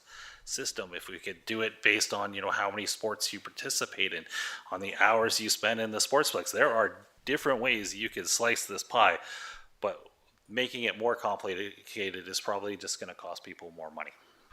Anyways, I am completely off track right now, so I will Well, stop no, talking. but I think it's just important because it goes back to what we've been discussing this whole meeting is what's the philosophy as we grow, and that's it. And it's how we do it. And looking around the table, I feel okay voting no because I'm pretty sure I'm in the minority. But I want to let you know I do agree in principle. But and I would also like to know is if this is going to be it, can we just tell our community it is going to be CPI every year for the user fee? And if we did that, I would, okay, then they know for sure what to expect. And it's not a surprise. I would absolutely like to see that policy on a lot of things, that Yep. it is CPI plus unseen cost increases on things So it's like not this. a nick, it's a planned. It's a plan. That's Yep. and Yep. that would be a great thing to aspire to. For sure. Realizing that CPI varies a lot. One year it was like almost 6%. Go ahead, Ms. Clausen. Just wanted to note that this year, what we did is we added months. So it was going to go from August 2025 to July 2026. So we've given them the extra 6 months to have the old rates. And so the new rates are coming in August 2026. So in a sense, we are giving a heads up to the new rates. Has anyone said how fantastic you are? Okay. Councillor Herring, you sort of had your hand up. I think, like, from what I'm hearing about the water and sewer rate increases, like, I support it in principle because for me, this is, you know, I think what you're saying is the need is high. We know that. Without the infrastructure master plan, we can't tell you exactly how high, but it's high, so let's put more money in there kind of thing. So I get that, but what is the timeline on the infrastructure master plan so we can make future decisions on this based on real data? Go ahead, Mr. Johnson. That's a great question. So we did discuss that a bit at our COW meeting the last meeting, and where we got to is we need to be able to bring much better information back to council to support future requests for cost increases. So the target that we're working towards is for the fee setting time for next year to be able to have a number, and the number would say for water or for sewer or for roads. And I think we kind of got there with the roads tonight with the roads report, or this afternoon with the roads report. But for water and sewer, what's the number to be sustainable? It's not to cover off the cost of all the future expansions, but just from a sustainability, we know every single thing we have in the ground at some point needs to be replaced. What's that cost? And if it's annualized, what does it mean for where we need to be with our reserves? And you asked a question earlier, Council Herring, about what's the level of reserve you need. Well, that depends on what your schedule is for your spending. If you got a big project coming up in 5 years and you're planning to pay for it in reserves, hopefully you have a large reserve balance. So it depends, you know, there's a lot of factors go in there. Your theory you're applying around what debt you use, what projects, but we need better information for council, and that is what our goal is from a staff side, is to have that for this next year when we're setting fees. Okay. Before all our brains go to mush, there is a recommendation. The first recommendation on this is the District of Clearwater Amendment Bylaw number 329, 2025, to amend the District of Clearwater Fees and Charges Bylaw number 109, 2013 be read and introduced and read for a first and second time. Can I get a mover and a seconder on that? I'll move it. Thank you for moving it. I will second it. You will second it, Councillor Sim. I'm not going to ask for further discussion. District of Clearwater Bylaw number 329, 2025, a bylaw to amend the District of Clearwater Fees and Charges Bylaw number 109, 2013. Whereas Section 137 of the Community Charter provides that the power to adopt a bylaw includes the power to amend or repeal it, and whereas the Council of the District of Clearwater wishes to amend the District of Clearwater Fees and Charges Bylaw number 109, 2013, and now therefore the Council of the District of Clearwater an open meeting assembles and acts as follows. This bylaw may be cited as the District of Clearwater Amendment Bylaw number 313, 2024 to amend the District of Clearwater Fees and Charges Bylaw number 109, 2013. All those in favor? Okay, thank you. I didn't see any opposed there, so that was unanimous. Discussion matters. Discussion matters, thank you. And then we do have recommendation 2 that this be read for a third time. Mover and seconder on that one. Moved by Councillor Herring again, seconded by Councillor Bratton. There we go. District of Clearwater 329-2025, a bylaw to amend the District of Clearwater Fees and Charges Bylaw number 109-2013. Whereas Section 137 of the Community Charter provides for the power to adopt a bylaw and includes the power to amend or repeal it. And whereas the Council of the District of Clearwater wishes to amend the District of Clearwater Fees and Charges Bylaw number 109-2013. Now therefore, the Council of the District of Clearwater in open meeting assembles and acts as follows. This bylaw may be cited as the District of Clearwater Amendment Bylaw number 313, 2024 to amend the District of Clearwater Fees and Charges Bylaw number 109, 2013. All those in favor? And that passes again. Thank you. And thank you to staff on the work for this. I would like to make one comment after saying all this. I think we need to also keep into context the overall taxation versus other communities, and Clearwater still does very well. I think we're still below the 50% mark, even when we do things like this as being an affordable community, but we always need to do our due diligence and work to keep it as good a deal as possible. We go to item 18.1 because this isn't going to be a conversation. We're talking about the letter from the Clearwater Ski Club Society. Yes, we did note while you were out that you had declared a previous on, so. Yeah, it's just. Thanks. So I'm going to believe Mr. Johnson can speak to this a little bit before we, and obviously there's a response requested, but not necessarily a decision requested at this point. But go ahead, Mr. Johnson, if you'd like to speak to this. Thank you, Mr. Mayor. So this letter's been in the agenda for a couple of weeks now. We had a quorum problem last time we tried to talk about it. I'm presuming everyone has read it. So the request is that the Ski Club Society has requested that the district provide liability insurance for ski operations at the hill. So the ski club is required by the province to carry liability insurance for the controlled recreation area. And then that is a requirement, I believe that they actually carry that year round now. And it's essentially the province is trying to keep itself harmless if an accident occurs. The cost of that insurance for that area only, that liability insurance is estimated by the ski club at $14,000 a year. It should be noted that they're asking the district to cover that liability portion only, not property insurance and not insurance for any events which occur in the lodge. So just specifically for the actual controlled recreation, the ski area. And the ski club also volunteered that they're willing to reimburse the district for any incremental costs associated with providing this insurance. So my take of it is they went for an insurance quote, very expensive. They think possibly the district can get this for a better deal, and I think very likely we probably could get it for a better deal. And they say they're willing to reimburse the district for any incremental costs. So first, could the district do this? And the answer is, and these are answers from the Municipal Insurance Association of BC, and that is where we get our insurance from. The district gets their insurance. So the liability insurance component of our insurance currently is about $26,000 a year. Liability insurance is blanket liability that covers most of the things what the district could be sued for, including slip and fall accidents, injuries at our parks and playgrounds, injuries at our facilities, damages related to road maintenance, and damages related to regulatory approvals. So it covers a wide range, is all covered under our liability insurance. The district could add to that liability insurance and acquire insurance for the ski club through the MIA's Associated Members Program.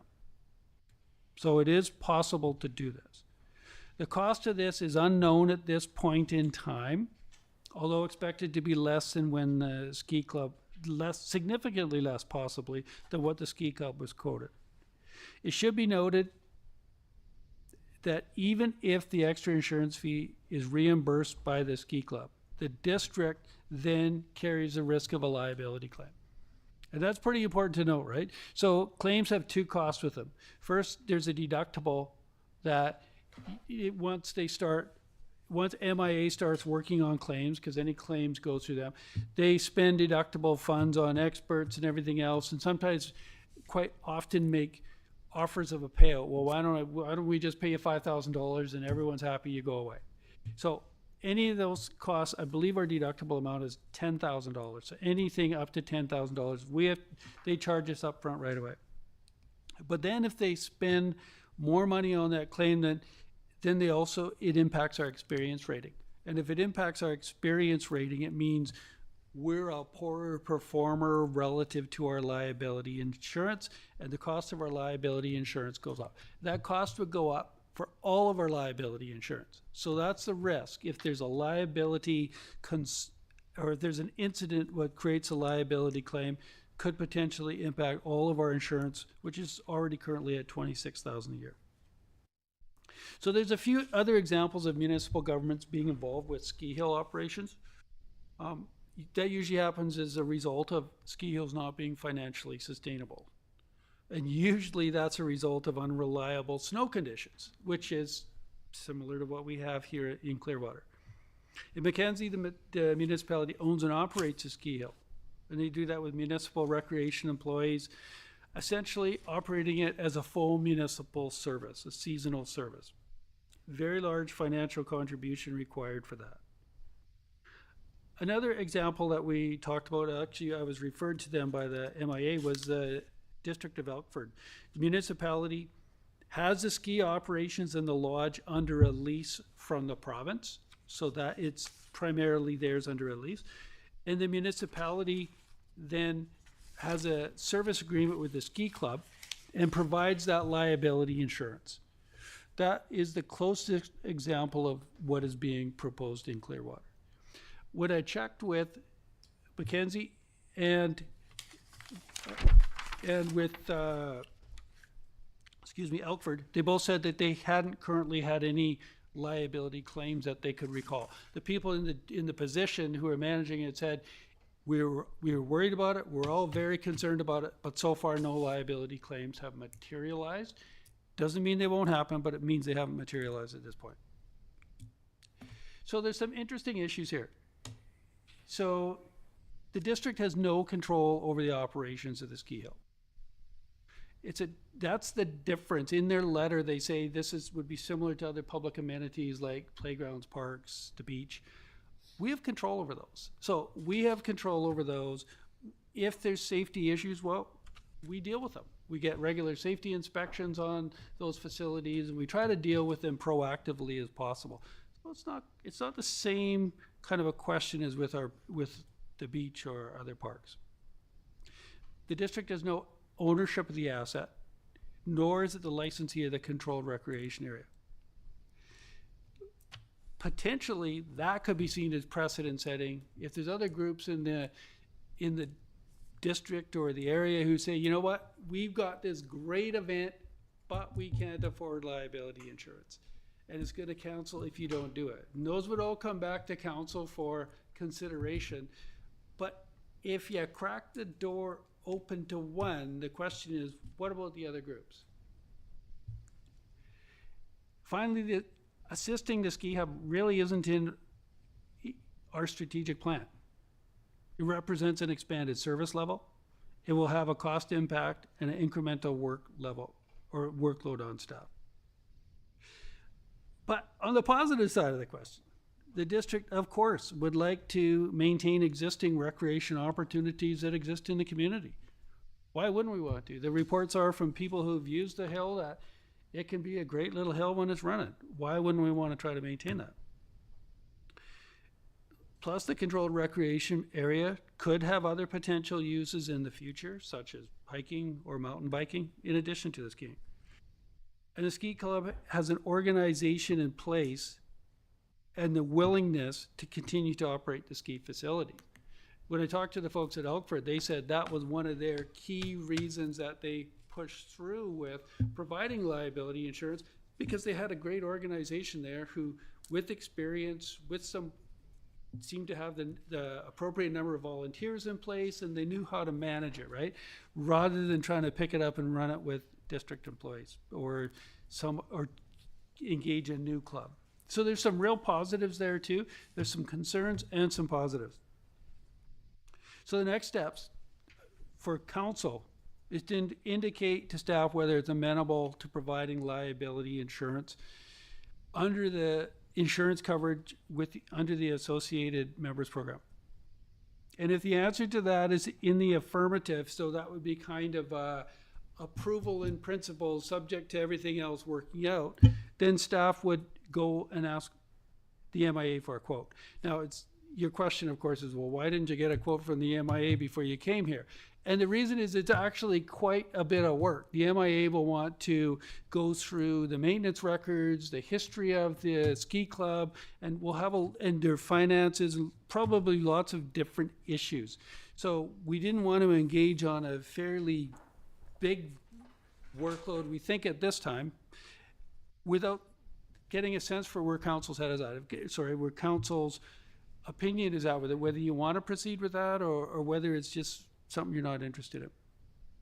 So the next step would be, once we get that quote, even if incremental insurance is reasonable, I think there would need to be a due diligence process regarding equipment condition, volunteer status, ski club financial strength, that the district would want to know had happened before you engage. The worst thing to do, in my opinion, would be to find out, oh, there's a problem with this or a problem with that, and we've already kind of signed up to the program, because that's the way you kind of get, into the next steps beyond what your initial commitment was. So I think that would be, if the costs come out, you do a due diligence process that makes sense, and then if the due diligence phase looks great, then it would still need to come back for council for a final authorization. And we would need to develop an agreement between the district and the ski club, and that service agreement, of course, would be more staff time and legal fees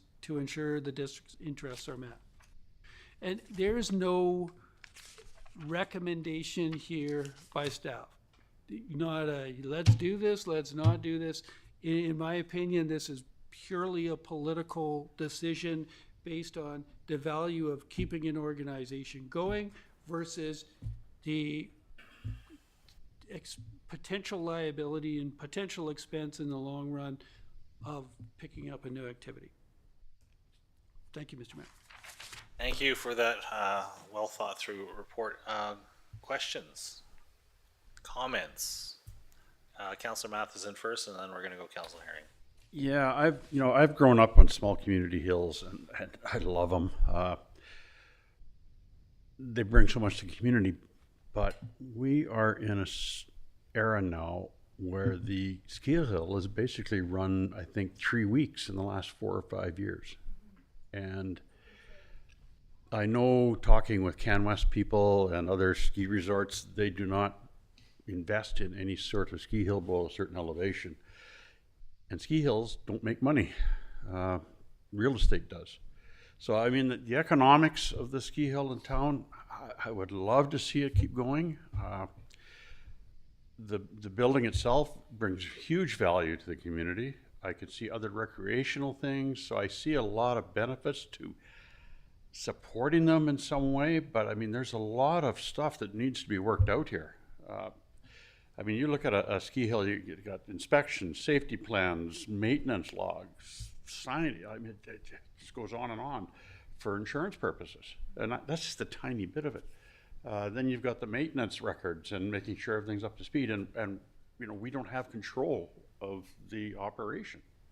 We're kind of trusting somebody else to do it. So, I mean, if we're going to enter into this, there's going to have to be a very, very solid agreement about staffing and safety and workers' comp and everything that goes on, because when our name is on that property, we're putting the community, our district at risk, in my opinion. You know, and it's great. I'd love to see it be used for other things as well. But everything, you know, they're mentioning mountain biking is a high risk, skiing is high impact. I mean, there's so many different things in there that play into that are high risk level. And I don't, one says, you know, one side of me wants to go and do it, but the other side of me, representing the district and the risk that it brings to our community, I'm hesitant. I find myself kind of going, this just doesn't feel right now. And if we did go with this, it's not going to happen over the next few months. This is going to long-term conversation. So that's just some of my thoughts on it. You know, and the other thing too is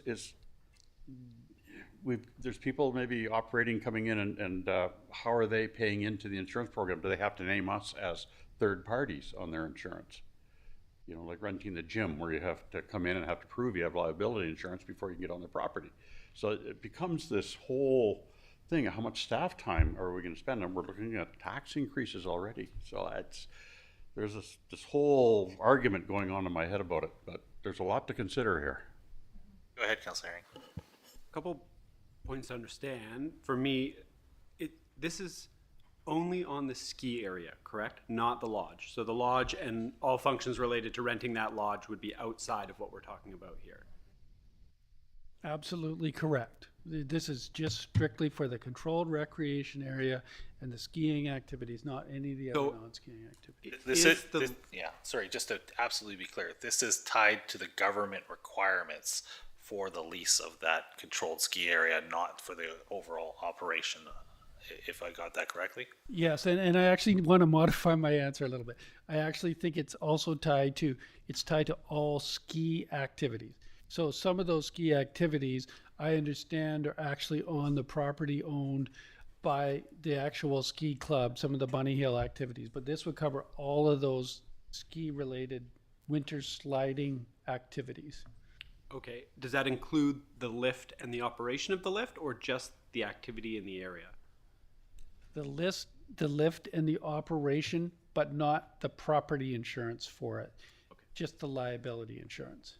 And then, second point, out of the communities that are participating in this already, how many of them have faced any form of legal action for which they've been required to be liable? I've not done an exhaustive survey. The ones that I talked to were Mackenzie and Elkford, and both of them have stated to me that, at least the people I talked to, they could not recall any liability actions brought against them.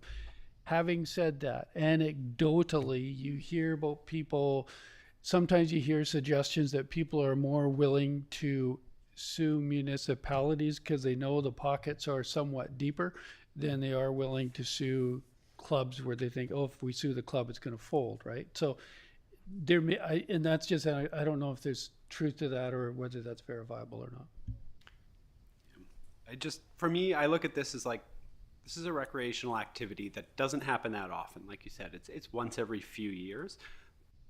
Without this support, it will be not at all, right? This is a big user group, potentially. Those years that it has been, I think back to like 2017, we had that big dump of snow. I think it was 2017 anyways. It was in that region, and it was amazing. Like every kid in town was on that hill, right? To me, it's a huge asset to the community. I'd love to support this personally. I think I'd be all in on it. Yeah, I just think it's a huge asset. We just had a presentation where we're supporting like 89% of a sport through taxation. This is a much smaller ask, and it's asking us to take on risk that doesn't seem like, yes, the risk is there, but the risk doesn't seem high likelihood based on what I've heard from other communities who have participated in things like this. Further thoughts? Or yeah, go ahead, Councillor Bratton.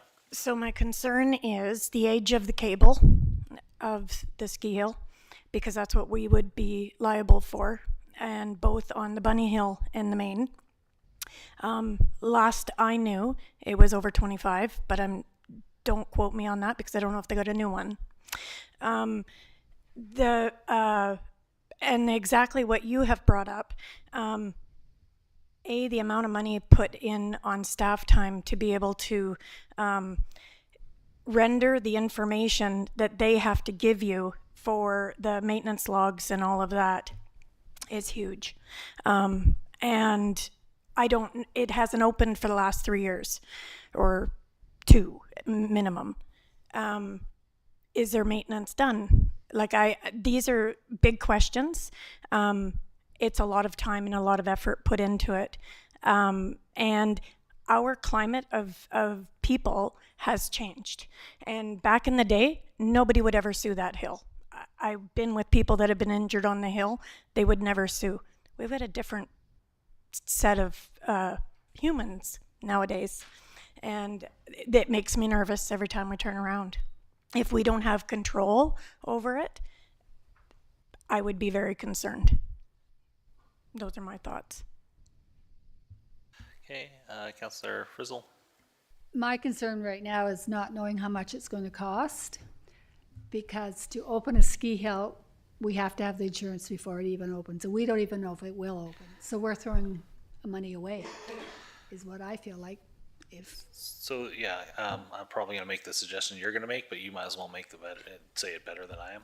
So on the cost side, the intent would be for us, if council says we're amenable to this, subject to cost reasonableness, subject to due diligence process, and we want staff to proceed, which accounts for then staff time being used, we would bring that back to council before a final decision is made. We'd say, okay, here's where we think the cost is going to be. Here's the pluses and minuses of the due diligence process. So that would come back. So you would have that information before you made that final decision.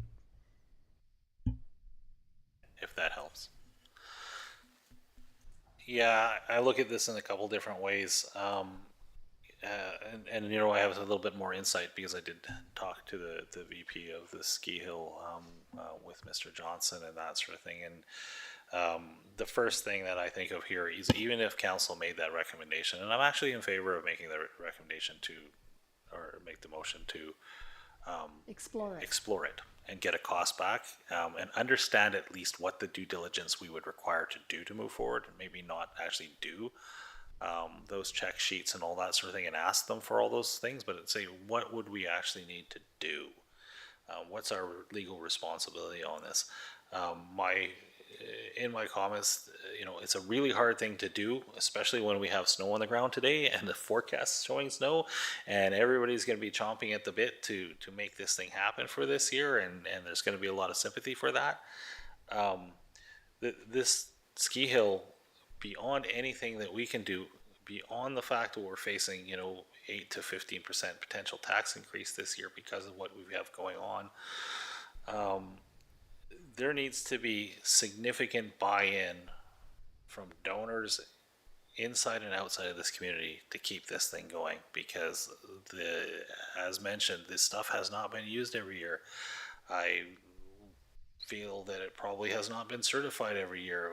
We have lost the expertise that used to exist here for the maintenance of this equipment, for the volunteers that operated this equipment. All of that stuff has faded because it has not been used a lot. So our portion here is assessing what the cost is to supply the insurance, and assessing and making a decision on whether or not we accept the risk associated with providing that insurance. So that one, the liability, the cost, where is that sitting? And you know, I talked to another couple communities about with their ski hills, and including Mackenzie as well. I do see a path forward here, because we can likely offer insurance for them at a significantly, or not significantly, definitely a reduced rate versus what they're going to pay for it, because we have a different system. But I don't know if that opens the ski hill this year or next year. I just don't 100% see that. So that's where I'm struggling here, is, you know, Another one of the hills it has a similar record to ours for actually opening. And they, another hill that I talked to operates at a 95% loss. So those are not things that we're dealing with, but at the same time, it does speak to the long-term sustainability of our local hill. Councillor Bratton. Did they say they would reimburse the fee portion that they would pay, or that we would pay on their behalf? Was that part? That was in their letter, yeah. Yeah. I think, sorry, Mr. Mayor, that's based on the presumption that we could get it for a significantly reduced cost than what they could get. Other than that, they would get it themselves.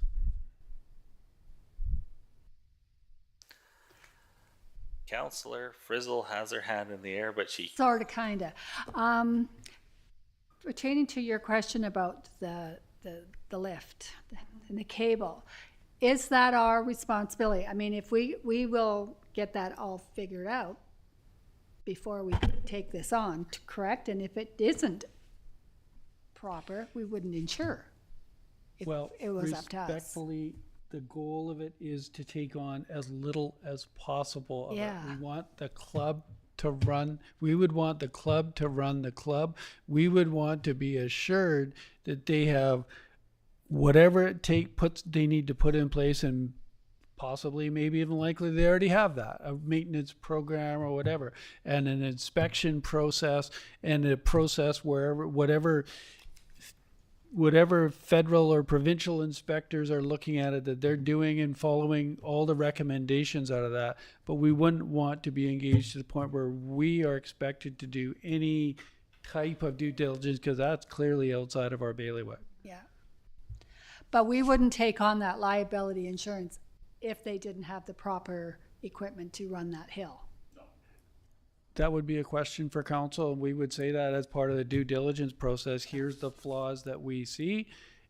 The council still has the discretion to do as they see fit, but I think it gets to be more unlikely if there's fundamental gaps in safety or volunteer status or anything else, right?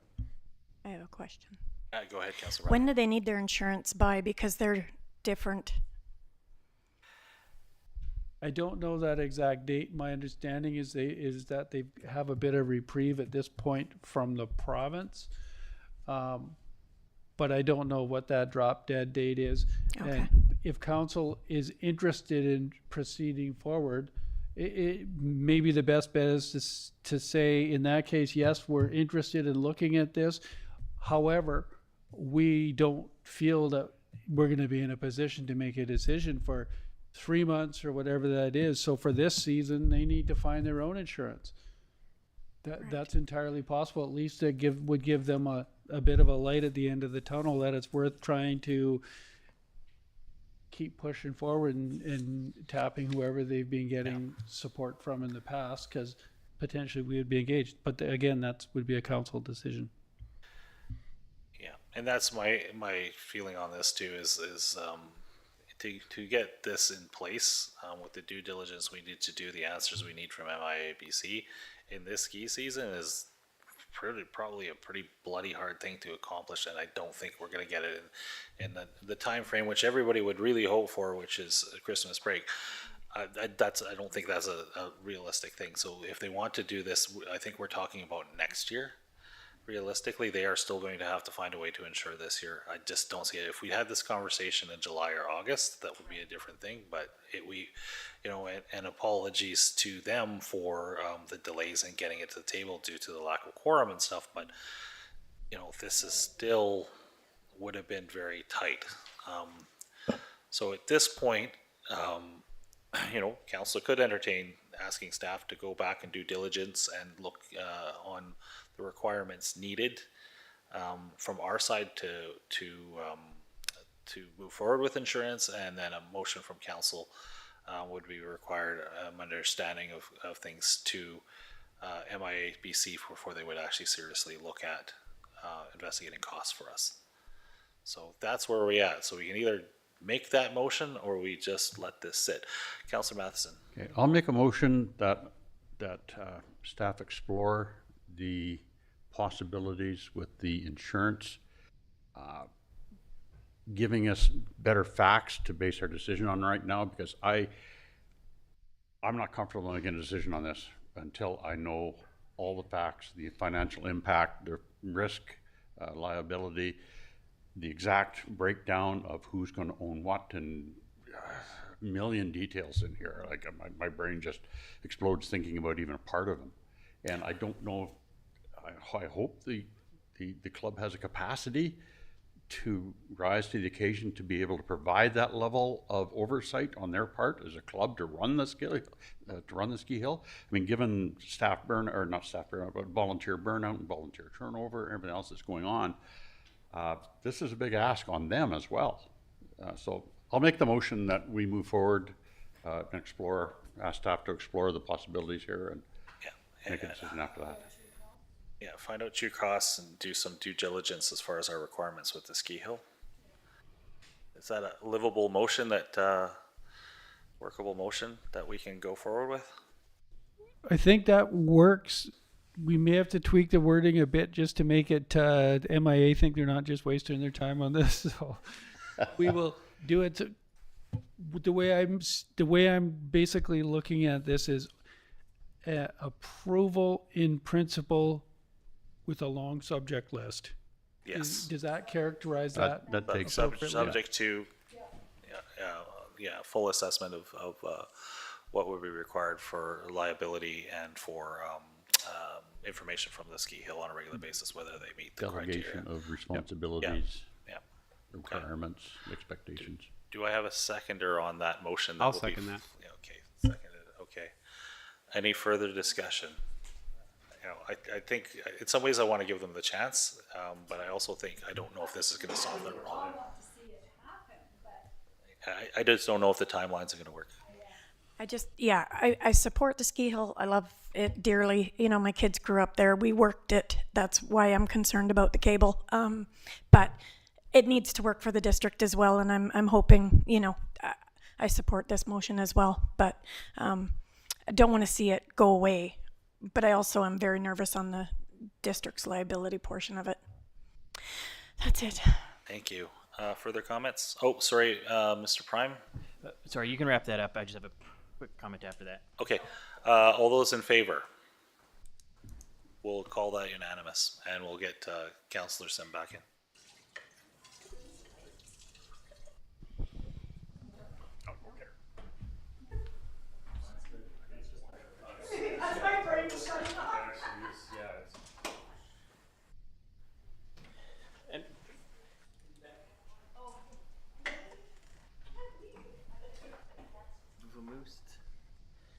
Yes, Mayor Blackwell, we will need a motion to extend if council so chooses. We're about to run out of time here. I think we'll move to extend. Councillor Herring, seconded by Councillor Fizzle.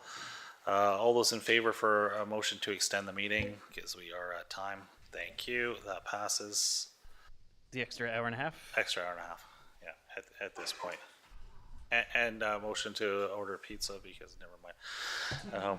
We're good. We'll just let Councillor Matheson get back into the room, but next item up will be letter from Rhiannon Guerra and Matthew Bailey. Letter of intent request for boundary reduction. For 461 Vavenby Ferry Road for the Vavenby Industrial Park boundary. So you do have that letter in your package. I'm sure Councillor Matheson has read it. Do you wish to speak to this in advance, Mr. Johnston, or? You want to wait till Councillor Matheson is back, or? I think we should. I don't know where he's gone, so I'm going to get a glass of water until he gets back.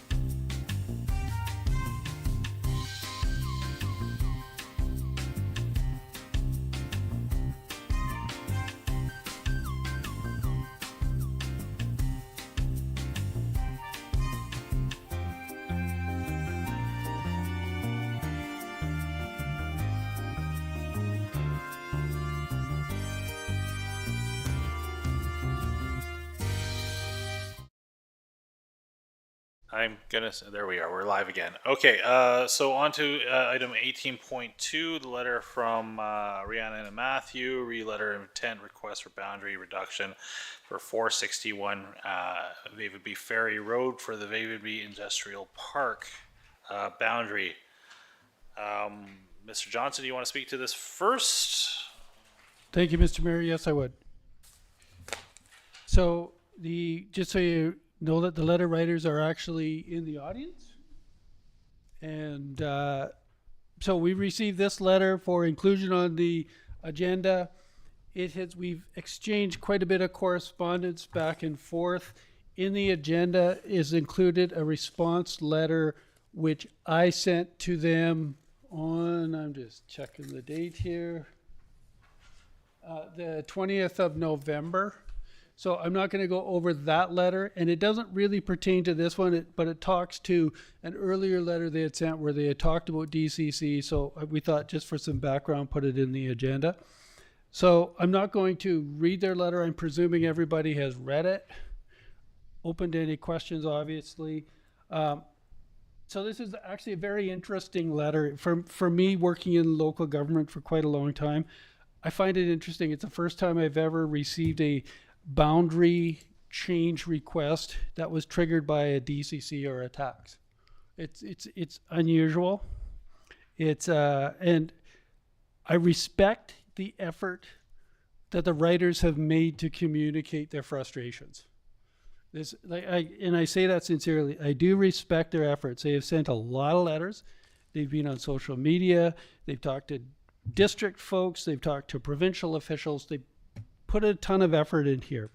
And in a certain sense, they are caught, well, not in a certain sense, in a real sense, they're caught in a bit of an unusual situation. We have a industrial annex at Vavenby with one property on it with residential, and they're on that property. They built a new, or added to their existing house, or built a new one. I'm not sure the exact facts, but I knew it was an addition at any rate, and it generated a DCC based on what our current bylaws are. And that caused them to not only examine and question the fairness of the DCC bylaw, but also brought into question the whole idea of why are they part of the district boundary? Why are they in the district? And that's kind of the primary focus of their letters. The reason why it's interesting, because it touches on a number of issues that come before council, right? Just recently, the Vavenby Industrial Annex, that's a very current topic, given Taseko Mines discussions, hugely relevant topic to us. The OCP and eventual rezoning, that's what this is, very tied to the OCP. And in a few minutes in my response, I'm going to talk about that connection to the OCP. We're doing that right now. And as well, DCCs, they're on the agenda tonight for our earlier meeting. So they're also highly relevant. So for those reasons, I think it's appropriate to have it up on the agenda. Plus, they requested to put it up on the agenda. So the provincial government has put out lots and lots of documentation around boundary extensions. Boundary extensions are, while they're not common, they're a normal process that municipalities often go through. Growing municipalities need more of a land base, they get boundary extensions. Their main guide is a 23-page circular. They've got other smaller guides and lots of discussion around boundary extensions. They talk about the proposals, the requirement for public consultation, regional district consultation, a ministry review, elector approval, provincial approval. Lots and lots of info. So their advice on reductions is just a little sparse.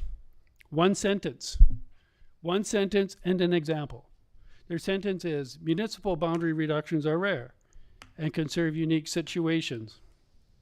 For example, here's their example, a municipal road to a provincial park might be better served by the BC government than a small municipality. That's all the advice they give. So these, when they say they're rare, they mean they are rare. So that's kind of where the provincial regulatory is. It's not something that we commonly, people are going to the government and say, hey, can you reduce our boundaries? It's a very uncommon request. So three main topics there. First, relief from DCCs. You will have when you read the first letter, you would have read my response letter about DCCs. As mentioned in my response letter, we don't have the ability to just waive DCCs for that property. We don't have that. So DCCs for water and sewer were never charged to that property. They do not have the ability to connect into our water system and our sewer system, so they weren't charged DCCs for water and sewer. However, the DCCs for parkland and the roads are district-wide DCCs in our bylaw. That means they are charged to every property in the district that constructs DCC-eligible properties. Every one, no exception. The only exceptions that are allowed are a specific list which is right in the legislation. So, for example, certain affordable housing projects and other projects of that nature, which are allowed by legislation. Not so if it's not allowed, it is also a regulation under the Local Government Act which says council just can't, at its discretion, waive a DCC. So you don't have the ability, even if council said, hey, let's waive this DCC, you don't really, according to our read of the legislation, we don't really have that ability. So the construction in question was not DCC exemption eligible. And if the owner is going to add new construction, DCCs have to be charged according to our bylaws. If the owner was to say, hey, hold on a second, I don't want to build this anymore, I changed my plans, there could be a DCC reimbursement. But it is a condition of getting the building permit. So that's the DCC component. I guess the bigger question, what gets alluded to here is, what is the Vavenby Industrial Annex all about? Why does it exist? And it's not an unusual thing for municipal boundaries to be extended to include industrial areas. Boundaries were set at the time of incorporation and have been static since then. The underlying rationale behind that arrangement is to help municipalities with the financial pressures which can result if there are significant job-creating industries close to their municipality, potentially bringing in workers not necessarily based in the community, but who would access Vavenby for service, Clearwater for services. So that is the point behind industrial annexes. It's kind of a funding helper for municipalities. Large industrial developments and those large external populations can create financial pressures on surrounding governments. Permanent and rental housing demand increases, which creates a whole bunch of workload in the local government on the administration side and development services. There's more pressure on recreational parks and facilities, heavier playground usage, more road users. Our roads wear out faster. Different methodologies have been used in the province in extending taxation areas. Some are, it's a straight taxation area like our annex.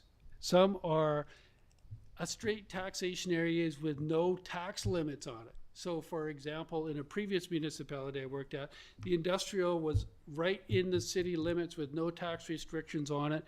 And that was a great methodology. In other areas, there's benefit agreements from industrial operators in lieu of taxes. That's an agreement which is similar to down in the Kootenays related to coal mines. So there's the Peace River Agreement, which is the fair share agreement in the Peace River, and then the Highway 16 revenue sharing agreement. Those are all different methodologies. The current industrial annex was put at the time of incorporation to allow Clearwater to generate revenues when Canfor had a sawmill located at that site. Sawmill has since closed down. The tax class for the lands and improvements have been downgraded from Class 6 to Class 6 from Class 4. However, maintaining that industrial annex is still important to the district, given the potential for a large mine operating in the near vicinity of that property. At the time of incorporation, that potential mine development was already known. That plan's been out there for a long time. And I think that's probably why that industrial annex is as large as it is. The individual property of 461 Vavenby actually given the potential for a mine, could be an interesting location with industrial uses in the future. I don't know what the plans are of Taseko. I'm not presuming on those, but it is on that side of the river, right? So there may be plans. I have no idea, but it is potential. For these reasons, staff would strongly recommend the council not consider engaging in a boundary modification as requested by this resident. It may serve the purpose why we have it in the first place, which is to generate some taxation revenue for the district. In 2018, that individual property, 461 Vavenby Road, was the subject of an OCP designation change and a rezone. The OCP designation was changed from industrial to rural resource. Residential uses do not fit with the industrial OCP designation. Presumably at the time of rezoning, it was done to officially recognize the existing residential use. The inclusion of residential uses in an area deemed to be industrial is problematic. And in this case, it seems to have created an expectation from this resident that the district should offer a full suite of residential services in the area. And that is never the intent of an industrial annex or an industrial park, which is to create a residential node. That's not the point of an industrial park. As council is aware, the OCP is currently being revised. Actually, long before we received any letters on this topic, a couple of months ago, we actually had looked at that property with the thought that possibly during that OCP process, we should consider putting that back to an industrial designation on that property. Given that there's potential for industrial uses, the current owners would still be legal for what they do under it. It wouldn't impact their rights, but this would, I think it's an area that it's actually worth discussion in the OCP process, given that it is potential. No decisions have been made, no recommendations have been made. That's a process that goes through council, of course. Staff don't make those decisions. So in the actual letter, Ms. Guerra and Bailey, and I apologize if I didn't say the names right, provided their rationale for the exclusion of this property from municipal boundaries. Those include service realities, community of interest issues, geographic logic, and governance fairness. So just a quick review on this. And I mean all of these comments respectfully. I get the fact it's sometimes hard to know which governments provide which services. And they are correct that they're more disconnected from municipal services due to the distance involved. In their letter, they specifically mention they can't connect to municipal utilities. That's something they actually have in common with a lot of other Clearwater residents who aren't on municipal utilities. And it should be mentioned that this is a fee-based service, so they don't contribute through their taxes to those. And the DCC charge specifically for those properties excluded a water or sewer contribution. So that expectation is really no different than other Clearwater residents. They talked about garbage services. Well, in Clearwater, garbage services are TNRD services. They have the same rights to use them as all local residents here, Vavenby Area A have the right to use them. They do, in fact, use local roads to access shopping, the hospital, the library, the schools, parks, facilities. And they pay taxes and a DCC charge to support those local roads, unlike their Vavenby neighbors, but because they're in considered district residents, they do pay taxes to support those. One of the other issues was the availability of a public park in the annex. Because we're not trying to create a residential node at the annex, we don't have a park in there. It would be a bit challenging developing a park for a single resident, but we don't have a park there, but in common with many area residents, they could enjoy the parks and beach and events that are funded by the district. So community of interest. Their letter mentions TNRD services that they feel their taxes should support. They specifically mention the elementary school, the post office, and the roads. Those are federal and provincial services. And I'm telling, their taxes do support that. When you pay taxes, provincial and federal, you support those services. So it shouldn't be a concern of not supporting those services. From a geographic logic perspective, the 28 kilometer distance from Clearwater, they suggested, does not create administrative efficiencies. While many municipalities have larger boundaries, the TNRD, which has its governance offices in Kamloops, that's 153 kilometer distance, and their only local office they maintain is actually in this very building. So the distances I don't think is a significant issue from an administrative efficiency perspective. One of the things mentioned in the letter is the hardships with the requirement to vote in Clearwater in federal elections. Given the timing of federal elections, what can be up to 5 years apart, not sure if that's a particular hardship. If it is, there's a mail-in ballot option that they could consider. And on the plus side, as they do mention, they do get to vote in Clearwater elections. School catchment is listed as another inconsistency. The suggestion was that because they are part of the district of Clearwater, their elementary age children could not attend the Vavenby Elementary. After a discussion with school administrators, they confirmed that they consider the physical home addressing of the students when they consider catchment. And they also confirmed that they're willing to engage in parents in discussions regarding where those parents want their children to attend school. What the letter does get right, though, is that a boundary change can only be initiated by the district. I suspect that this discussion will continue, actually, let me rephrase that. I appreciate this letter coming forward to council, because this is the opportunity for council to say, okay, we've heard you. Here's what we're going to do or not going to do with regard to the boundary extension. And then hopefully that resolves the issue, not just for us, but most importantly, gives some closure to the letter writers who are seeking that. And a suggested resolution from a staff suggestion would be that council receives the letter regarding the exclusion request from 461 Vavenby Ferry Road from municipal boundaries and direct staff to send a letter to property owners that a boundary change as proposed in the letter will not be requested by the municipality. Thank you, Mr. Mayor. Thank you. Questions of staff? Comments? Go ahead, Councillor Herring.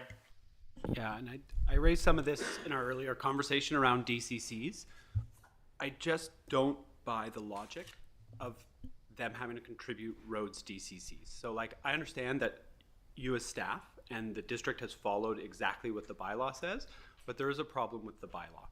As far as I'm concerned, if their next door neighbor in Vavenby doesn't have to pay for our roads and parks, then why should they?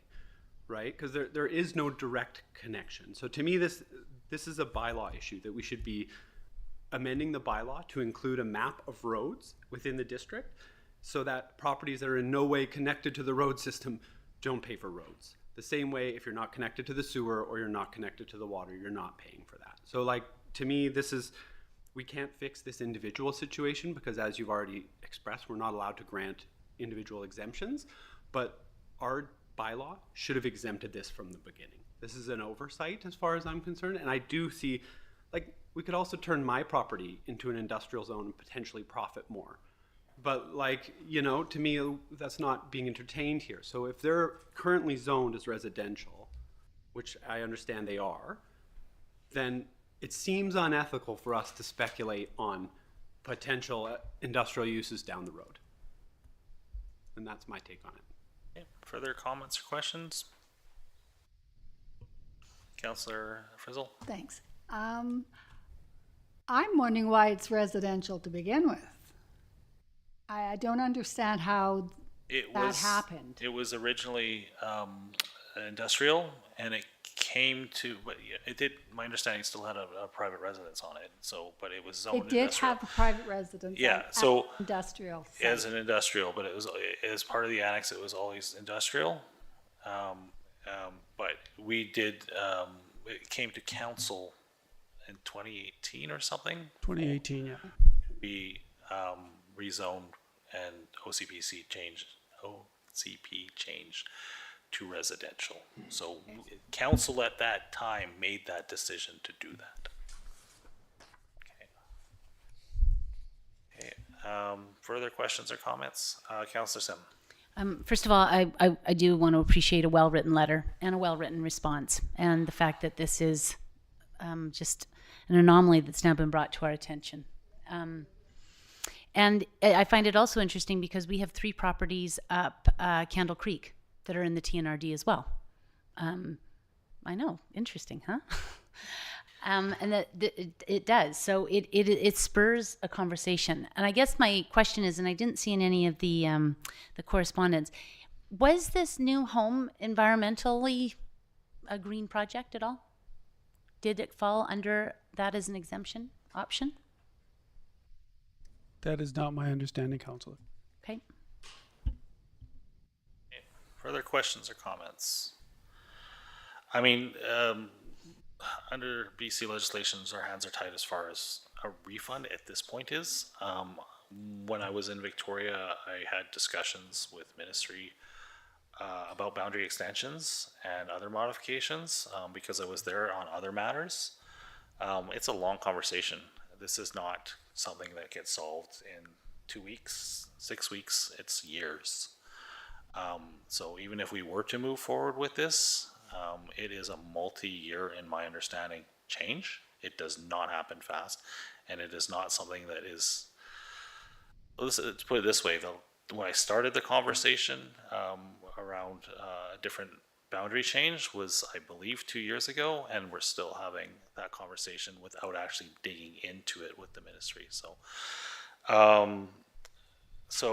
you know, to the homeowners, if you expect this to happen in any timely fashion, it ain't gonna happen even if we were to go ahead with it. It is a long process. To that, I mean, we have been given clear notice that there are legislative, under legislations, there are restrictions to waiving this. So that I do not see an avenue to. All that said, we could refer this to legal for another look to ensure that there is not something else here. That is probably the only thing we could do at this particular point, to have another look from another set of eyes at this, but we are very limited in the options that we can do here. Councillor Herring. Well, I totally understand that our hands are tied on previous actions. This is, as you've mentioned several times, an exceptional circumstance, right? This is a very strange, confluence of circumstances here. So I would ask that whatever we do, we need to have a plan moving forward. Should we want to continue leaving this property in this kind of legal gap, we need to find out how we can address this moving forward. Like I said, I would like to see a DCC bylaw include a roads map, and then we need to look at however else this situation can be sort of made fair. And it definitely can't be an exemption to DCCs. It definitely can't be an individual benefit. But to me, this is an exceptional circumstance, so we should be reviewing our policies and making sure that our policies fit the circumstance. Mr. Johnson. Yeah, and there's an interesting wrinkle to that. So the interesting wrinkle to that is the rest of, if there are other industrial uses, go back onto those properties. I think you would want to see them still paying DCCs for roads and parks. Maybe not, definitely not water and sewer, but you would want to see that in those areas, because think about this, it's just a wild scenario. Think if there was ever a camp based on those lands, a construction camp, where there's potentially lots and lots of workers in those camps coming in to use facilities in their water. Well, it would be nice to have some type of a contribution from them towards roads and parks, because that's what David used, right? So it's not as easy as just saying that area shouldn't qualify for DCC. Maybe there shouldn't be a residential DCC in that area. Maybe that's a qualifying factor. I'm not sure, but that would have to come through our legislative process moving forward, I think it would be challenging to look back and say, okay, well, this is weird, let's see how we can fix it, right?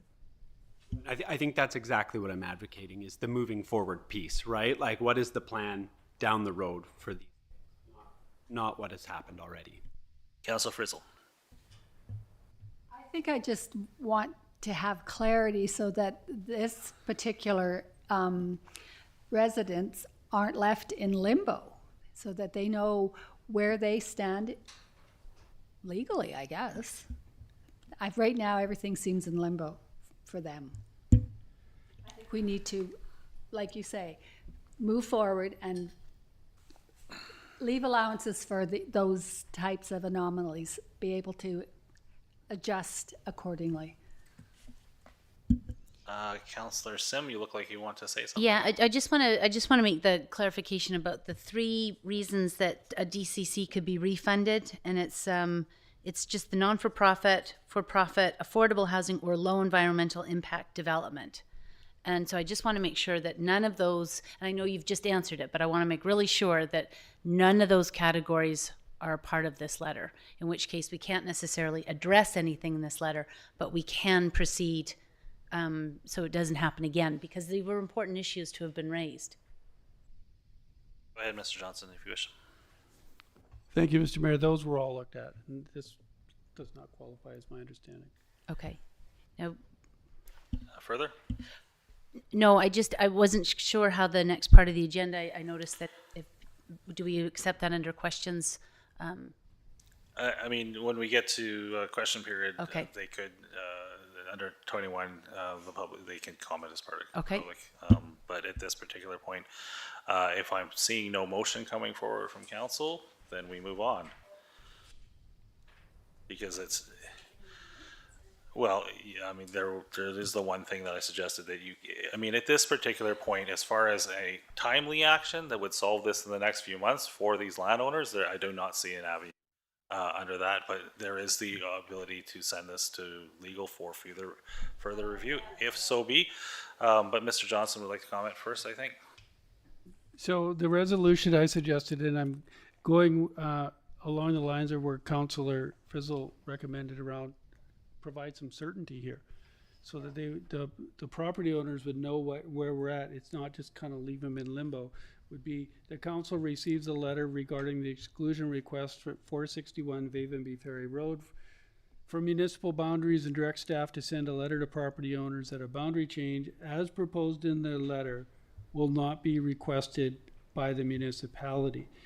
If council wants to tag onto that we would do a legal review of whether there's any, I hate to say the word loophole, but whether there's any bending on those rules for unusual situations, you can put a resolution to that, and we'll do that as well. But I think that first resolution is useful just to stop the correspondence. Okay. Thoughts on the resolution? Wait just a sec. It's in his verbal. Is it in your report? It's not in your report. Yeah, I don't see the I resolution. write a report on this. This was late breaking, so I just was whipping it up this morning. So, but I can repeat that if you would like.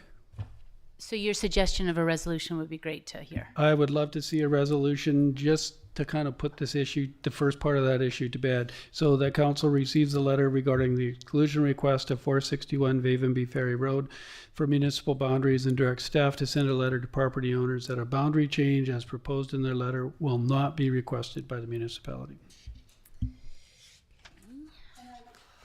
Go ahead, Councillor Frizzle. And I would like to add to that we get legal to look at to see if there is not something that just has been missed. Just to, Making No, that? no, I'm not. I'm asking. No, I'm asking no, I'm Councillor just- Frizzle if she's. I don't need, that does need to be attached. I'd like the discussion. What do you? Are you moving that motion? Yeah, I'll move it. Okay, she's moving it. It I hasn't know, been seconded. I'm not going to second because no, I have a she's gonna- question in Yeah. regards to the first paragraph of the letter that was submitted. So the letter says, I am writing to formally request that the District of Clearwater submit a proposal to the Ministry of Municipal Affairs for the removal of my property. So does that have to be instigated by a boundary change, or can it, because it is an anomaly, just be removed? No, it's a boundary change. That's my understanding of it is a boundary Okay, I just needed to clarify, because it is an anomaly, as we've discussed here. It's within the municipal boundaries at this point, which is why we're in this situation. So, yeah. Do I, further discussion, do I have a seconder on Councillor Frizzle's motion? second. Seconded by Councillor Matheson. Further discussion on this? Noting that referring it to legal for review. Go ahead, Councillor This is, Herring. you know, it's just a comment on this. I would really like to see an explanation of how exemptions to DCCs work after this, because what I found on the provincial government website versus what we're saying in this conversation don't line up. So my understanding is I've got a gap somewhere. So just for future, if we can get a presentation on how exemptions work, how we can change the bylaw to include exemptions, what categories can be exempted, all that kind of stuff, please, because I'm feeling really, it's hard to make a decision when you read, you know, I'm looking at the provincial government website right now, and it says development that does not impose a new capital cost burden.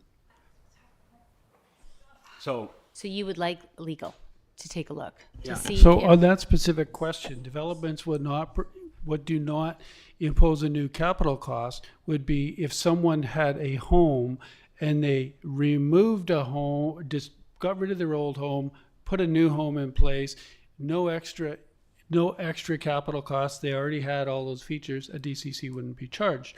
An example of that would be the vet clinic. There was already a facility there that had water usage. When they put in the new clinic, no DCCs were charged because it didn't add to the cost. If there's an extension, if the vet clinic had doubled in size, then there would have been a DCC charge. In this case, my understanding was a trailer was brought in addition to what was already there on the property. and how does that impose a new capital cost burden? Because the capital cost goes based on the amount of living that there are. And that's why we're saying, let's bring, if you want to do a review, we can review that if the council has that in front of them. Thought the bylaw, we gave it a plain reading of the bylaw, and we thought that, and that's what our comments are based on. Because to me, that the missing gap in that logic there is how does the additional unit impose the capital cost when we don't provide services? Because that's the way the costs are calculated. This is one of those weird ones that in everything where you think, okay, this works on average, in some cases, there's unusual situations. This is a very unusual situation. Okay, we have a motion on the table. Can we read the motion again, please?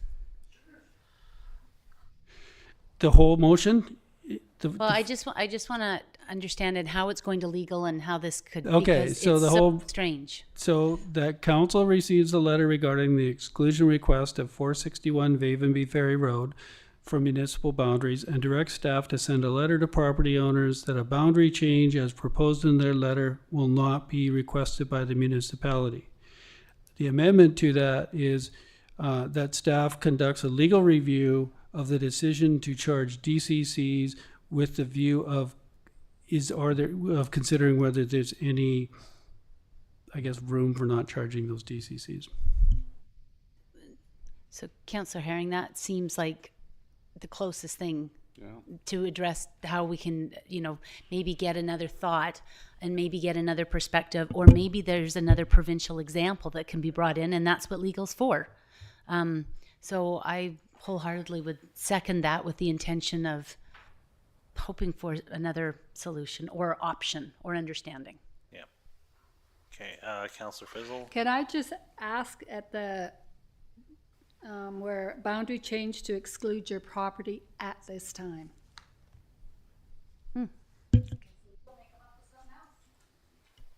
Well, it's not, we're not excluding anything because we don't have the power to do that. The province does. So we are, this is whether or not legal is looking to. For the DCC so that amendment, there's an and that's opportunity to go in to our the control. province. I'm going to call the question on this. All those in favor? Okay, and that passes. Noted opposed, Councillor Herring. Noted opposed. Thank you. Item 19, 1, 2, 3, 4, and 5. Letters for information only. Does anybody wish to speak to any of these? I do note that there is a correspondence back and forth on Bill M216, which is the professional Reliance Act. There's a lot of discussion in the province on that one right now for various jurisdictions. So, but if I'm not seeing any comments or questions, we'll just go through those. No notices of motion. Public questions and comment periods. Would you like to say anything? Sorry, Annabelle first. Sorry for the long meeting, Annabelle.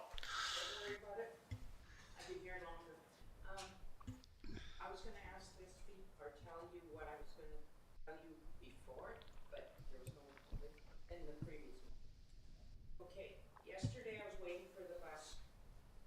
Week dawn. Down here on Lakeview Road, there's a lady that drives that road all the time, and she will not come to the end of the road, like onto Dutch Lake Road. There's no excuse for it. There's a barrier. She takes a shortcut. Yeah. Which I don't care, but I don't want to I don't want to witness an accident. She did. Yeah. She was pulling out on the road as a white vehicle was going by. Yeah. Can that barrier be put back in place and make everybody go to the end of the road? A friend at the very end, if they're careful, they can drop it. Yeah, I'll refer that back to Public Works. Every single time we've tried to put that barrier there, it gets moved, but because access to the mailbox. Yeah, no, I fully understand that. It is a horrible intersection, and it's something that I'm glad we're finally working on. Yeah. Sometimes she'll look up towards Jasper Way, sometimes she'll look on the bridge, and some days she just goes straight by. Sounds like it's time for come in and get another driving license beyond the fact that she's cutting the corner. Yes, we can't fix how people drive other than if you feel free to refer to our CMP. They want me to actually tell you to refer traffic stuff to them. So if you want to walk across the street, well, you go to, yeah, I think that's it. Anything else, Annabelle? Okay. Anything else from the public at this point? Yes, go ahead. Oh, come on up, so you can be recorded. Yeah, we'll put you on the mic. I just wanted to make a couple of comments about our request. So I guess the first, comment, and I really appreciate that Bill looked up the legislation because that was my issue. I worded it wrong in that letter in saying that I wanted an exemption. The exemption by definition under the bylaw is not what I'm looking for. It's actually at the beginning of the bylaw stating very clearly, whereas in there is no development cost charge burdens added to these developments, you wouldn't be applied to it. And that was my main point of saying that we shouldn't really even be attached to it. What you can't really see on that map is that the industrial park is not circled there. It's across the North Thompson River. So we are entirely isolated away from the boundaries of the District of Clearwater. It's not the same as a property that's rural and also attached to the main area. When you look at the main section, it's an island entirely surrounded by TNRD. So it's not that I'm saying we would be listed as defined as an exemption under like tax-free or anything like that. It's that right at the beginning of the bylaw, it very clearly states where a development cost charge should not be applied. Unfortunately, I did have to pay it because it was looped into the TNRD's building permit, and we've been trying to get our house renovated for over a year now, so I unfortunately did have to pay that fee, even though I do believe that it was misapplied, not that I was an exemption to it. And another question I had, just in terms of the motion that you guys had for that, he was asking that you guys would not put in a request for us to be boundary reduced. A large part of our main issue with this is that we're asking not to be a part of the District of Clearwater. We should be a part of the TNRD. And my request is put in because the Ministry of Municipal Affairs has told me that the district themselves are the ones that has to put in that proposal. So was that motion basically saying, no, we're not going to put in that proposal to reduce your boundary, from the sounds of it, because you want to change our residential property to potentially industrial, to tax us double in the future? That was a potential issue that came up, it sounded like, that you could change our residential to industrial again. I have a question of that, I guess, in terms of just how that motion works or it was worded. Because in the letter, it said, no, we're not going to put in a reduction request. Is that what the motion? At this point, that's my understanding is we send it to legal, but understanding there's no grounds for us to be able to do that, but I'll let Mr. Johnson speak to that. So the resolution was two-part. First was the boundary change to remove the property from the district of Clearwater and revert it or send it over to the TNRD. That was the first part of the resolution, which was requesting counsel for a no and for some clear advice. The second part related to the actual DCC charge, which was refer that to legal and see if there's any type of wiggle room in that bylaw or unusual circumstances where maybe there's practice in other municipalities where they could do that. So bounce that off legal. But the first part clearly was saying no to the boundary change. Okay, does that answer your question? So it's a no, we won't put in for a boundary change. The cost of doing a boundary change versus finding a way to, hopefully legal to find you a way to not pay for these DCCs or a refund, the very expensive thing for starters, but also a very long thing. I don't know how we would do that, but we will get advice from legal on that. Councillor Sim. Yeah, but on part of your question is, I did not hear as part of that motion to be the intent to return it to industrial tax base. It was, what's within our power possibly is to look at the, and that's what's been referred to legal. Because as you say, you feel, what was the word you used? It was misapplied. Misapplied. And so that is something that by going to legal, that is something, but if that helps. But I did not for the, we don't want to make you I industrial. guess it's just the larger question is I get that it takes effort and time, as quoted in the letter, to put in a request proposal to reduce the boundary so that we're not a part of Clearwater. Is that effort and time put in less cost than me fighting it continuously at further points? It's something that I feel strongly about, and it's something that is very clearly, I think it was mentioned that it wasn't clear how the province puts in boundary reductions, but they do have PDF guidelines that I did review, and it's step-by-step of what the district just needs to do, putting up reviews for the public, et cetera, et cetera. So is it just, we want to keep you as part of the District of Clearwater because we want your taxes, even though you're in an island?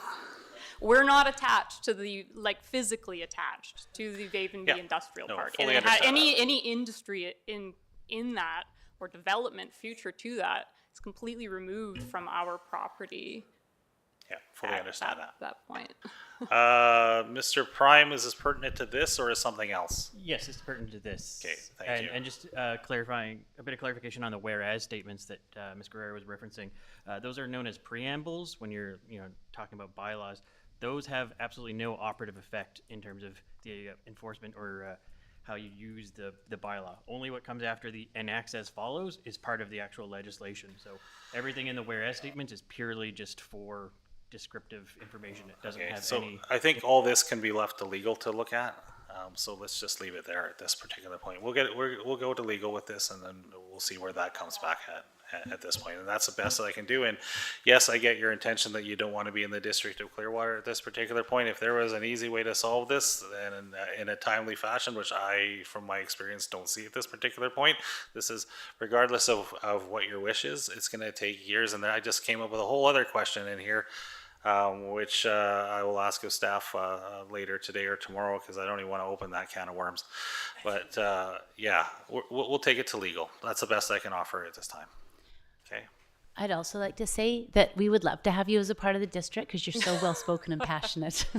You should run for council. I'm a big pain in the butt. No, because things change as a result of people putting up their hands. For sure. Which is really appreciated. Sorry, and thank you for your time. Sorry that it took so long to get there. It's been a long meeting, and we've got about an hour and a half to do, but we will keep you up to date as we are up to date.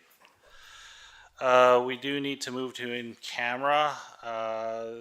There is a recommendation that the meeting be closed to the public pursuant to sections 91 of the community charter to discuss matters relating to C, labor relations or other employee relations, K, negotiations and related discussions respecting the proposed provision of a municipal service that are in their preliminary stages and that in the view of council could reasonably expected to harm the interests of the municipality if they were held in public. Can I get a mover and a seconder on that? Moved by Councillor Frizzle, seconded by Councillor Matheson. All those in favor? And let's take a 5-minute adjournment, or well, we're probably going to be 6 o'clock, but we only have a half an hour left, do we not?